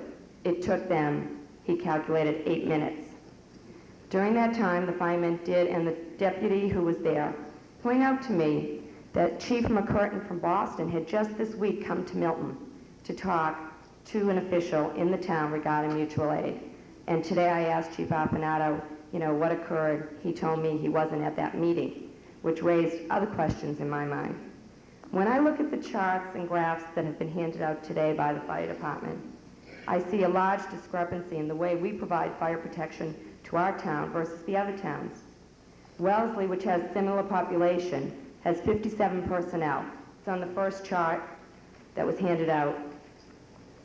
Milton has 49. Those include the chiefs. 26,000 residents. When we all put our head on the pillow at night, we're very equal people, aren't we? Square area. Wellesley only has 10 square miles. Milton, 13.2. When I look across to a town that might be equal to Milton in personnel, I see Winchester with number of personnel at 44. But their residents are only 20,000, and their square miles is 6.3, half the size of the town of Milton. When we look at fire protection, a key issue certainly is the square area that has to be covered. And I certainly commend the Fire Study Committee for all their time and effort that they put into this. I further would like to point out on the second chart, the personnel graphs. Milton has the least amount of personnel for the most square area. We saw also under fire protection concerns, the fire study, I believe their report was submitted December 1st. And I know the selectmen can submit bylaws right up until the warrant goes to press. I do feel it was remiss that the bylaw having sprinklers put into certain buildings should have been looked at and be included in this warrant, not next year's warrant. It's our obligation as town meeting members to discuss these issues. It's the liability of the town right now also because we have been fully appraised of some of the concerns. If you look at the fire budget for the last few years, the chief's signature is not on it. It's typed in. When we go down to the funding question, I'd like to ask the moderator, since there seems to be an awful lot of confusion on the amount and the override. We've heard discussed here today an overlay surplus of $97,000 with $53,000 going to another article. We heard Mr. Winchester mention $2,000 from the fire study. We also know fully well that the reserve fund is never really used until towards the end of the year. If we look today at how much money is sitting in the reserve fund this March, we may see that we are well over $100,000, and next March we could always add more money into that the same way we went and added money into the snow item. So on the issue of funding, I hope it'll be made clear what the other options are to the town and that this debate is not cut off regarding our fire protection. Thank you. Over here. Mr. Moderator, this seems Can you to be give a your lot name of and your confusion in name this- and precinct first? So that's John Fasano, Precinct 4. Okay, you're Seems to be a recognized. lot of confusion in this room right now over what exactly is the motion on the floor. If Mr. Mullen could give me a clarification, did he amend the amendment? Or did he not amend the amendment? And if so, then we should only be speaking to the amendment to the amendment. Right, and I've been trying to monitor that, and you're right, it's somewhat, oh, no. All right, let me see if I can make it clear to you and to everyone else. Mr. Mullen proposed to have a motion to amend the motion on the floor. That motion was not necessary because Chief Afanato agreed that his motion could be changed to conform to what Mr. Mullen wanted. That saved us about 15 minutes, I figure, because it doesn't make any difference, all right? All it means, and I want everybody to understand, is that we're going to have at least two votes. We're going to have a vote on the motion to amend the recommendation of the Warrant Committee, and that motion is, put my glasses on, to appropriate the sum of $350,000 for the purposes set forth in this article, including the reopening of the Atherton Street Fire Station and the restoring of 8 firefighter positions to the fire department, contingent upon the passage of a Proposition 2.5 override referendum question for those purposes by the voters of the town of Milton. Now, let's be absolutely clear. If this is not passed, I will then go to a second vote to whether or not you're going to adopt the recommendation of the Warrant Committee, which is that no appropriation be made. That's very simple. There's going to be a vote on this motion, and there's going to be a vote on the recommendation of the Warrant Committee unless there's some other amendment. Doesn't make a No, difference. as far as I'm concerned, it's still very confusing. No, I know, but he wanted to Now, move to amend it. if I may speak to the amendment to the amendment. No, there's not an amendment to the amendment pending. I don't know how many times I'm going to have to make this clear. Mr. Moderator, a parliamentary procedure, if Mr. Raffinato made a motion on the floor, yes, right, the Yes. only amendment that could be made is an amendment to his article. Yes, technically you are right, except Then that he why are we agreed. considering any other motions when there is a motion on the floor? I'm sorry to be so adamant about this, but there was a motion on the floor. Parliamentary procedure requires you to consider only that motion. If there is an amendment to that motion, then only that amendment can be spoken to. We have been discussing everything but the amendment to the amendment here. That's why I need these people to have some understanding as to what they're voting on. Okay. If they have to make a decision on Mr. Mullen's vote, then that effectively kills any chance of an override going before the people, because then they will accept the Warrant Committee's motion, comments, not to accept any appropriation. All right, let me Now, try. that's what I'm getting from these motions from that motion that Mr. Mullen made. It effectively kills any chance of an override. All right. I appreciate your views in parliamentary procedure, okay? Well, all right, now hang on. No, you let- cannot move the question until I'm through speaking. I'm sorry, sir. I'm on the floor. And you are recognized by me, and I wish for you Thank to you. finish your remarks. I don't think the people in this room understand what's going to transpire if they vote yes on Mr. Mullen's article, a motion. I don't think they understand what's going to All right, happen. I will make that clear as soon as you finish, all right? Let me tell you exactly what we're doing, and we're doing it by consent of Chief Affinato, who has somewhat changed the scope of his motion, all right? Here's what we are going to do, and we're going to do it, okay? Sooner or later. There is one motion. Mr. Moderator, if Mr. Affinato has changed his motion, I have yet to see him at the microphone to change it. He's the maker of the motion, then he has to get to the microphone and make that statement to this seated body. Okay. You can't make that statement for him, it's his motion. Have you finished your remarks? Because the next time you stand up, you're going to have to be recognized by me and not interrupting me. All right? Now, how this happened was when Mr. Mullen was moving to amend the motion, I asked the chief by looking at him and asking him whether by consent he would change his motion. And he did not have to get up. He said to me, because he's sitting right there, yes, that would be fine. Okay? So we have one motion on the floor, and that is a motion to amend the recommendation of the Warrant Committee. All right? Now, if you vote yes for that, the recommendation of the Warrant Committee will be amended, and we'll have a second vote as to whether you want to adopt it. Okay? If you vote no, okay, we will still have the recommendation of the Warrant Committee, which is to have no appropriation, which we will have a vote on. That is what Mr. Mullen was trying to achieve. He has managed to achieve it. Now, that is not difficult to understand. Now, the motion before us is a motion to recommend, is to change the recommendation of the Warrant Committee. And we are pretty much running out of points to be made. So I'm going to recognize these two and then Selectman here and Mr. Gordon. Okay, four more. One. Yes. Here, Mr. Moderator. Yeah, hang on. Yes. After my remarks, I'd like the town council to make a statement. All right. You're recognizing me? Yes, sir. Jeff Wilkinson from Precinct 11, and I'm rising to address the question that Mr. Mullen put, asking for feedback from people on the west side of town. I live on the west side of town. I live 6 doors from Hyde Park. I pass by the Reedville, Boston Fire Department station twice a day. And I confess that I'm a little bit confused about to what extent my family's safety is jeopardized right now. We were concerned with the closing of the Atherton Street station, and we'd like to see it open, and my neighbors, constituents, would like to see it reopened. My own concerns were heightened by the Fire Study Commission's report. And it was particularly compelling because Selectman Shields was on it, as well as the fire chief and other citizens of the town. So I was confused, but also interested and moved by Selectman Shields' letter in the transcript, which was introduced as not a minority report, but had that effect and that appearance to me.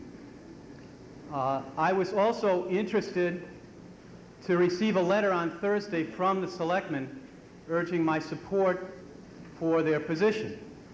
And I understand, talking with people in the audience today, that not everybody received that letter. And I'm a little confused about that. I don't understand who got it and who didn't, and why some of us got it and some of us didn't. I was very moved by Selectman Dunphy's comments. And I have always been impressed by her in her position as chair of the Warrant Committee. I was often impressed and often moved by her statements. And so her eloquence and the power of her testimony confuses me further. And so I rise with a question. And I'm feeling some anger about it, because I think there's another issue here. And my question is whether there's another issue here. It seems to me that there may be some question, or there is some question about to what extent my family's safety and my neighbor's safety is at stake, at jeopardy. And my question is, does this involve a tug of war between the selectmen and the town administration and the firefighters union? Selectman Dunphy mentioned a militant state union. Selectman Shields signed a report that said my safety, my children's safety, my neighbor's safety is jeopardized. And I would like to know how much power politics is influencing the debate. I've also heard a number of people in the audience say when the selectmen or when the warrant committee, when the administration wants to find money, they can find money. $350,000 is a lot of money. I've worked on town finances. I am equally concerned with Catherine Otina's questions about the larger implications here. But right now, I'm just trying to figure out where is the truth and to what extent are politics influencing the debate about the safety. All right.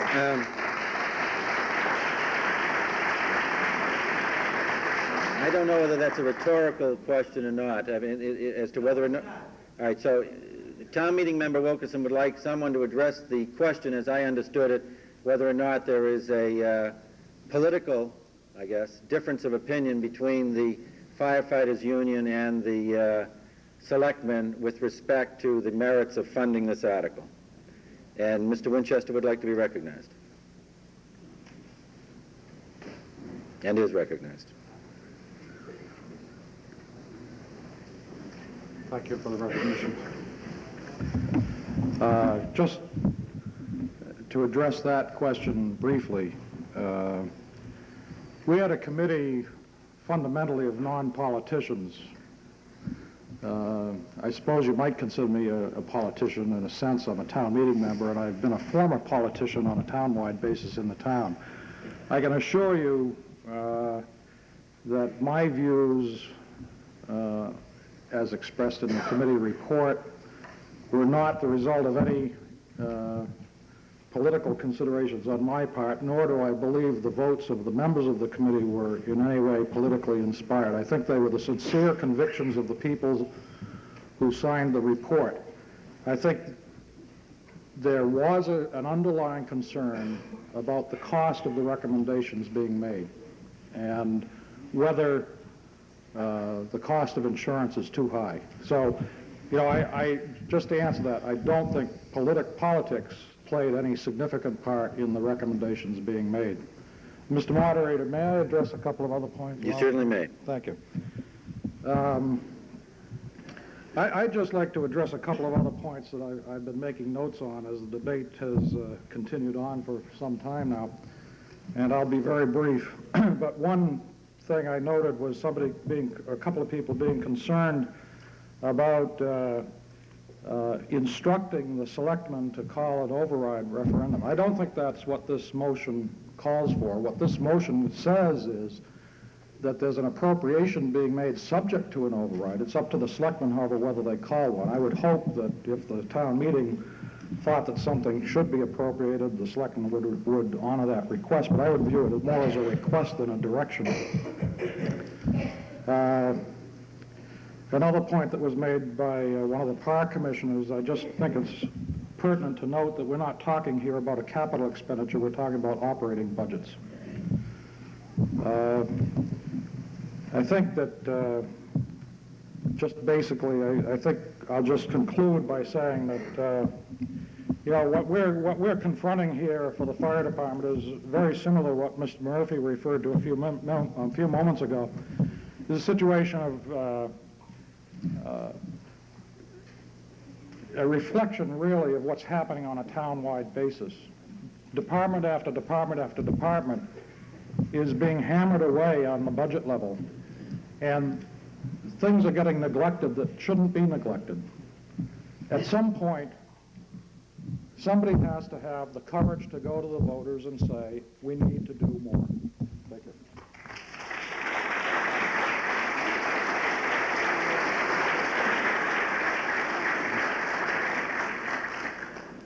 Thank you, Mr. Moderator. Michael Kraft, Precinct 5. I'd like to make just a few points, and then at the end I have a question. I bought my home on Canton Avenue with the comfort of having the Atherton station 2 blocks away from my house. And a year and a half or less than a year later, that station was closed, much to my dismay. My kitchen is approximately 20 feet away from Canton Avenue, and I will tell you, for those people who live on the eastern side of town, it is a rare night that I don't see the fire trucks go past my home, both directions, with probably a good half hour between trips, suggesting to me that there is a significant amount of time that not only is the West not protected, but the east is also suffering from the lack of fire protection. I also want to tell you that with respect to the speed of traversing the town, even under the best of circumstances, it cannot be fast. About a week and a half ago, my wife and I were driving directly behind the ladder truck as it returned to its station, going past the area near Milton Academy. And I'm not kidding you, when I saw the rear of that truck bounce at least a foot in the air several times, to the point where it had to slow to a crawl because the roads were in such terrible condition. That truck could not proceed any faster than 5 miles an hour safely through the town. And I don't know how it would be possible for that truck, in an emergency situation, with traffic on the road, which is a very heavily traveled road, to make it from one end of town to the other and still be able to be effective in putting out fires. Now, I have a question now, which is, if we vote in favor of the amendment which has been proposed, would this still go to the Board of Selectmen for their discretion as to whether or not an override vote would be heard? All right, give the definitive answer, and the answer to that question is yes. It's been asked and answered 3 times. Does anybody not understand that it goes to the Board of Selectmen, and the Board of Selectmen gets to decide whether it goes to the voters? Now, that's not mysterious. Then in that event, I would ask that the chief amend the motion once more to strike from the language the issue of the override and leave it to a vote of town meeting whether or not the money is appropriated. Thank you. All right, I'm not going to entertain that because that can be done after the vote on this motion, and that will unduly delay. That was the point that Mr. Mullen was trying to make. There are going to be 3 more people. This lady, Mr. Gordon, and Mr. Shields, and possibly town council. So that might be 4. Yes, ma'am. Corinna Shillingford from Precinct 5. We have been the beneficiaries of the Atherton Street Fire Station with a quick response. But what I was wondering was if the fire chief could answer, if given the level of smoke detectors in houses and at the time that most alarms are called in, what is the difference in the response rate now, and how critical is this in most general calls that you get? All right, the question, if I understand it, is there a difference in response time to the west part of town as opposed to the east part of town? Is that your question? No. Is there a difference in response time to the western part of town from what it was when the Atherton Street Firehouse was open, but more critically, is that difference critical? In other words, is the amount of, when most alarms are called in now, is there enough of a leeway? Those are fair questions. It seems to me self-evident that there has to be a difference, but I think that's a fair question, which is there a difference in response time with the Atherton Street Station closed, and is that considered by anyone to be a critical difference? Now, Chief Affinato, can you address that? It seems to me that goes to the heart of the matter, and I thank you for that question. That's the best question I've had in an hour and a half.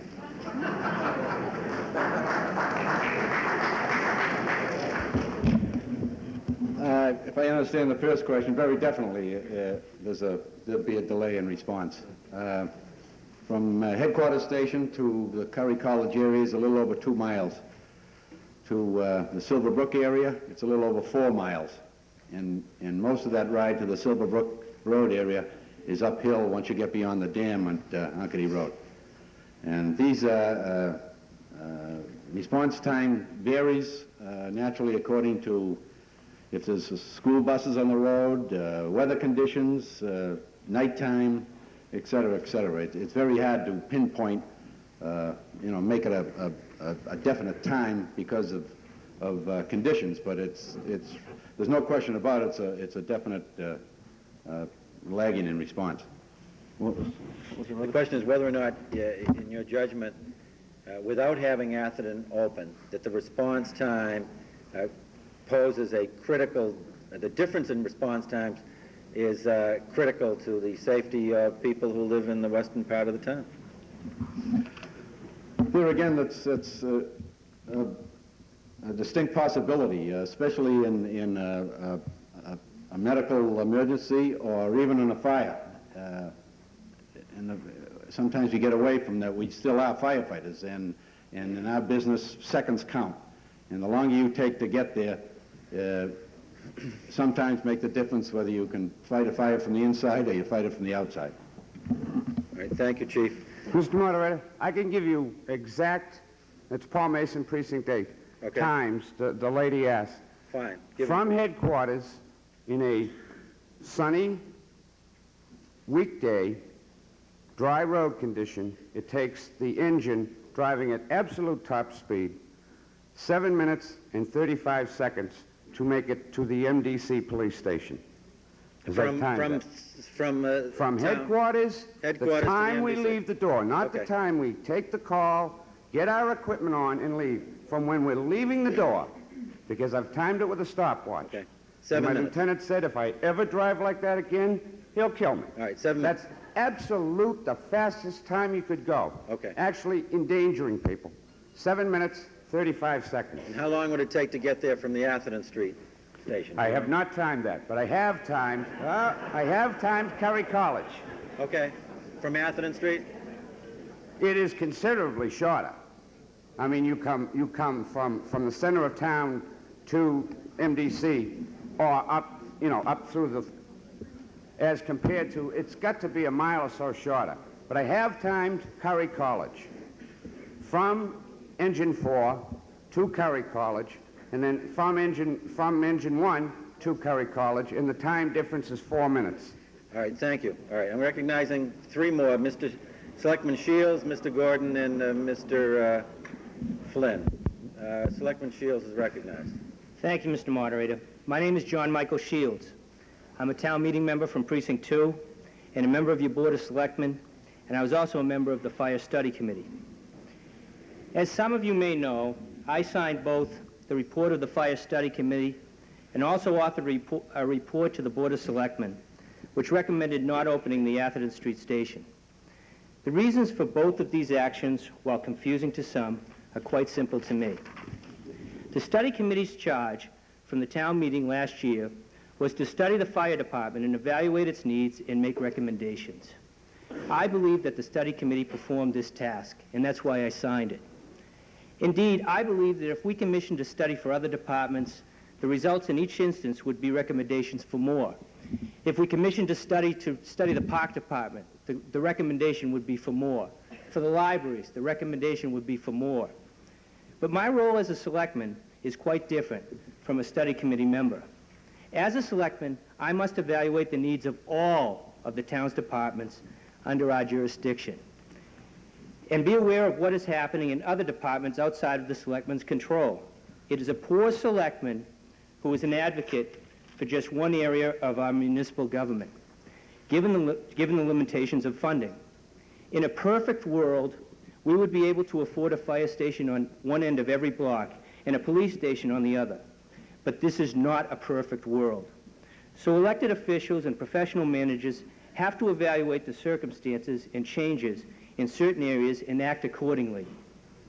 Some of the things we evaluated were these. In the back of the fire study report, you will find tables. The workload of the fire department is broken down into 13 categories. In 9 of the 13, there has been a dramatic reduction in incidents requiring fire department response. For example, residential fires have decreased by 80%. Brush fires have decreased by 58%. Public assistance calls have decreased by 49%. Auxiliary alarms have decreased, calls have decreased by 93%. Pumping assistance by 88%. Wires arcing have decreased by 53%. And vehicular alarms have decreased by 52%. And mutual aid was at the same level in 1992 as it was in 1984. The town, as it says in the fire study report, is not a high fire risk community. But where, ladies and gentlemen, are we as a community at risk with regard to public safety? If we have to prioritize spending in public safety, what is the best use of those funds? I would maintain that we can make a direct correlation that with more policemen on duty and in the streets, there is less risk to our citizens. But no matter how many firemen we have on duty, they cannot prevent fires. Tougher building codes, sprinklers, home fire extinguishers, and smoke detectors now help prevent fires and save lives. In other words, fire service, as we have always known it, is changing. It is a little like the dentist who preaches the benefits of fluoride for 25 years and discovers that he doesn't have a lot of cavities to fill anymore.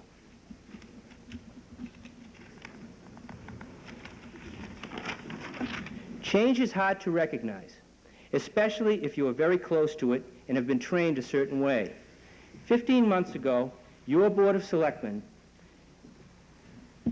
worked hard to try to keep the station open. We would open it when we had a full contingent and close it for vacations and sick time. But our enemy was the overtime account, and it still is. But if we vote to fund this station, we must recognize that it is a long-term commitment of funds, that over a 10-year period of time, with the present value of money, we are talking about millions of dollars. And you have to ask that if fires and fire incidents are down, could those millions of dollars be better spent elsewhere? We live in a community in which surrounding communities have higher crime rates, and that must be our primary focus with regard to public safety. Prevention of crime, the money you spend elsewhere affects this because it all comes from the same limited pie. The budgets of some of our smaller departments, like Youth Department and Council on Aging, combined, do not add up to this expenditure. Yet they could be affected by this vote, and I don't think we want that. I know I don't. People will then say, what is the answer? I believe that the answer is to vote no on this particular amendment and then the article. We must remember that the Atherton Street Station was built 100 years ago, and it was built for horses and not for mobile fire equipment. I believe that if Curry College is not sprinkled, does not have a sprinkler system, then that's the fault of Curry College. It is not the job of the town of Milton to be providing extra protection because they don't have sprinklers. In the course of the fire study, we did go into this at quite a bit of length. One of our members, Bob Varnerin, had done the retrofit of sprinklers for Boston University.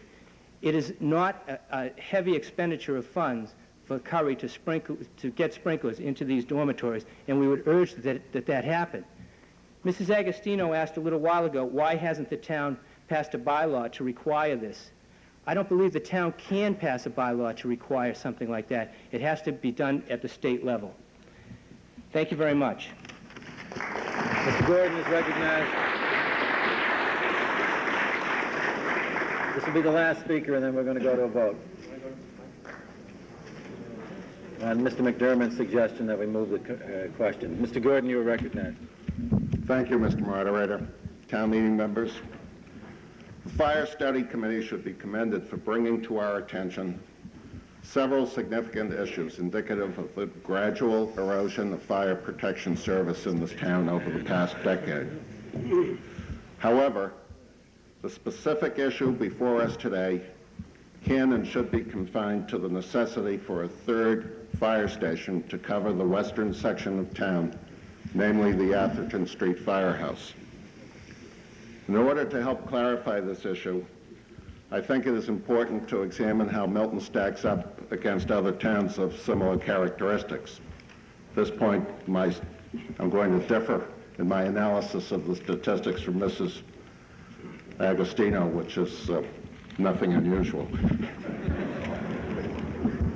On the specific point of numbers and locations of firehouses in suburban towns, I chose what seemed to me to be the three most important criteria against which to measure Milton. One, the area to be covered per firehouse. Two, the population in relation to the number of firehouses. And three, one that's been discussed a lot today, the distance to the furthest significant residential or commercial structures. I included in my study 8 other towns which are either close by or against which we are often compared because of similar demographics, size, and per capita income.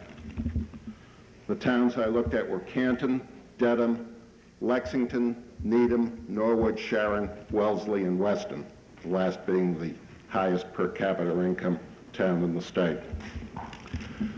Of these towns, 2 have only 1 station, and all the rest, including Milton, presently have 2. On every one of the above criteria that I mentioned, the 3 criteria, Milton ranks in the top half of the comparison. We are 3rd out of 9 on the basis of area. We are 3rd best measuring distance to the furthest buildings, and we are 4th when ranked in firehouses per 1,000 population. 4 of the 8 communities, compared to Milton, have per capita incomes greater than Milton. So what does all of this tell us? My conclusion is that all communities have had to balance response time against affordability and other community priorities. With our present 2 fire stations, we still rate favorably on this criterion against towns with fine public safety reputations. Could a life be saved someday if Atherton Street were reopened? Undoubtedly, yes. However, I think at this point an analogy is in order. As a selectman, I pioneered the introduction of an advanced life support ambulance service in this town.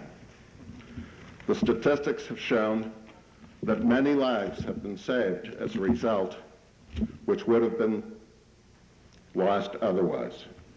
Many, many lives. I can tell you that without a doubt, however, if we could position advanced life support ambulances in more than one location, that a definitely quantifiable number of lives would be saved because of shorter response time. We presently have the ALS ambulance positioned in one location at the hospital. However, this would be financially and pragmatically unfeasible, and thus cannot and should not be considered.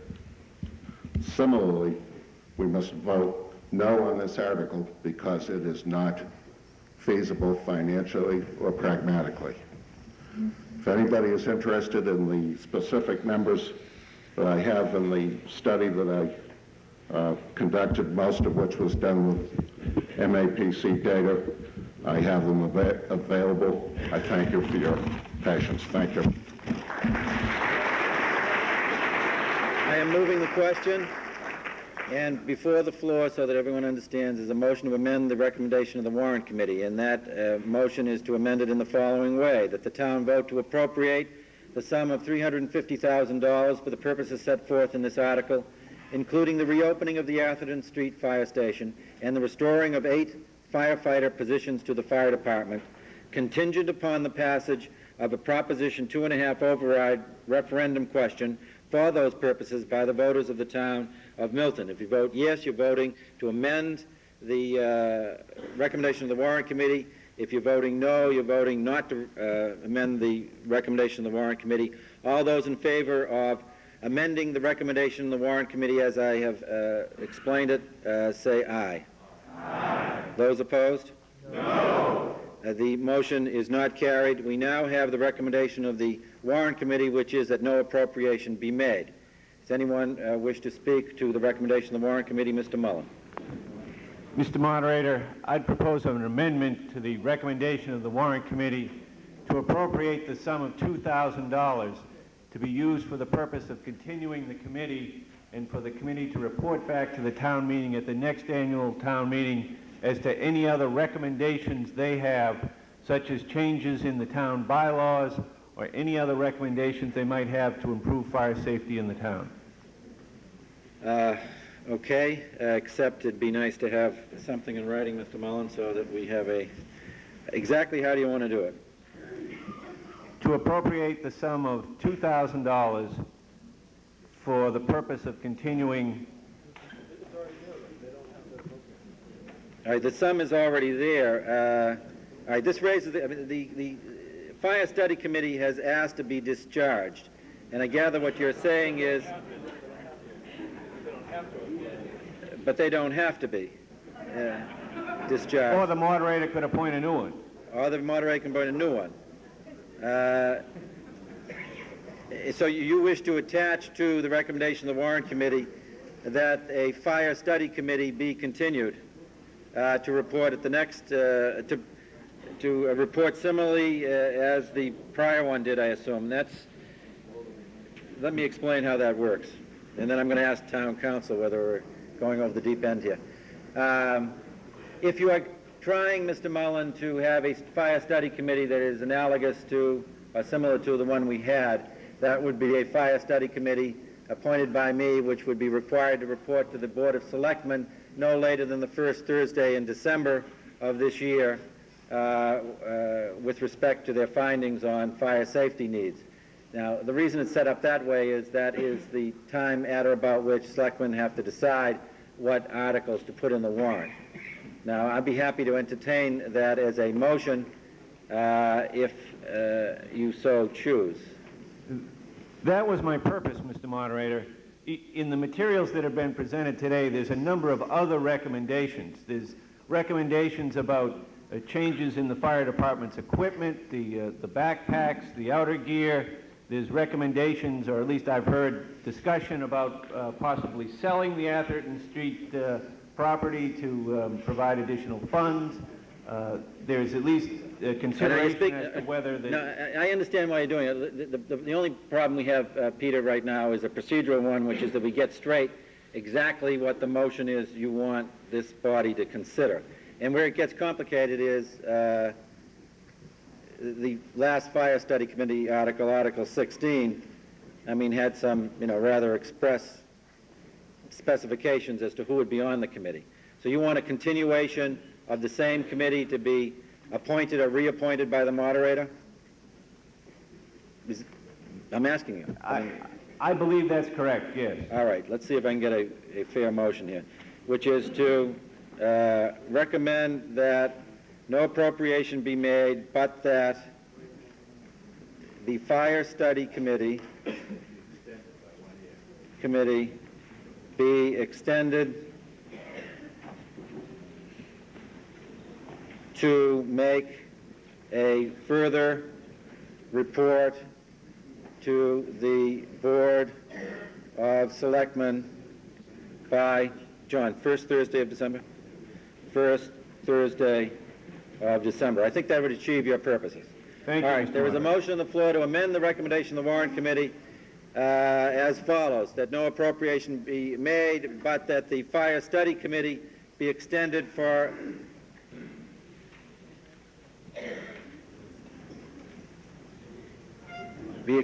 to furnish the Fire Study Committee be extended to furnish a report to the Board of Selectmen by the first Thursday of December. Is there a second to the motion? Second. All right, it's been moved and seconded. Is there debate on the motion? Yes, sir. Malcolm Larson, Precinct 11. I support the motion, and I would also like to amend it to be more specific, to cover the two features. One, I read recently that the town of Braintree recently purchased a parcel of land in order to build a brand new fire station. I think that should be a definite long-term consideration. It seems like we're being very short-sighted, especially when we're talking about actually selling firehouse property. And secondly, I think it also should be considered by this committee on whether we should close other firehouses and rotate opening. It's done in Quincy, where they rotate closing between North Quincy and Wollaston. I think if there is a disparity in fire coverage in Milton, it would be worth considering closing Engine 2 in East Milton Square and rotating the closures with Engine 4 in the western sector. All right, you have pitched that in the form of a motion. I'm sure that if this motion passes, that the Fire Study Committee would be happy to... I'm sure they'd be happy to, but such a long-term planning just is non-existent. So you want three mandatory subjects. Let me see if I got them right. Hang on. Let me reiterate them. Whether a new fire station should be constructed, whether there should be a rotation of the apparatus between the East Milton and the Atherton firehouse? Yes, it seems like it's without doubt the western sector of Milton is the one that's shortchanged in this arrangement. I think it's at least worth considering. No, look, closing. you have to give me the motion, see, in case people are wondering why I wanted them in writing, okay? Because we I have make to do the things in an motion. orderly way here. So you tell me what you want in the way of a motion now, okay? The motion is to specifically request that the Fire Study Committee entertain the possibility of building a new firehouse in a better location. Building a new firehouse, anything which else? could more evenly distribute the fire coverage in Milton. And number two, to consider closing other firehouses on a rotating basis so that Engine 4 in the western sector would not consistently be shortchanged in their fire coverage. All right, let me see if I can keep this as simple as possible. Your motion is to amend the present motion so that the Fire Study Committee would be required to report on whether a new firehouse should be built and whether there should be the closing of other firehouses on a rotating basis. Is that Yes, correct? and I would just like to make one other point of information regarding Mr. Gordon's comparisons with other towns by counting the firehouses. A firehouse is not a firehouse. If you drive to Norwood and drive by the Norwood Fire Department, you will see that the entire town of Norwood, yes, it is covered by one firehouse, but I believe there's 4 or 5 pieces of apparatus that respond out of that relatively new fire station. So just to count a firehouse is like counting a schoolhouse without paying any attention to how many students are inside. Is there a second to the motion to amend the motion? Is there a second? All right, now, I would ask Mr. Mullen to save me 10 minutes. If you wish to all right. Now, hang on. All right, I'm going to move this along after you here, but so everybody knows. The motion is that no appropriation be made, but that the Fire Study Committee be extended to furnish a report to the Board of Selectmen by the first Thursday of December, and in that report to include a recommendation relating to, 1, whether a new fire station should be built, and 2, whether other firehouses should be closed on a rotating basis. All right, now that's the motion. Anybody want to be heard on that motion? Yes, sir. Yes, Mr. Moderator. Walter White, Precinct 2. Not trying to be a wise guy. I know you're trying to digest this entire motion, but perhaps the best way to go about it might be if the fire study amendment passes, maybe you could just appoint the last speaker to the fire study committee and ask him now to withdraw his motion. And again, not trying to be disrespectful, but I think that might accomplish the goal. That's the deputy chief of the fire department, okay? Anybody else? All right, well, move, Mr. McKettrick, Selectman McKettrick. On the motion, I hope. Yeah, Mr. Moderator, on the motion, the Board of Selectmen would ask that that there be a no vote on the motion, and that the town meeting decide to discharge the Fire Study Committee. We feel that the matter has received a full treatment over the last few months by the committee. We've had an extended debate today. The Board of Selectmen, upon discharge of the study committee, would certainly consult with Deputy Chief Larson, Chief Affinado, other interested members of the town meeting to determine whether there is any need for changes in the bylaws or any other disposition of the forces of the fire department. But we feel that under the circumstances, that is the way to proceed rather than continuing the study committee procedure. Thank you, Mr. Moderator. The moderator recognizes the chairman of the Warrant Committee, Mr. Murphy, for the position of the Warrant Committee on the pending motion. The Warrant Committee recommends a no vote. All right, I'm moving the question. The motion is to amend the recommendation of the Warrant Committee so that it now reads that no appropriation be made, but that the Fire Study Committee be extended to furnish a report to the Board of Selectmen by the first Thursday of December, and in that report to include a recommendation relating to whether a new firehouse should be built, and 2, whether or not other firehouses should be closed on a rotating basis.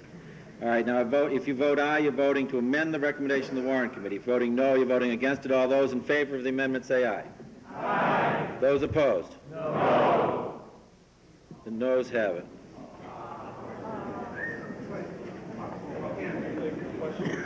Okay, now we have before us the recommendation of the warrant committee, which is that no appropriation be made. Is there further discussion? All those in favor of the warrant committee recommendation that no appropriation be made under Article 22, say aye. Aye. Those opposed? No. The ayes have it. The recommendation of the warrant committee that no appropriation be made has been adopted. Okay, now, Mr. I want Moderator? to take a 5-minute break. Mr. Moderator, before you break, I'd like to... Yes, all right. I'd like I will to move accept to a motion from Mr. Winchester that the Fire Study Committee be discharged. Yes, that's... Is there a that's my second to motion. that motion? All right, any debate? No. All those in favor of discharging the Fire Study Committee say aye. Aye. Those opposed? No. Your committee has been discharged, Mr. Winchester. And then we are on Article 24. Please take your seats. Article 24 is to see what sum of money the town will vote. 23, excuse me.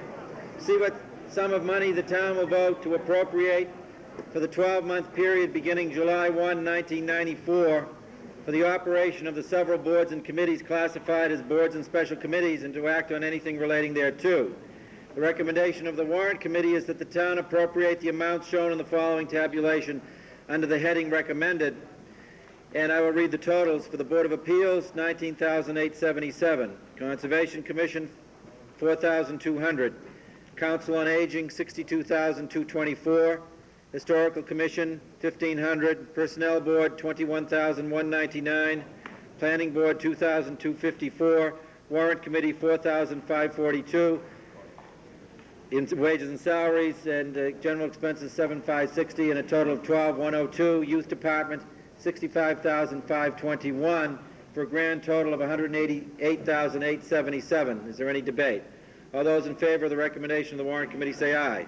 Aye. Those opposed? The ayes have it. It's unanimous. And Article 23 and the recommendation of the warrant committee thereunder has been adopted. Article 24 is to see what sum of money the town will vote to appropriate for the support of schools for the 12-month period beginning July 1, 1994, and to act on anything relating thereto. The recommendation of the warrant committee is that the town appropriate the amounts shown in the following tabulation under the heading recommended, and that comes to a total appropriation as set forth on pages 35 and 36 of $15,644,113.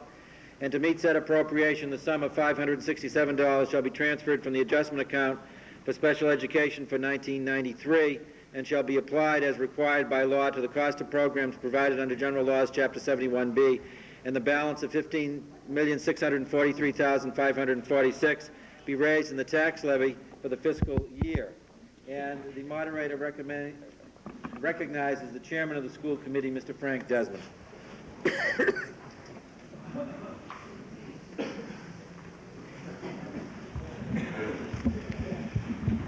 I'll try and be very brief.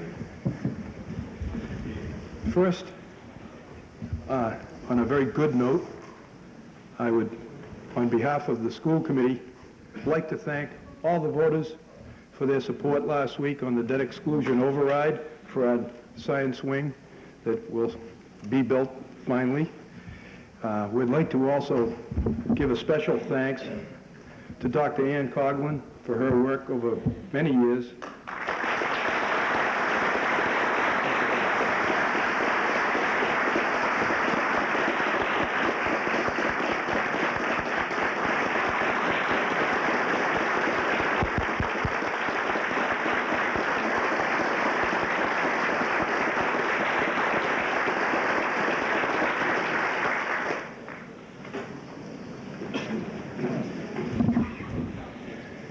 It's very nice to have something good to say and to have going for our school department. We'd also like to thank the Board of Selectmen, the Warrant Committee, and a special thanks to the students of Milton High School who helped us drop literature throughout the town. We had over 40 students from Milton High School who probably will not have the opportunity of using the science wing, but did get involved because they knew it was needed in their own high school, and we wish to thank them also.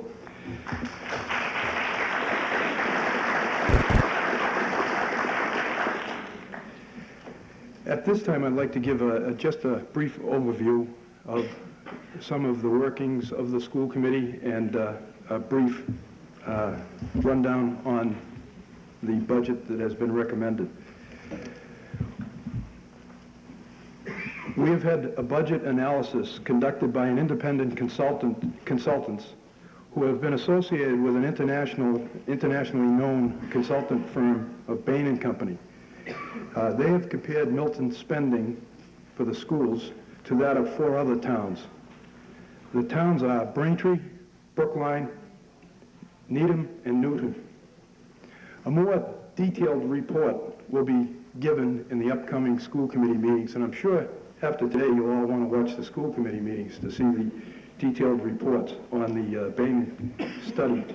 But we do have a brief rundown that I would like to share with you, town meeting members. Number one is, despite an increasingly diverse student population, on a total per pupil basis, Milton spends 25% less than the average school system studied. Milton's spending is lower in almost all major spending categories. One striking difference can be seen in the lack of spending in teacher training and updating of curriculum. Despite what you might think, in special education, Milton spends 23% less than the other districts studied. Milton has the lowest per pupil expenditure of any of these districts. The differences range from close to $300 per pupil in the lowest, which is Braintree, to almost $2,000 per pupil in the highest, which is Newton. If Milton were to fund at a rate compatible to Braintree, we would have approximately $1 million more in our school budget. If Milton were to fund at a rate compatible to Newton, which we'd like to do, we would have approximately $6,800,000 more in our school budget. These additional funds would allow Milton to meet its major needs in areas of technology, maintenance and repair of buildings, teacher training, and curriculum development. In the area of teacher training, Milton spent the least of any town studied. Milton spends $4 per pupil in teacher training, as compared to Needham, which spends $19 in this area. In special education, Milton spent the least of any of these towns studied. Milton spent $6,428 per student, as compared to Newton, which spends $10,787 per student. Since 1987, Milton has been decreasing its spending per pupil. Adjusted for inflation, in 1987, Milton was spending $4,858 per student. Using the 1987 dollars, Milton is presently spending $4,399 per student. During the last 15 years, Milton has liked to compare itself to 40 other towns in the Commonwealth. Milton's per pupil spending was in the upper half of these towns through 1987. After 1987, Milton has dropped to the bottom 25% of these towns. The only communities today that follow Milton are Randolph, Stoughton, Sharon, and Weymouth. The state has determined the minimum a town must spend on education. The minimum is now becoming the maximum Milton is going to spend. Milton's Warrant Committee is recommending the funding at a bare minimum permitted by the state. Our superintendent, Dr. Mary Grasser O'Neill, developed a level service budget supplemented with some additional monies to begin to move in the right direction. The level service budget requested was $15,752,113. This was really a somewhat less than level service budget because it did not include any provisions for the projected increase in students. The school committee, exercising fiscal restraint in these difficult times, requested only an additional $375,000, which would allow us to start to address some of our most pressing needs. This brought the total school committee request to $16,127,113 for fiscal year 95. However, the Warrant Committee has supported a budget appropriation of only $15,644,113. This amount provides the schools with less than a level service budget. The Warrant Committee's recommended budget leaves the Milton Public Schools with major unmet needs in the areas of technology, maintenance and repair of buildings, teacher training, and curriculum development. In addition, for the second year in a row, there has been no funds included for collective bargaining agreements. And that's just a brief look at our conditions of the school department. You've heard from several departments today and what kind of conditions the roads are in, kind of conditions our fire department is in. We want to let the town meeting also know that we're working very hard with what we have. We would like more. We are going with the Warrant Committee's recommendation. And at this time, I would like to introduce Dr. Mary Grasser O'Neill for further remarks. Dr. Mary Grasser O'Neill is recognized. Thank you. Thank you. Thank you, Chairman Desmond. This is my first town meeting, and when I was asking school committee members what it is I should say, they directed me to give a State of the Schools address. They told me to talk about our plans for the system. They told me to be informative, to be funny, and to be inspiring. And then they told me to do it in 5 minutes. But I talked to Bill Taylor coming in here today, and he said that John Cronin had told him that he had to do the same thing, only he was given 90 seconds. So I guess we're doing better in the schools than in the DPW. At any rate, I had known the Milton Public Schools as an outsider prior to September of '93. I thought the Milton Public Schools were very good. Now, from the inside, I know for a fact that the system is indeed very good. I was hired, however, and a condition of my hiring was to bring some change and some improvement into the Milton Public Schools. When any organization is looking to change, it really needs to look and to study what made it great in the first place, and then make a determination if what made it great originally is something that's strong and right and fitting for the future. So to assess our strength and to assess our readiness for the future, we decided to ask people what they thought about the Milton Public Schools. We asked them through a survey, and from December and during December and January and February, we surveyed parents in the district and heard from hundreds and hundreds of you. We surveyed every teacher in the system, and we surveyed students at the middle school, the high school, and all of our fourth graders.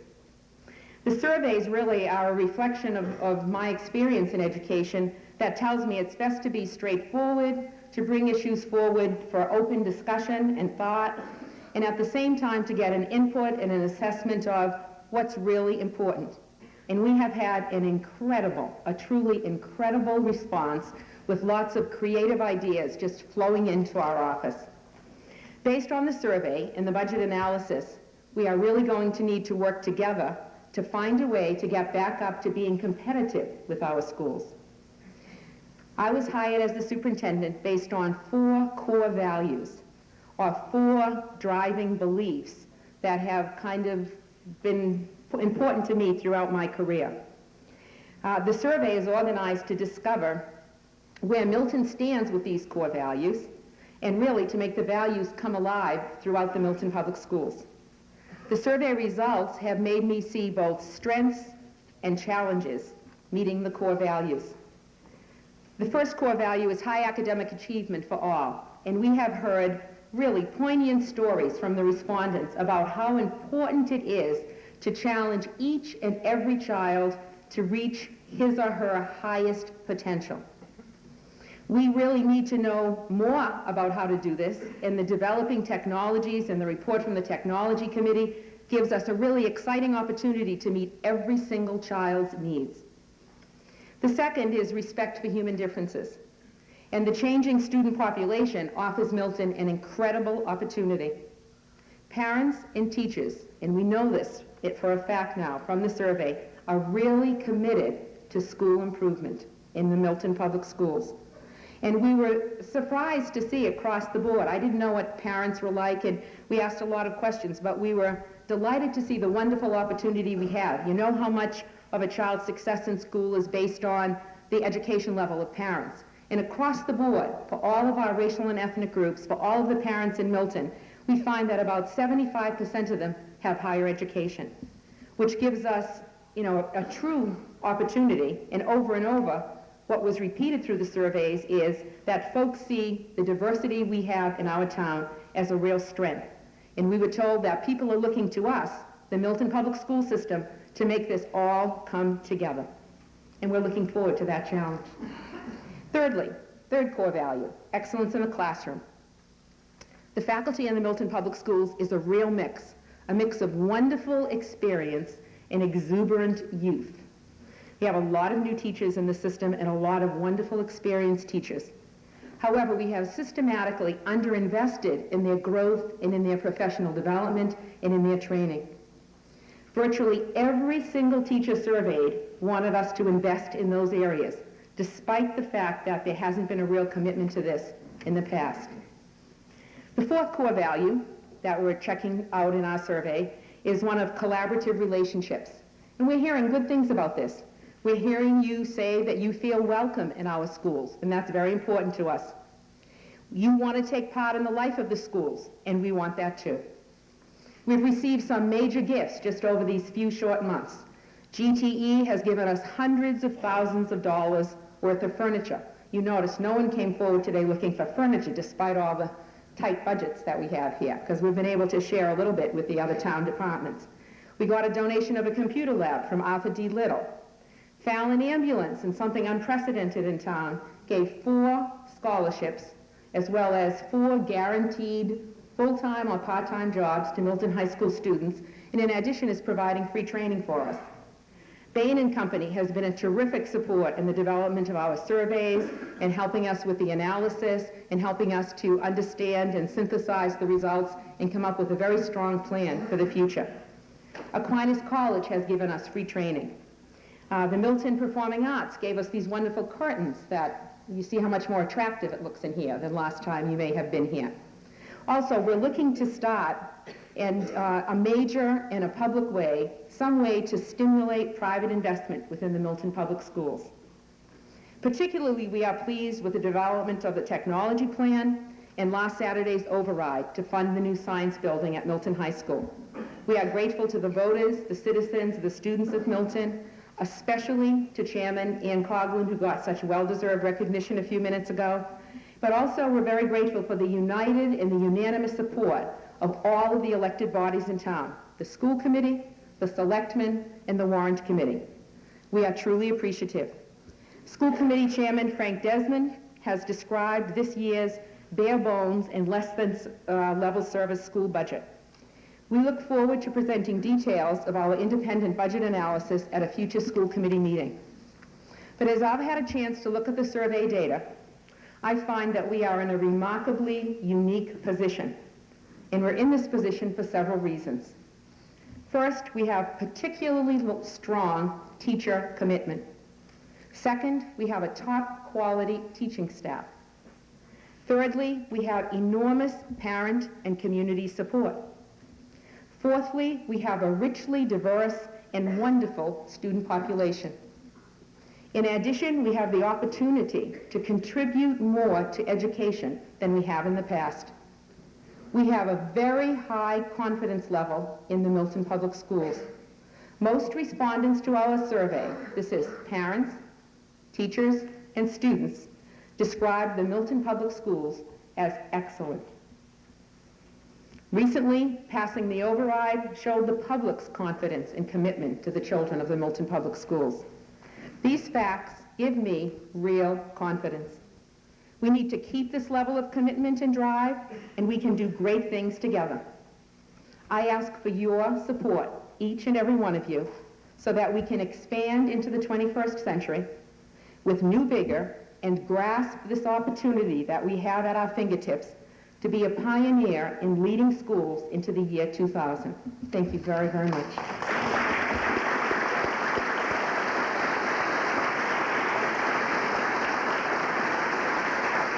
Thank you very much, Dr. O'Neill.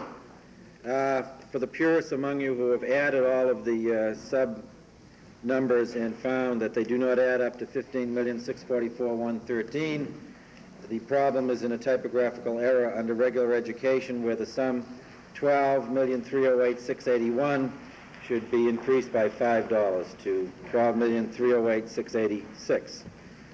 Is there any further debate? No. All those in favor of the Warrant Committee's recommendation say aye. Aye. Those opposed.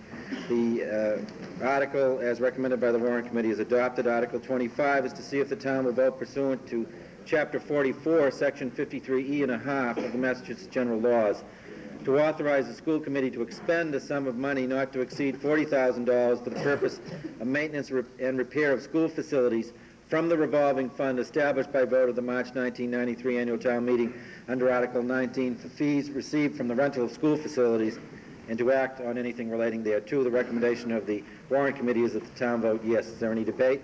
All those in favor of the Warrant Committee recommendation say aye. Aye. Those opposed? It's unanimous. Article 26. See if the town will vote pursuant to Chapter 44, Section 53E and a half of the Massachusetts General Laws to establish a revolving fund to utilize fees received for the preschool program for regular education students in the Milton Public Schools for the purpose of operation of said program, to authorize the school department to expend money from such revolving fund in the fiscal year beginning July 1, 1994, and to act on anything relating thereto. And the recommendation of the Warrant Committee is that the town vote to establish a revolving fund pursuant to Mass General Law, Chapter 44, Section 53E and a half, to authorize the school committee to utilize the fees received from the preschool program for regular education students in the Milton Public Schools for the purpose of operation of said program, and to determine a limit of $60,000 as the amount which can be expended from this fund in the fiscal year beginning July 1, 1994. Is there any debate?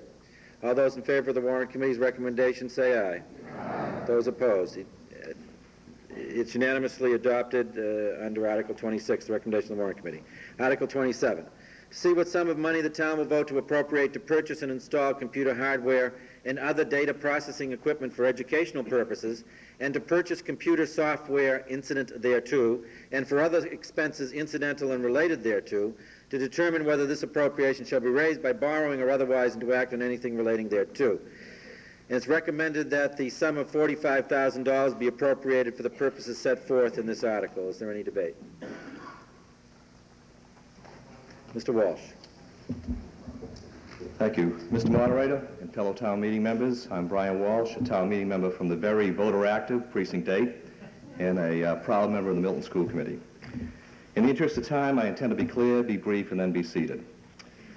I am speaking to you as a representative of the school committee and the Technology Advisory Committee, a subcommittee of the school committee formed a few years back. I will not be taking you through an explanation of the very detailed plan that was the basis of this request, and I hope many of you are aware of it. It's probably 40 more pages, a very, very detailed plan, but I do intend to gain your support with a fair explanation.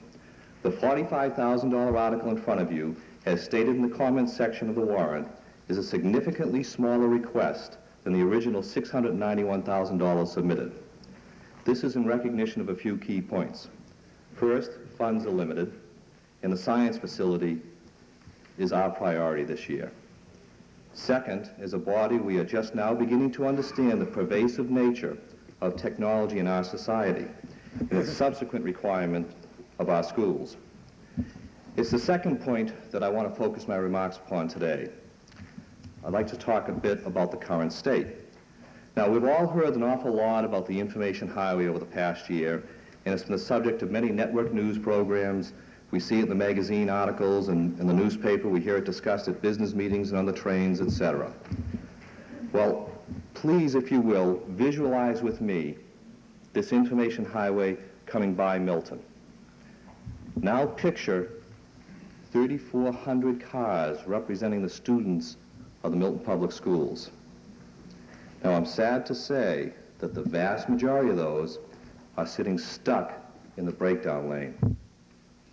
Now, through the efforts of the PTO, the school budget, the Technology Advisory Committee, and others, we've been able to push a few of those cars out into the travel lane. But even those are having trouble keeping up with traffic. Now, the high-speed lane I have to tell you, there's nobody in the town of Milton from the Milton Public Schools that's really prepared to jump into that high-speed lane for now. So, in fact, if we don't do something soon, we might as well let them close the Milton on-ramp to this highway because our kids just can't use it. And that's really the state of the technology in the Milton Public Schools. Now, is this situation hopeless? No. This $45,000 is one of the early and critical steps towards our technology journey. But what is the current state specifically in the Milton schools? I hope you will all receive the handout today on your way in. I'd like to tell you what color it was, but it was copied on several colors, so I can't. But it's a one-page article. Many of you should have. It summarizes where we are in terms of technology that we currently have in the schools. I'll give you a minute to get that out.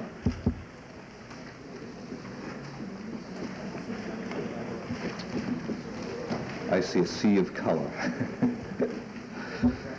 It summarizes where we are in terms of technology that we currently have in the schools and where we stand in relation to the kinds of communities that we like to compare ourselves to. Now, very quickly on what I call the front page, you'll see a graph that indicates the per pupil expenditure that we in the Milton Public Schools are doing in terms of technology against the per pupil expenditure that the same kinds of communities are doing. And to say that the difference is dramatic is understatement. Now, if you'll turn the page over, you'll this is a good graph and a snapshot of where we are in terms of the amount of technology that we have in the schools. And you know, technology is a funny word. Computers is even a vague term. You know, we certainly don't want to get bogged down in terms of megabytes and megahertz and chip speeds and all that kind of thing. But what the Technology Advisory Committee has been able to do is to really frame this in a way that I think most of us can understand. If you realize that the computers that are 6 years old or older are really old technology that has little effective use, then this chart tells you that the majority of the technology we do have is too old. And so when you have a few minutes, I'd like you to look at that, but I think it gives you a good state of the current situation. Now, let me address the need. If we were going to do as well as everyone else in terms of this kinds of community, would we be doing enough? In an era where our state is concerned on the issue of school reform, the Boston Sunday Globe had a feature article about 6 to 8 weeks ago which discussed a survey that they had done. Perhaps many of you saw it. They asked college students what did they feel they were most inadequately prepared for as they handled their college work. The number one answer was computer training. Now keep in mind, they're talking to college students all around the state, so presumably mostly to students that do a lot more funding than we do. Now they found that not only were they unprepared in understanding how to use the computer in specific topic areas, but they were also poorly prepared to deal with the college assumption that they would be able to effectively use the computer labs to produce their reports and other homework assignments. And what about the rest of society? We have known for some time now that most administrative and white-collar jobs regularly use computers as part of their daily routine. But what about now? You know, when the UPS truck delivers a package to our door, the driver uses a computer to keep track and has a sign on a computer tablet instead of a paper. I'm sure some of you have had that happen to you. When we have our cars get a tune-up, the mechanics must understand and use a computer to do the job. When we use a catalog to order a product, the person on the other end quickly handles the order using a computer. Even when we drop off our dry cleaning in East Milton, by simply providing our phone number, the employee generates a receipt with our name and the order details using a computer. They are everywhere, and today's student must understand them. If we don't include technology training in our schools, we are not preparing our kids for the real world. Readiness. If you support this article today, you ought to know whether the schools are ready to use them. For the past several years, the Technology Advisory Committee has been meeting, working on 3 things. Acting as the coordinators and maintenance contractors on the existing technology, holding together what we have with tape and baling wire. Running fundraisers to help provide some teacher training and technology opportunities such as KidsNet. And continuing to maintain a detailed plan to assist our administration in implementing implementing technology system-wide. When the school committee asked me last fall to be the liaison to this group, I was immediately impressed with the participants. Along with representatives from our PTOs and other parents, were key members from our school's administrative staff. Our assistant superintendent for curriculum, an assistant principal from the high school, an elementary school principal, our high school science department head, and our K-6 math coordinator are all regular participants on the Technology Advisory Committee. While giving up significant amounts of their free time, these individuals have been preparing themselves to integrate technology into our schools. Our system is ready to get this job done. In closing, although I could go on, I will honor my opening pledge and close. I would like you to leave you with this analogy. If you had to, you could build a house with a hammer and chisel as your tools. You could also build a house using electric bandsaws, miter saws, and a lathe. When finished, which house do you think would be a better product? Well, our product should be a well-prepared student. Please join us in supporting this article and help us give our students the right tools they sorely need. Thank you.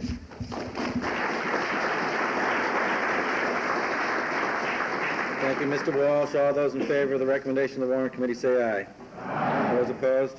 The recommendation of the Warrant Committee is carried unanimously. Article 28, to see if the town will vote to establish a high school science facilities building committee for the purpose of constructing, remodeling, and furnishing high school science laboratories at the high school, authorized by vote of the March 1992 annual town meeting under Article 15, and to act on anything relating thereto.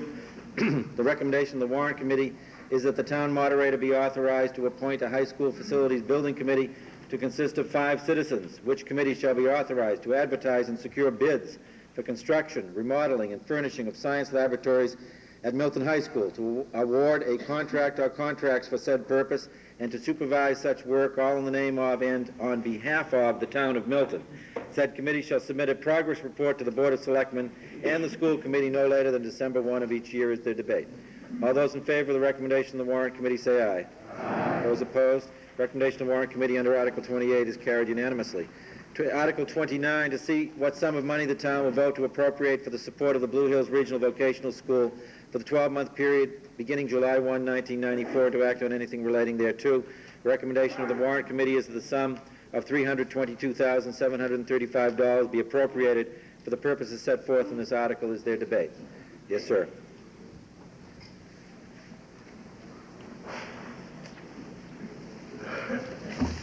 My name is Phil Kleiman. I'm a town meeting member from Precinct 11 and your representative to the Blue Hills School Committee. As noted in the printed comments of the Warrant Committee, it is now the Commonwealth of Massachusetts who determines the minimum funding levels for the public schools. The Blue Hills Regional School District has endeavored to meet that objective. Also, I'd like you to note that, as indicated in the Warrant Committee's report, the buy-in costs in their 8th year, that's a 10-year program. In 2 years, that $30,548 will no longer be included in the Blue Hills Regional request. Milton's assessment is based upon its proportional share of the Blue Hills operating budget as a function of the number of students from Milton who are enrolled in grades 9 through 12. In addition to the students who are enrolled in 9 through 12, a number of Milton residents are taking advantage of such things as the postgraduate programs, the extensive number of evening school programs, and also the community service programs such as the restaurant, bakery, hairdressing and skin care services, and our Olympic swimming pool. On behalf of the Blue Hills District School Committee and the school administration, I want to thank the Milton Town Meeting for its support over the past years and hope that you will act favorably upon this article. Thank you very much. Thank you, Mr. Kleiman. All those in favor of the recommendation of the Warrant Committee, say aye. Aye. Those opposed? The recommendation of the Warrant Committee under Article 29 is carried unanimously. Article 30, to see what sum of money the town will vote to appropriate for health and sanitation for the 12-month period beginning July 1, 1994, and to act on anything relating thereto. Recommendation of the Warrant Committee is that the town appropriate the amounts shown in the following tabulation under the heading recommended. And those are Board of Health, salaries and wages, $74,524, general expenses, $3,831, $500 for new equipment, extermination contractual services, $1,158, animal inspection, $600, for a total of $80,613. Is there any debate? All those in favor of the recommendation of the Warrant Committee say aye. Aye. Those opposed? The recommendation of the Warrant Committee under Article 30 is carried unanimously. Article 31, see what sum of money the town will vote to appropriate for the public library for the 12-month period beginning July 1, 1994. Are there amendments to this, Mr. Murphy? And before I read the recommendation, there are going to be changes to the recommendation of the Warrant Committee, and the moderator recognizes Mr. Murphy for that purpose. Yes, the Warrant Committee voted to change its recommendation in the following manner. Under new equipment, to change the zero to $4,000, and the book line item, $26,876, for a total of $527,333. This is the amount that would be, the total appropriation would be the amount that would be necessary to meet the state standards to keep the libraries certified and make them grant eligible and keep them as part of the library networks, etc. We had a meeting this morning with the chair of the Board of Library Trustees, who convinced us that she had discussed with the governor's staff, etc., and various state officials, State Board of Library Commissioners, and that the 100% standard that we were operating under, that is now part of the governor's proposed budget, would in fact be changed, and the administration did not intend to go back to the 100% standard, but would return to the 102.5% standard. And so we would rather do that now rather than later. You should know from reading the comment that the Warrant Committee has always been committed to meet the municipal appropriation requirement. $12,000 brings back at a minimum $26,000 in grant money, so it's fiscally responsible to do that. In order to fund this, we will later propose that we amend the reserve fund article, I think that's 51, and reduce that by $12,000. At the time we deliberated this article and we reduced the $12,000 down to the 100% standard, we had made a commitment that we would come back in later in the year, if necessary, and even in the event that there were no special town meeting in the fall, we would make a reserve fund transfer. So for us, this became a question of timing. Let's do it now rather than later and prepare the libraries for the grant eligibility. In addition, I might point out that one of the other very significant, beyond the mere $26,000 grant, the library is now studying its facility needs. There are multi-million dollars of library grant, building grant money that will be coming down the line, according to Mrs. Jeffries, quite a bit sooner than that had been anticipated, perhaps as early as fiscal '95. And so we would not want to do anything that would jeopardize the grant eligibility of the library. Thank you. So the amended recommendation of the Warrant Committee is that the town appropriate the amounts shown in the following tabulation under the headings recommended. And the changed figures are, under new equipment, add instead of zero, 4,000. And under books, instead of 18,876, make it 26,876.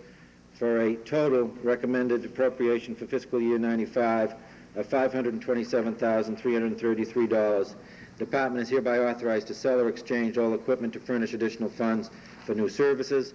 The chairperson of the Library Trustees is Marjorie Jeffries, and I assume, Mrs. Jeffries, you do not wish to be recognized in light of this? I would like to be recognized. You would like to be recognized, so you are therefore recognized.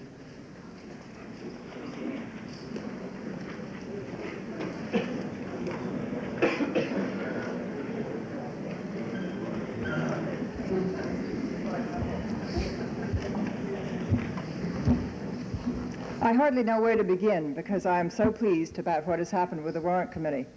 I think that it is really, really important that we look at the library as an institution in this town which is one of the 3 or 4 legs that the town stands on. Schools, and we can go through a litany of what is necessary for the town, but the library is certainly one of them. And as Mr. Murphy has said over and over again, as everybody has been saying, what we are looking at has been declining funds that have been available for maintenance. You can look at the walls on our building, which the outside walls are leaking, so the plaster's going to pieces. Deferred maintenance, which is going to cost more in the end. Everybody's saying this. We're saying this. Capital budget items have been set aside. And just for your information, in the litany of capital budget items in Article 18, the library's capital budget item has been neglected to be put in. And that would be something like the oil tank outside, which holds oil, needs to be replaced. It would cost about $25,000 to replace it now. If we wait and we have an oil leak, and you know these things happen, it may cost 4 times as much. Now, there's nothing we can do about it. I'm just putting this in front of you. At this time, there's nothing we can do about it. We are also in a minimum budgeting mode, which all of the town departments are in. And as Frank has said with the school department, we are at the lowest of comparison towns in the amount of appropriation. You can look on page 137 of the town report if you want to see this spelled out. Be glad that we have decided not to have a whole bunch of slides and a whole bunch of figures. Book prices. Here's something for you to contemplate with some amusement. In 1967, an adult fiction cost, the average price of adult hardcover fiction was $4.81. It is now $20.34. Nonfiction prices in 1967 were $9.62, and now they are $52.40. So we are very, very happy to get the $8,000 back again in our book budget. But I would like to say that the library is doing its part to try to help the town all it can. In 1990, the book budget was $69,000 plus dollars. In 1991, because of the budget crunch, the book budget was cut to $15,000 plus. And the library had to make up the balance of those funds because, like the town appropriation, the book budget is mandated as part of the certification process. In 1995, as you see, the town appropriation is $18,000, and yet we need to have $74,000. So the library will have to find these funds. We will find these funds. We have a double whammy this year because the Article 25 Space Library Needs Study Committee is asking for $10,000, but the recommendation is against any money, so the trustees will have to find this $10,000. We are entertaining the idea of selling off be very careful that I say some, of the art in order to raise some of this money. This is a one-time thing. We can't resell the art every year, not that art. So we are doing it very, very carefully. You'll hear more about it, I'm sure. The $12,000 that you just heard about being restored to the library budget can buy books and computers, but the real importance of this money is that it is necessary to meet the state requirement for the town appropriation for the library in order to be certified. Why is certification so important?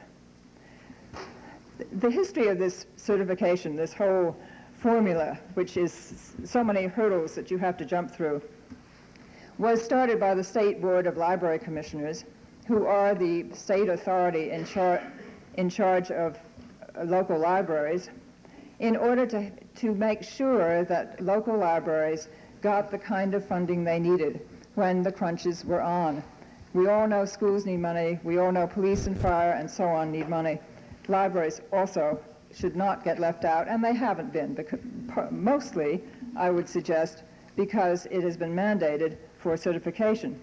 So that's nice. It's nice to be certified, but what it really means, there is an incentive, a carrot, to this appropriation that the towns must do, and the carrot is called an incentive grant. And we have been getting an incentive grant for the past few years, and thanks to the former chairman, Paul Buchanan, this incentive grant now goes straight to the library, instead of coming to the town, which means, of course, that the library gets a little more money, which is nice. And we have earned it because we have jumped through all those hoops. And after all, we have to remember that the town is not divided into a lot of different garments.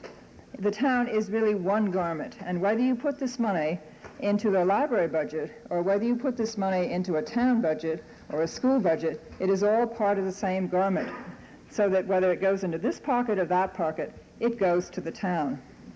So don't worry, you are getting this money as well. It doesn't matter whether it goes to this budget or that budget.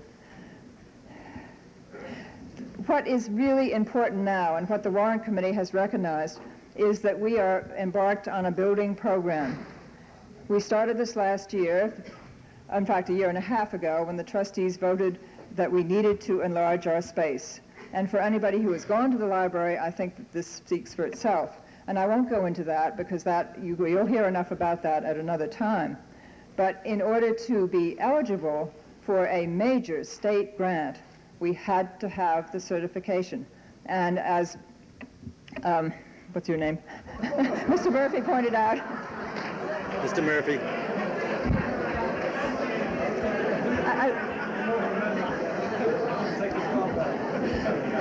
I have been known not to recognize all my best friends. Please don't take offense. Fred not, Marjorie. I have the same problem, so don't worry about it. It's a name problem. As he and his committee have recognized, this... I doubt I'll ever live this down.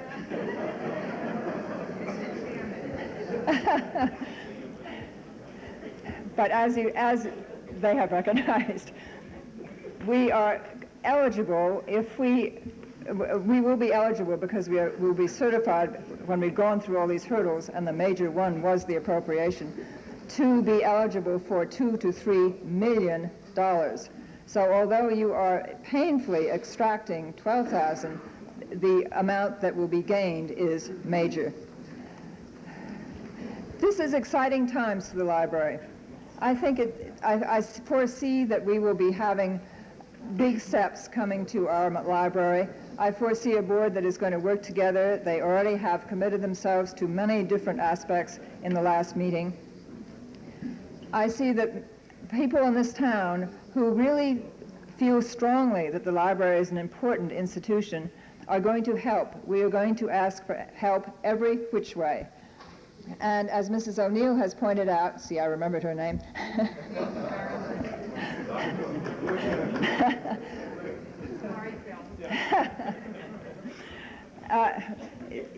She has been welcoming parents into the classroom. This is a wonderful thing. We welcome everybody into the library. We welcome everybody to help us in every way, and we will need a lot of help. Thank you. Thank you very much.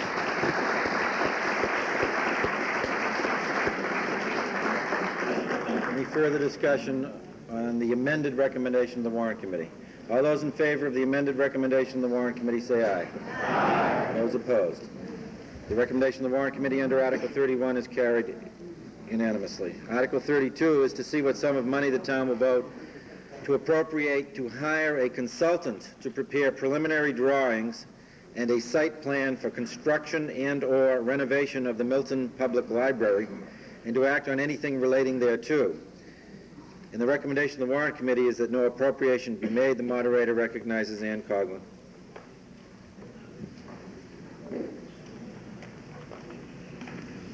I promise to be very brief. The Library Building Study Committee was established under Article 25 of the 1993 town meeting. The committee appointed by the moderator consists of myself as chairman, with members Paul Buchanan, Marjorie Jeffries, Joseph Santusuoso, and Russell Tremaine. We fully understand why no money was appropriated for our purposes last year, and we also understand the reason that none is being recommended in the current warrant. The committee has been working since its appointment last summer, and it is in the process of hiring a consultant using a grant from the library trustees. We expect to do the following. use the consultant to verify our needs, and present partial preliminary plans by September. Secondly, we expect to return to the town, if there is a special town meeting in the fall of this year, to seek money for schematic drawings in order to be able to apply for the state money that has already been discussed. The committee has identified 6 very important needs relative to the main library building, and they are as follows. There is a severe need for space for services, materials, and seating. There is a need for a physical layout that is efficient, not only to deliver services, but also for such matters as security and efficiency of staffing. For those of you who have been to the library lately, there is a severe need for proper heating, air conditioning, and ventilation, a need for a structure that is fully handicap accessible, a need for infrastructure to provide for emerging technologies, and lastly, for adequate parking. Thank you very much.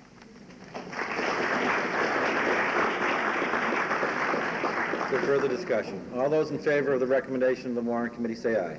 Aye. Those opposed. The recommendation of the Warrant Committee that no appropriation be made is carried. Article 33. To see what sum of money the town will vote to appropriate for the maintenance and improvement of the cemetery for the year beginning July 1, 1994, and to act on anything relating thereto. Do you have an amendment to the recommendation? The moderator recognizes Mr. Murphy for the purposes of amending the Warrant Committee's recommendation. Thank you for recognizing me.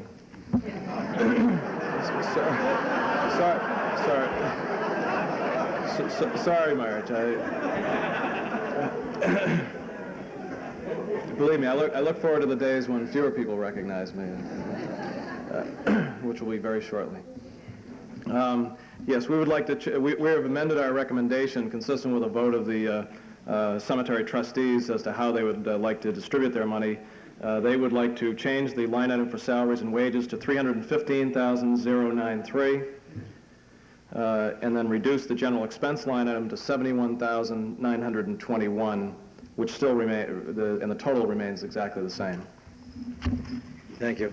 So the recommendation of the Warrant Committee is that the total be, in accordance with what Mr. Murphy just suggested, $315,093 for salary and wages, $71,921 for general expenses, for a total budget of $387,014, and that to meet said appropriation, the sum of $194,564 be raised from the tax levy of the fiscal year, and that the balance of the appropriation be transferred from available funds as follows: proceeds from the sale of burial rights, $68,000; income from cemetery perpetual care fund, $124,450, and the department is hereby authorized to sell or exchange all equipment to furnish additional funds for new equipment. Is there any further discussion? All those in favor of the recommendation of the Warrant Committee say aye. Aye. Those opposed? The recommendation of the Warrant Committee as amended is adopted unanimously under Article 33. Article 34 is to see if the town will vote to accept the following gifts to the Milton Cemetery for the planting of flowers and placing of decorations and the beautification of the Milton Cemetery as specified by the donor. I will not read them. They appear on page 44 of your warrant. The recommendation of the Warrant Committee is that the town vote yes. Is there any discussion or debate? All those in favor of the recommendation of the Warrant Committee say aye. Aye. Those opposed? The recommendation of the Warrant Committee is unanimously adopted under Article 34. Article 35, and this requires a two-thirds vote, is to see if the town, pursuant to Chapter 530 of the Acts of 1990, will authorize the trustees of the Milton Cemetery to borrow a sum of money from the Perpetual Care Fund for the purposes of cemetery development as set forth below at a rate of interest of 5% per annum. The term of such borrowing shall not exceed 10 years. The principal and interest shall be paid from the sale of burial rights in such manner as the trustees of the Milton Cemetery shall determine with the approval of the Board of Selectmen. A, to borrow a sum of money not to exceed $240,000 to complete the second and final phase of the new cemetery development project. Said money shall be used for surveying, permitting, road construction, installation of drainage structures and utility services, earthwork, finish grading, and landscaping. B, to borrow a sum of money not to exceed $47,000 for the construction of a pre-engineered steel building to replace the existing wood storage building. Said building is deemed necessary by the Board of Trustees of the Milton Cemetery to support the maintenance of 10 newly developed acres and to act on anything relating thereto. Now, the recommendation of the Warrant Committee is that the town vote to appropriate the sum of $287,000 for the purposes of this article, and to meet said appropriation, the town vote, in accordance with Chapter 530 of the Acts of 1990, to authorize the trustees of the Milton Cemetery to borrow the sum of $287,000 from the Cemetery Perpetual Care Fund at a rate of interest of 5% per annum, for a term not to exceed 10 years, with the principal and interest of such borrowing to be paid from the sale of burial rights in a manner determined by the trustees of the Milton Cemetery, subject to the approval of the Board of Selectmen, provided, however, that in no case may any portion of such payment be affected by appropriation from the tax levy. Is there discussion? All those in favor of the recommendation of the Warrant Committee say aye. Aye. Those opposed? It's unanimously adopted under Article 35, the recommendation of the Warrant Committee. Article 36 is to see what sum of money the town will vote to appropriate for the 12-month period beginning July 1, 1994, for the operation of parks and recreation, and to see if the town will vote to authorize the continued use of the Park and Recreation Revolving Fund pursuant to the provisions of Chapter 18 of the General Bylaws of the town, and to act on anything relating thereto. The recommendation of the Warrant Committee is that the town appropriate the amounts shown in the following tabulation under the heading recommended. And that total for parks and recreation is $181,114 as specified on page 46 of the warrant. And that the town vote to authorize the continued use of the Park and Recreation Revolving Fund pursuant to the provisions of Chapter 18 of the General Bylaws of the town. Is there discussion or debate? All those in favor of the You're recognized, Mr. Hearn.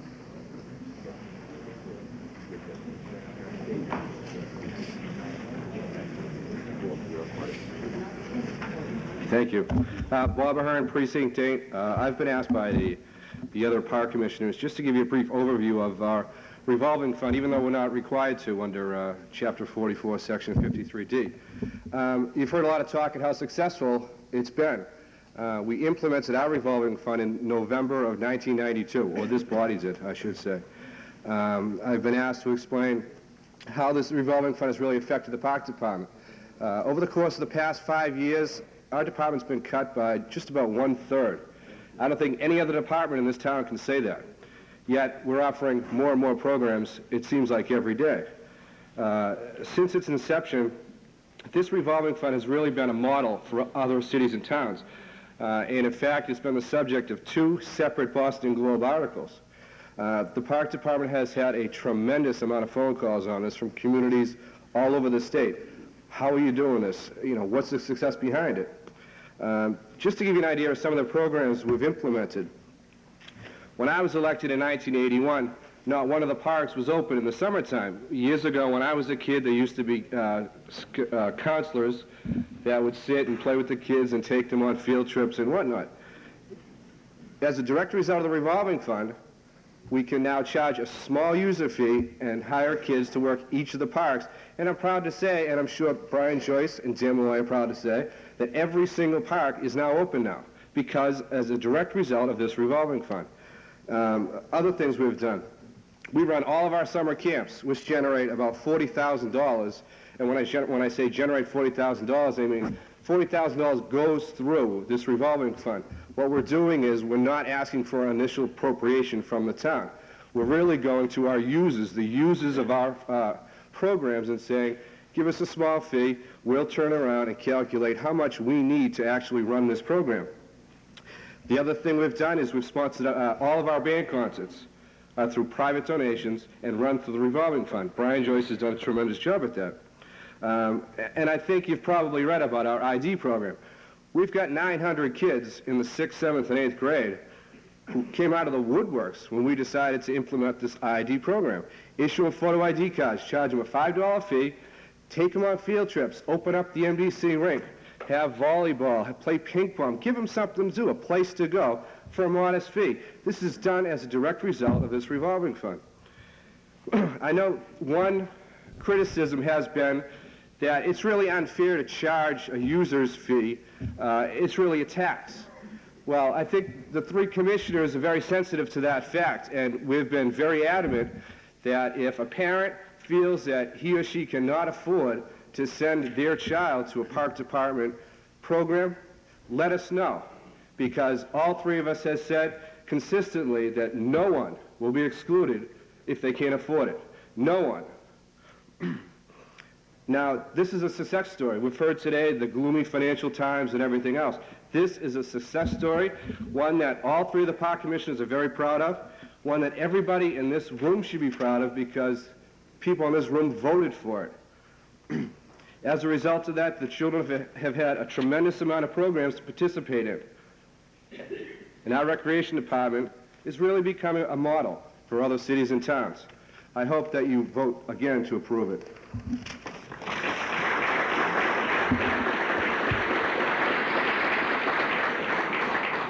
So further discussion. All those in favor of the recommendation of the Warrant Committee under Article 36, say aye. Aye. Those opposed. Recommendation of the Warrant Committee is adopted unanimously under Article 36. Article 37.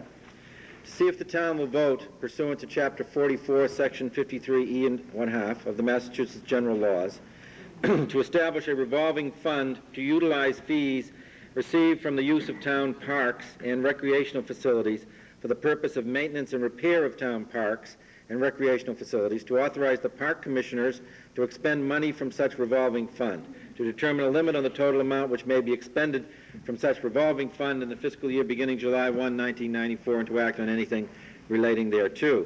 The recommendation of the Warrant Committee is that the town vote to establish a revolving fund pursuant to Mass General Law, Chapter 44, Section 53E and 1/2, to authorize the Board of Park Commissioners to use the fees received from the rental of park department facilities for the maintenance and repair of park department facilities, and to limit expenditures in the fiscal year beginning July 1, 1994 to $5,000. Is there any discussion? All those in favor of the recommendation of the Warrant Committee say aye. Aye. Those opposed. Recommendation of the Warrant Committee is unanimously adopted under Article 37. Kathy Dunphy is recognized. Mr. Moderator, I move that we adjourn the town meeting until Monday evening at 7:30 p.m. Is there a second? All those in favor of adjourning the meeting to 7:30 Monday here, say aye. Those opposed? The ayes have it. This meeting is now adjourned till Monday at 7:30. Thank you all very much.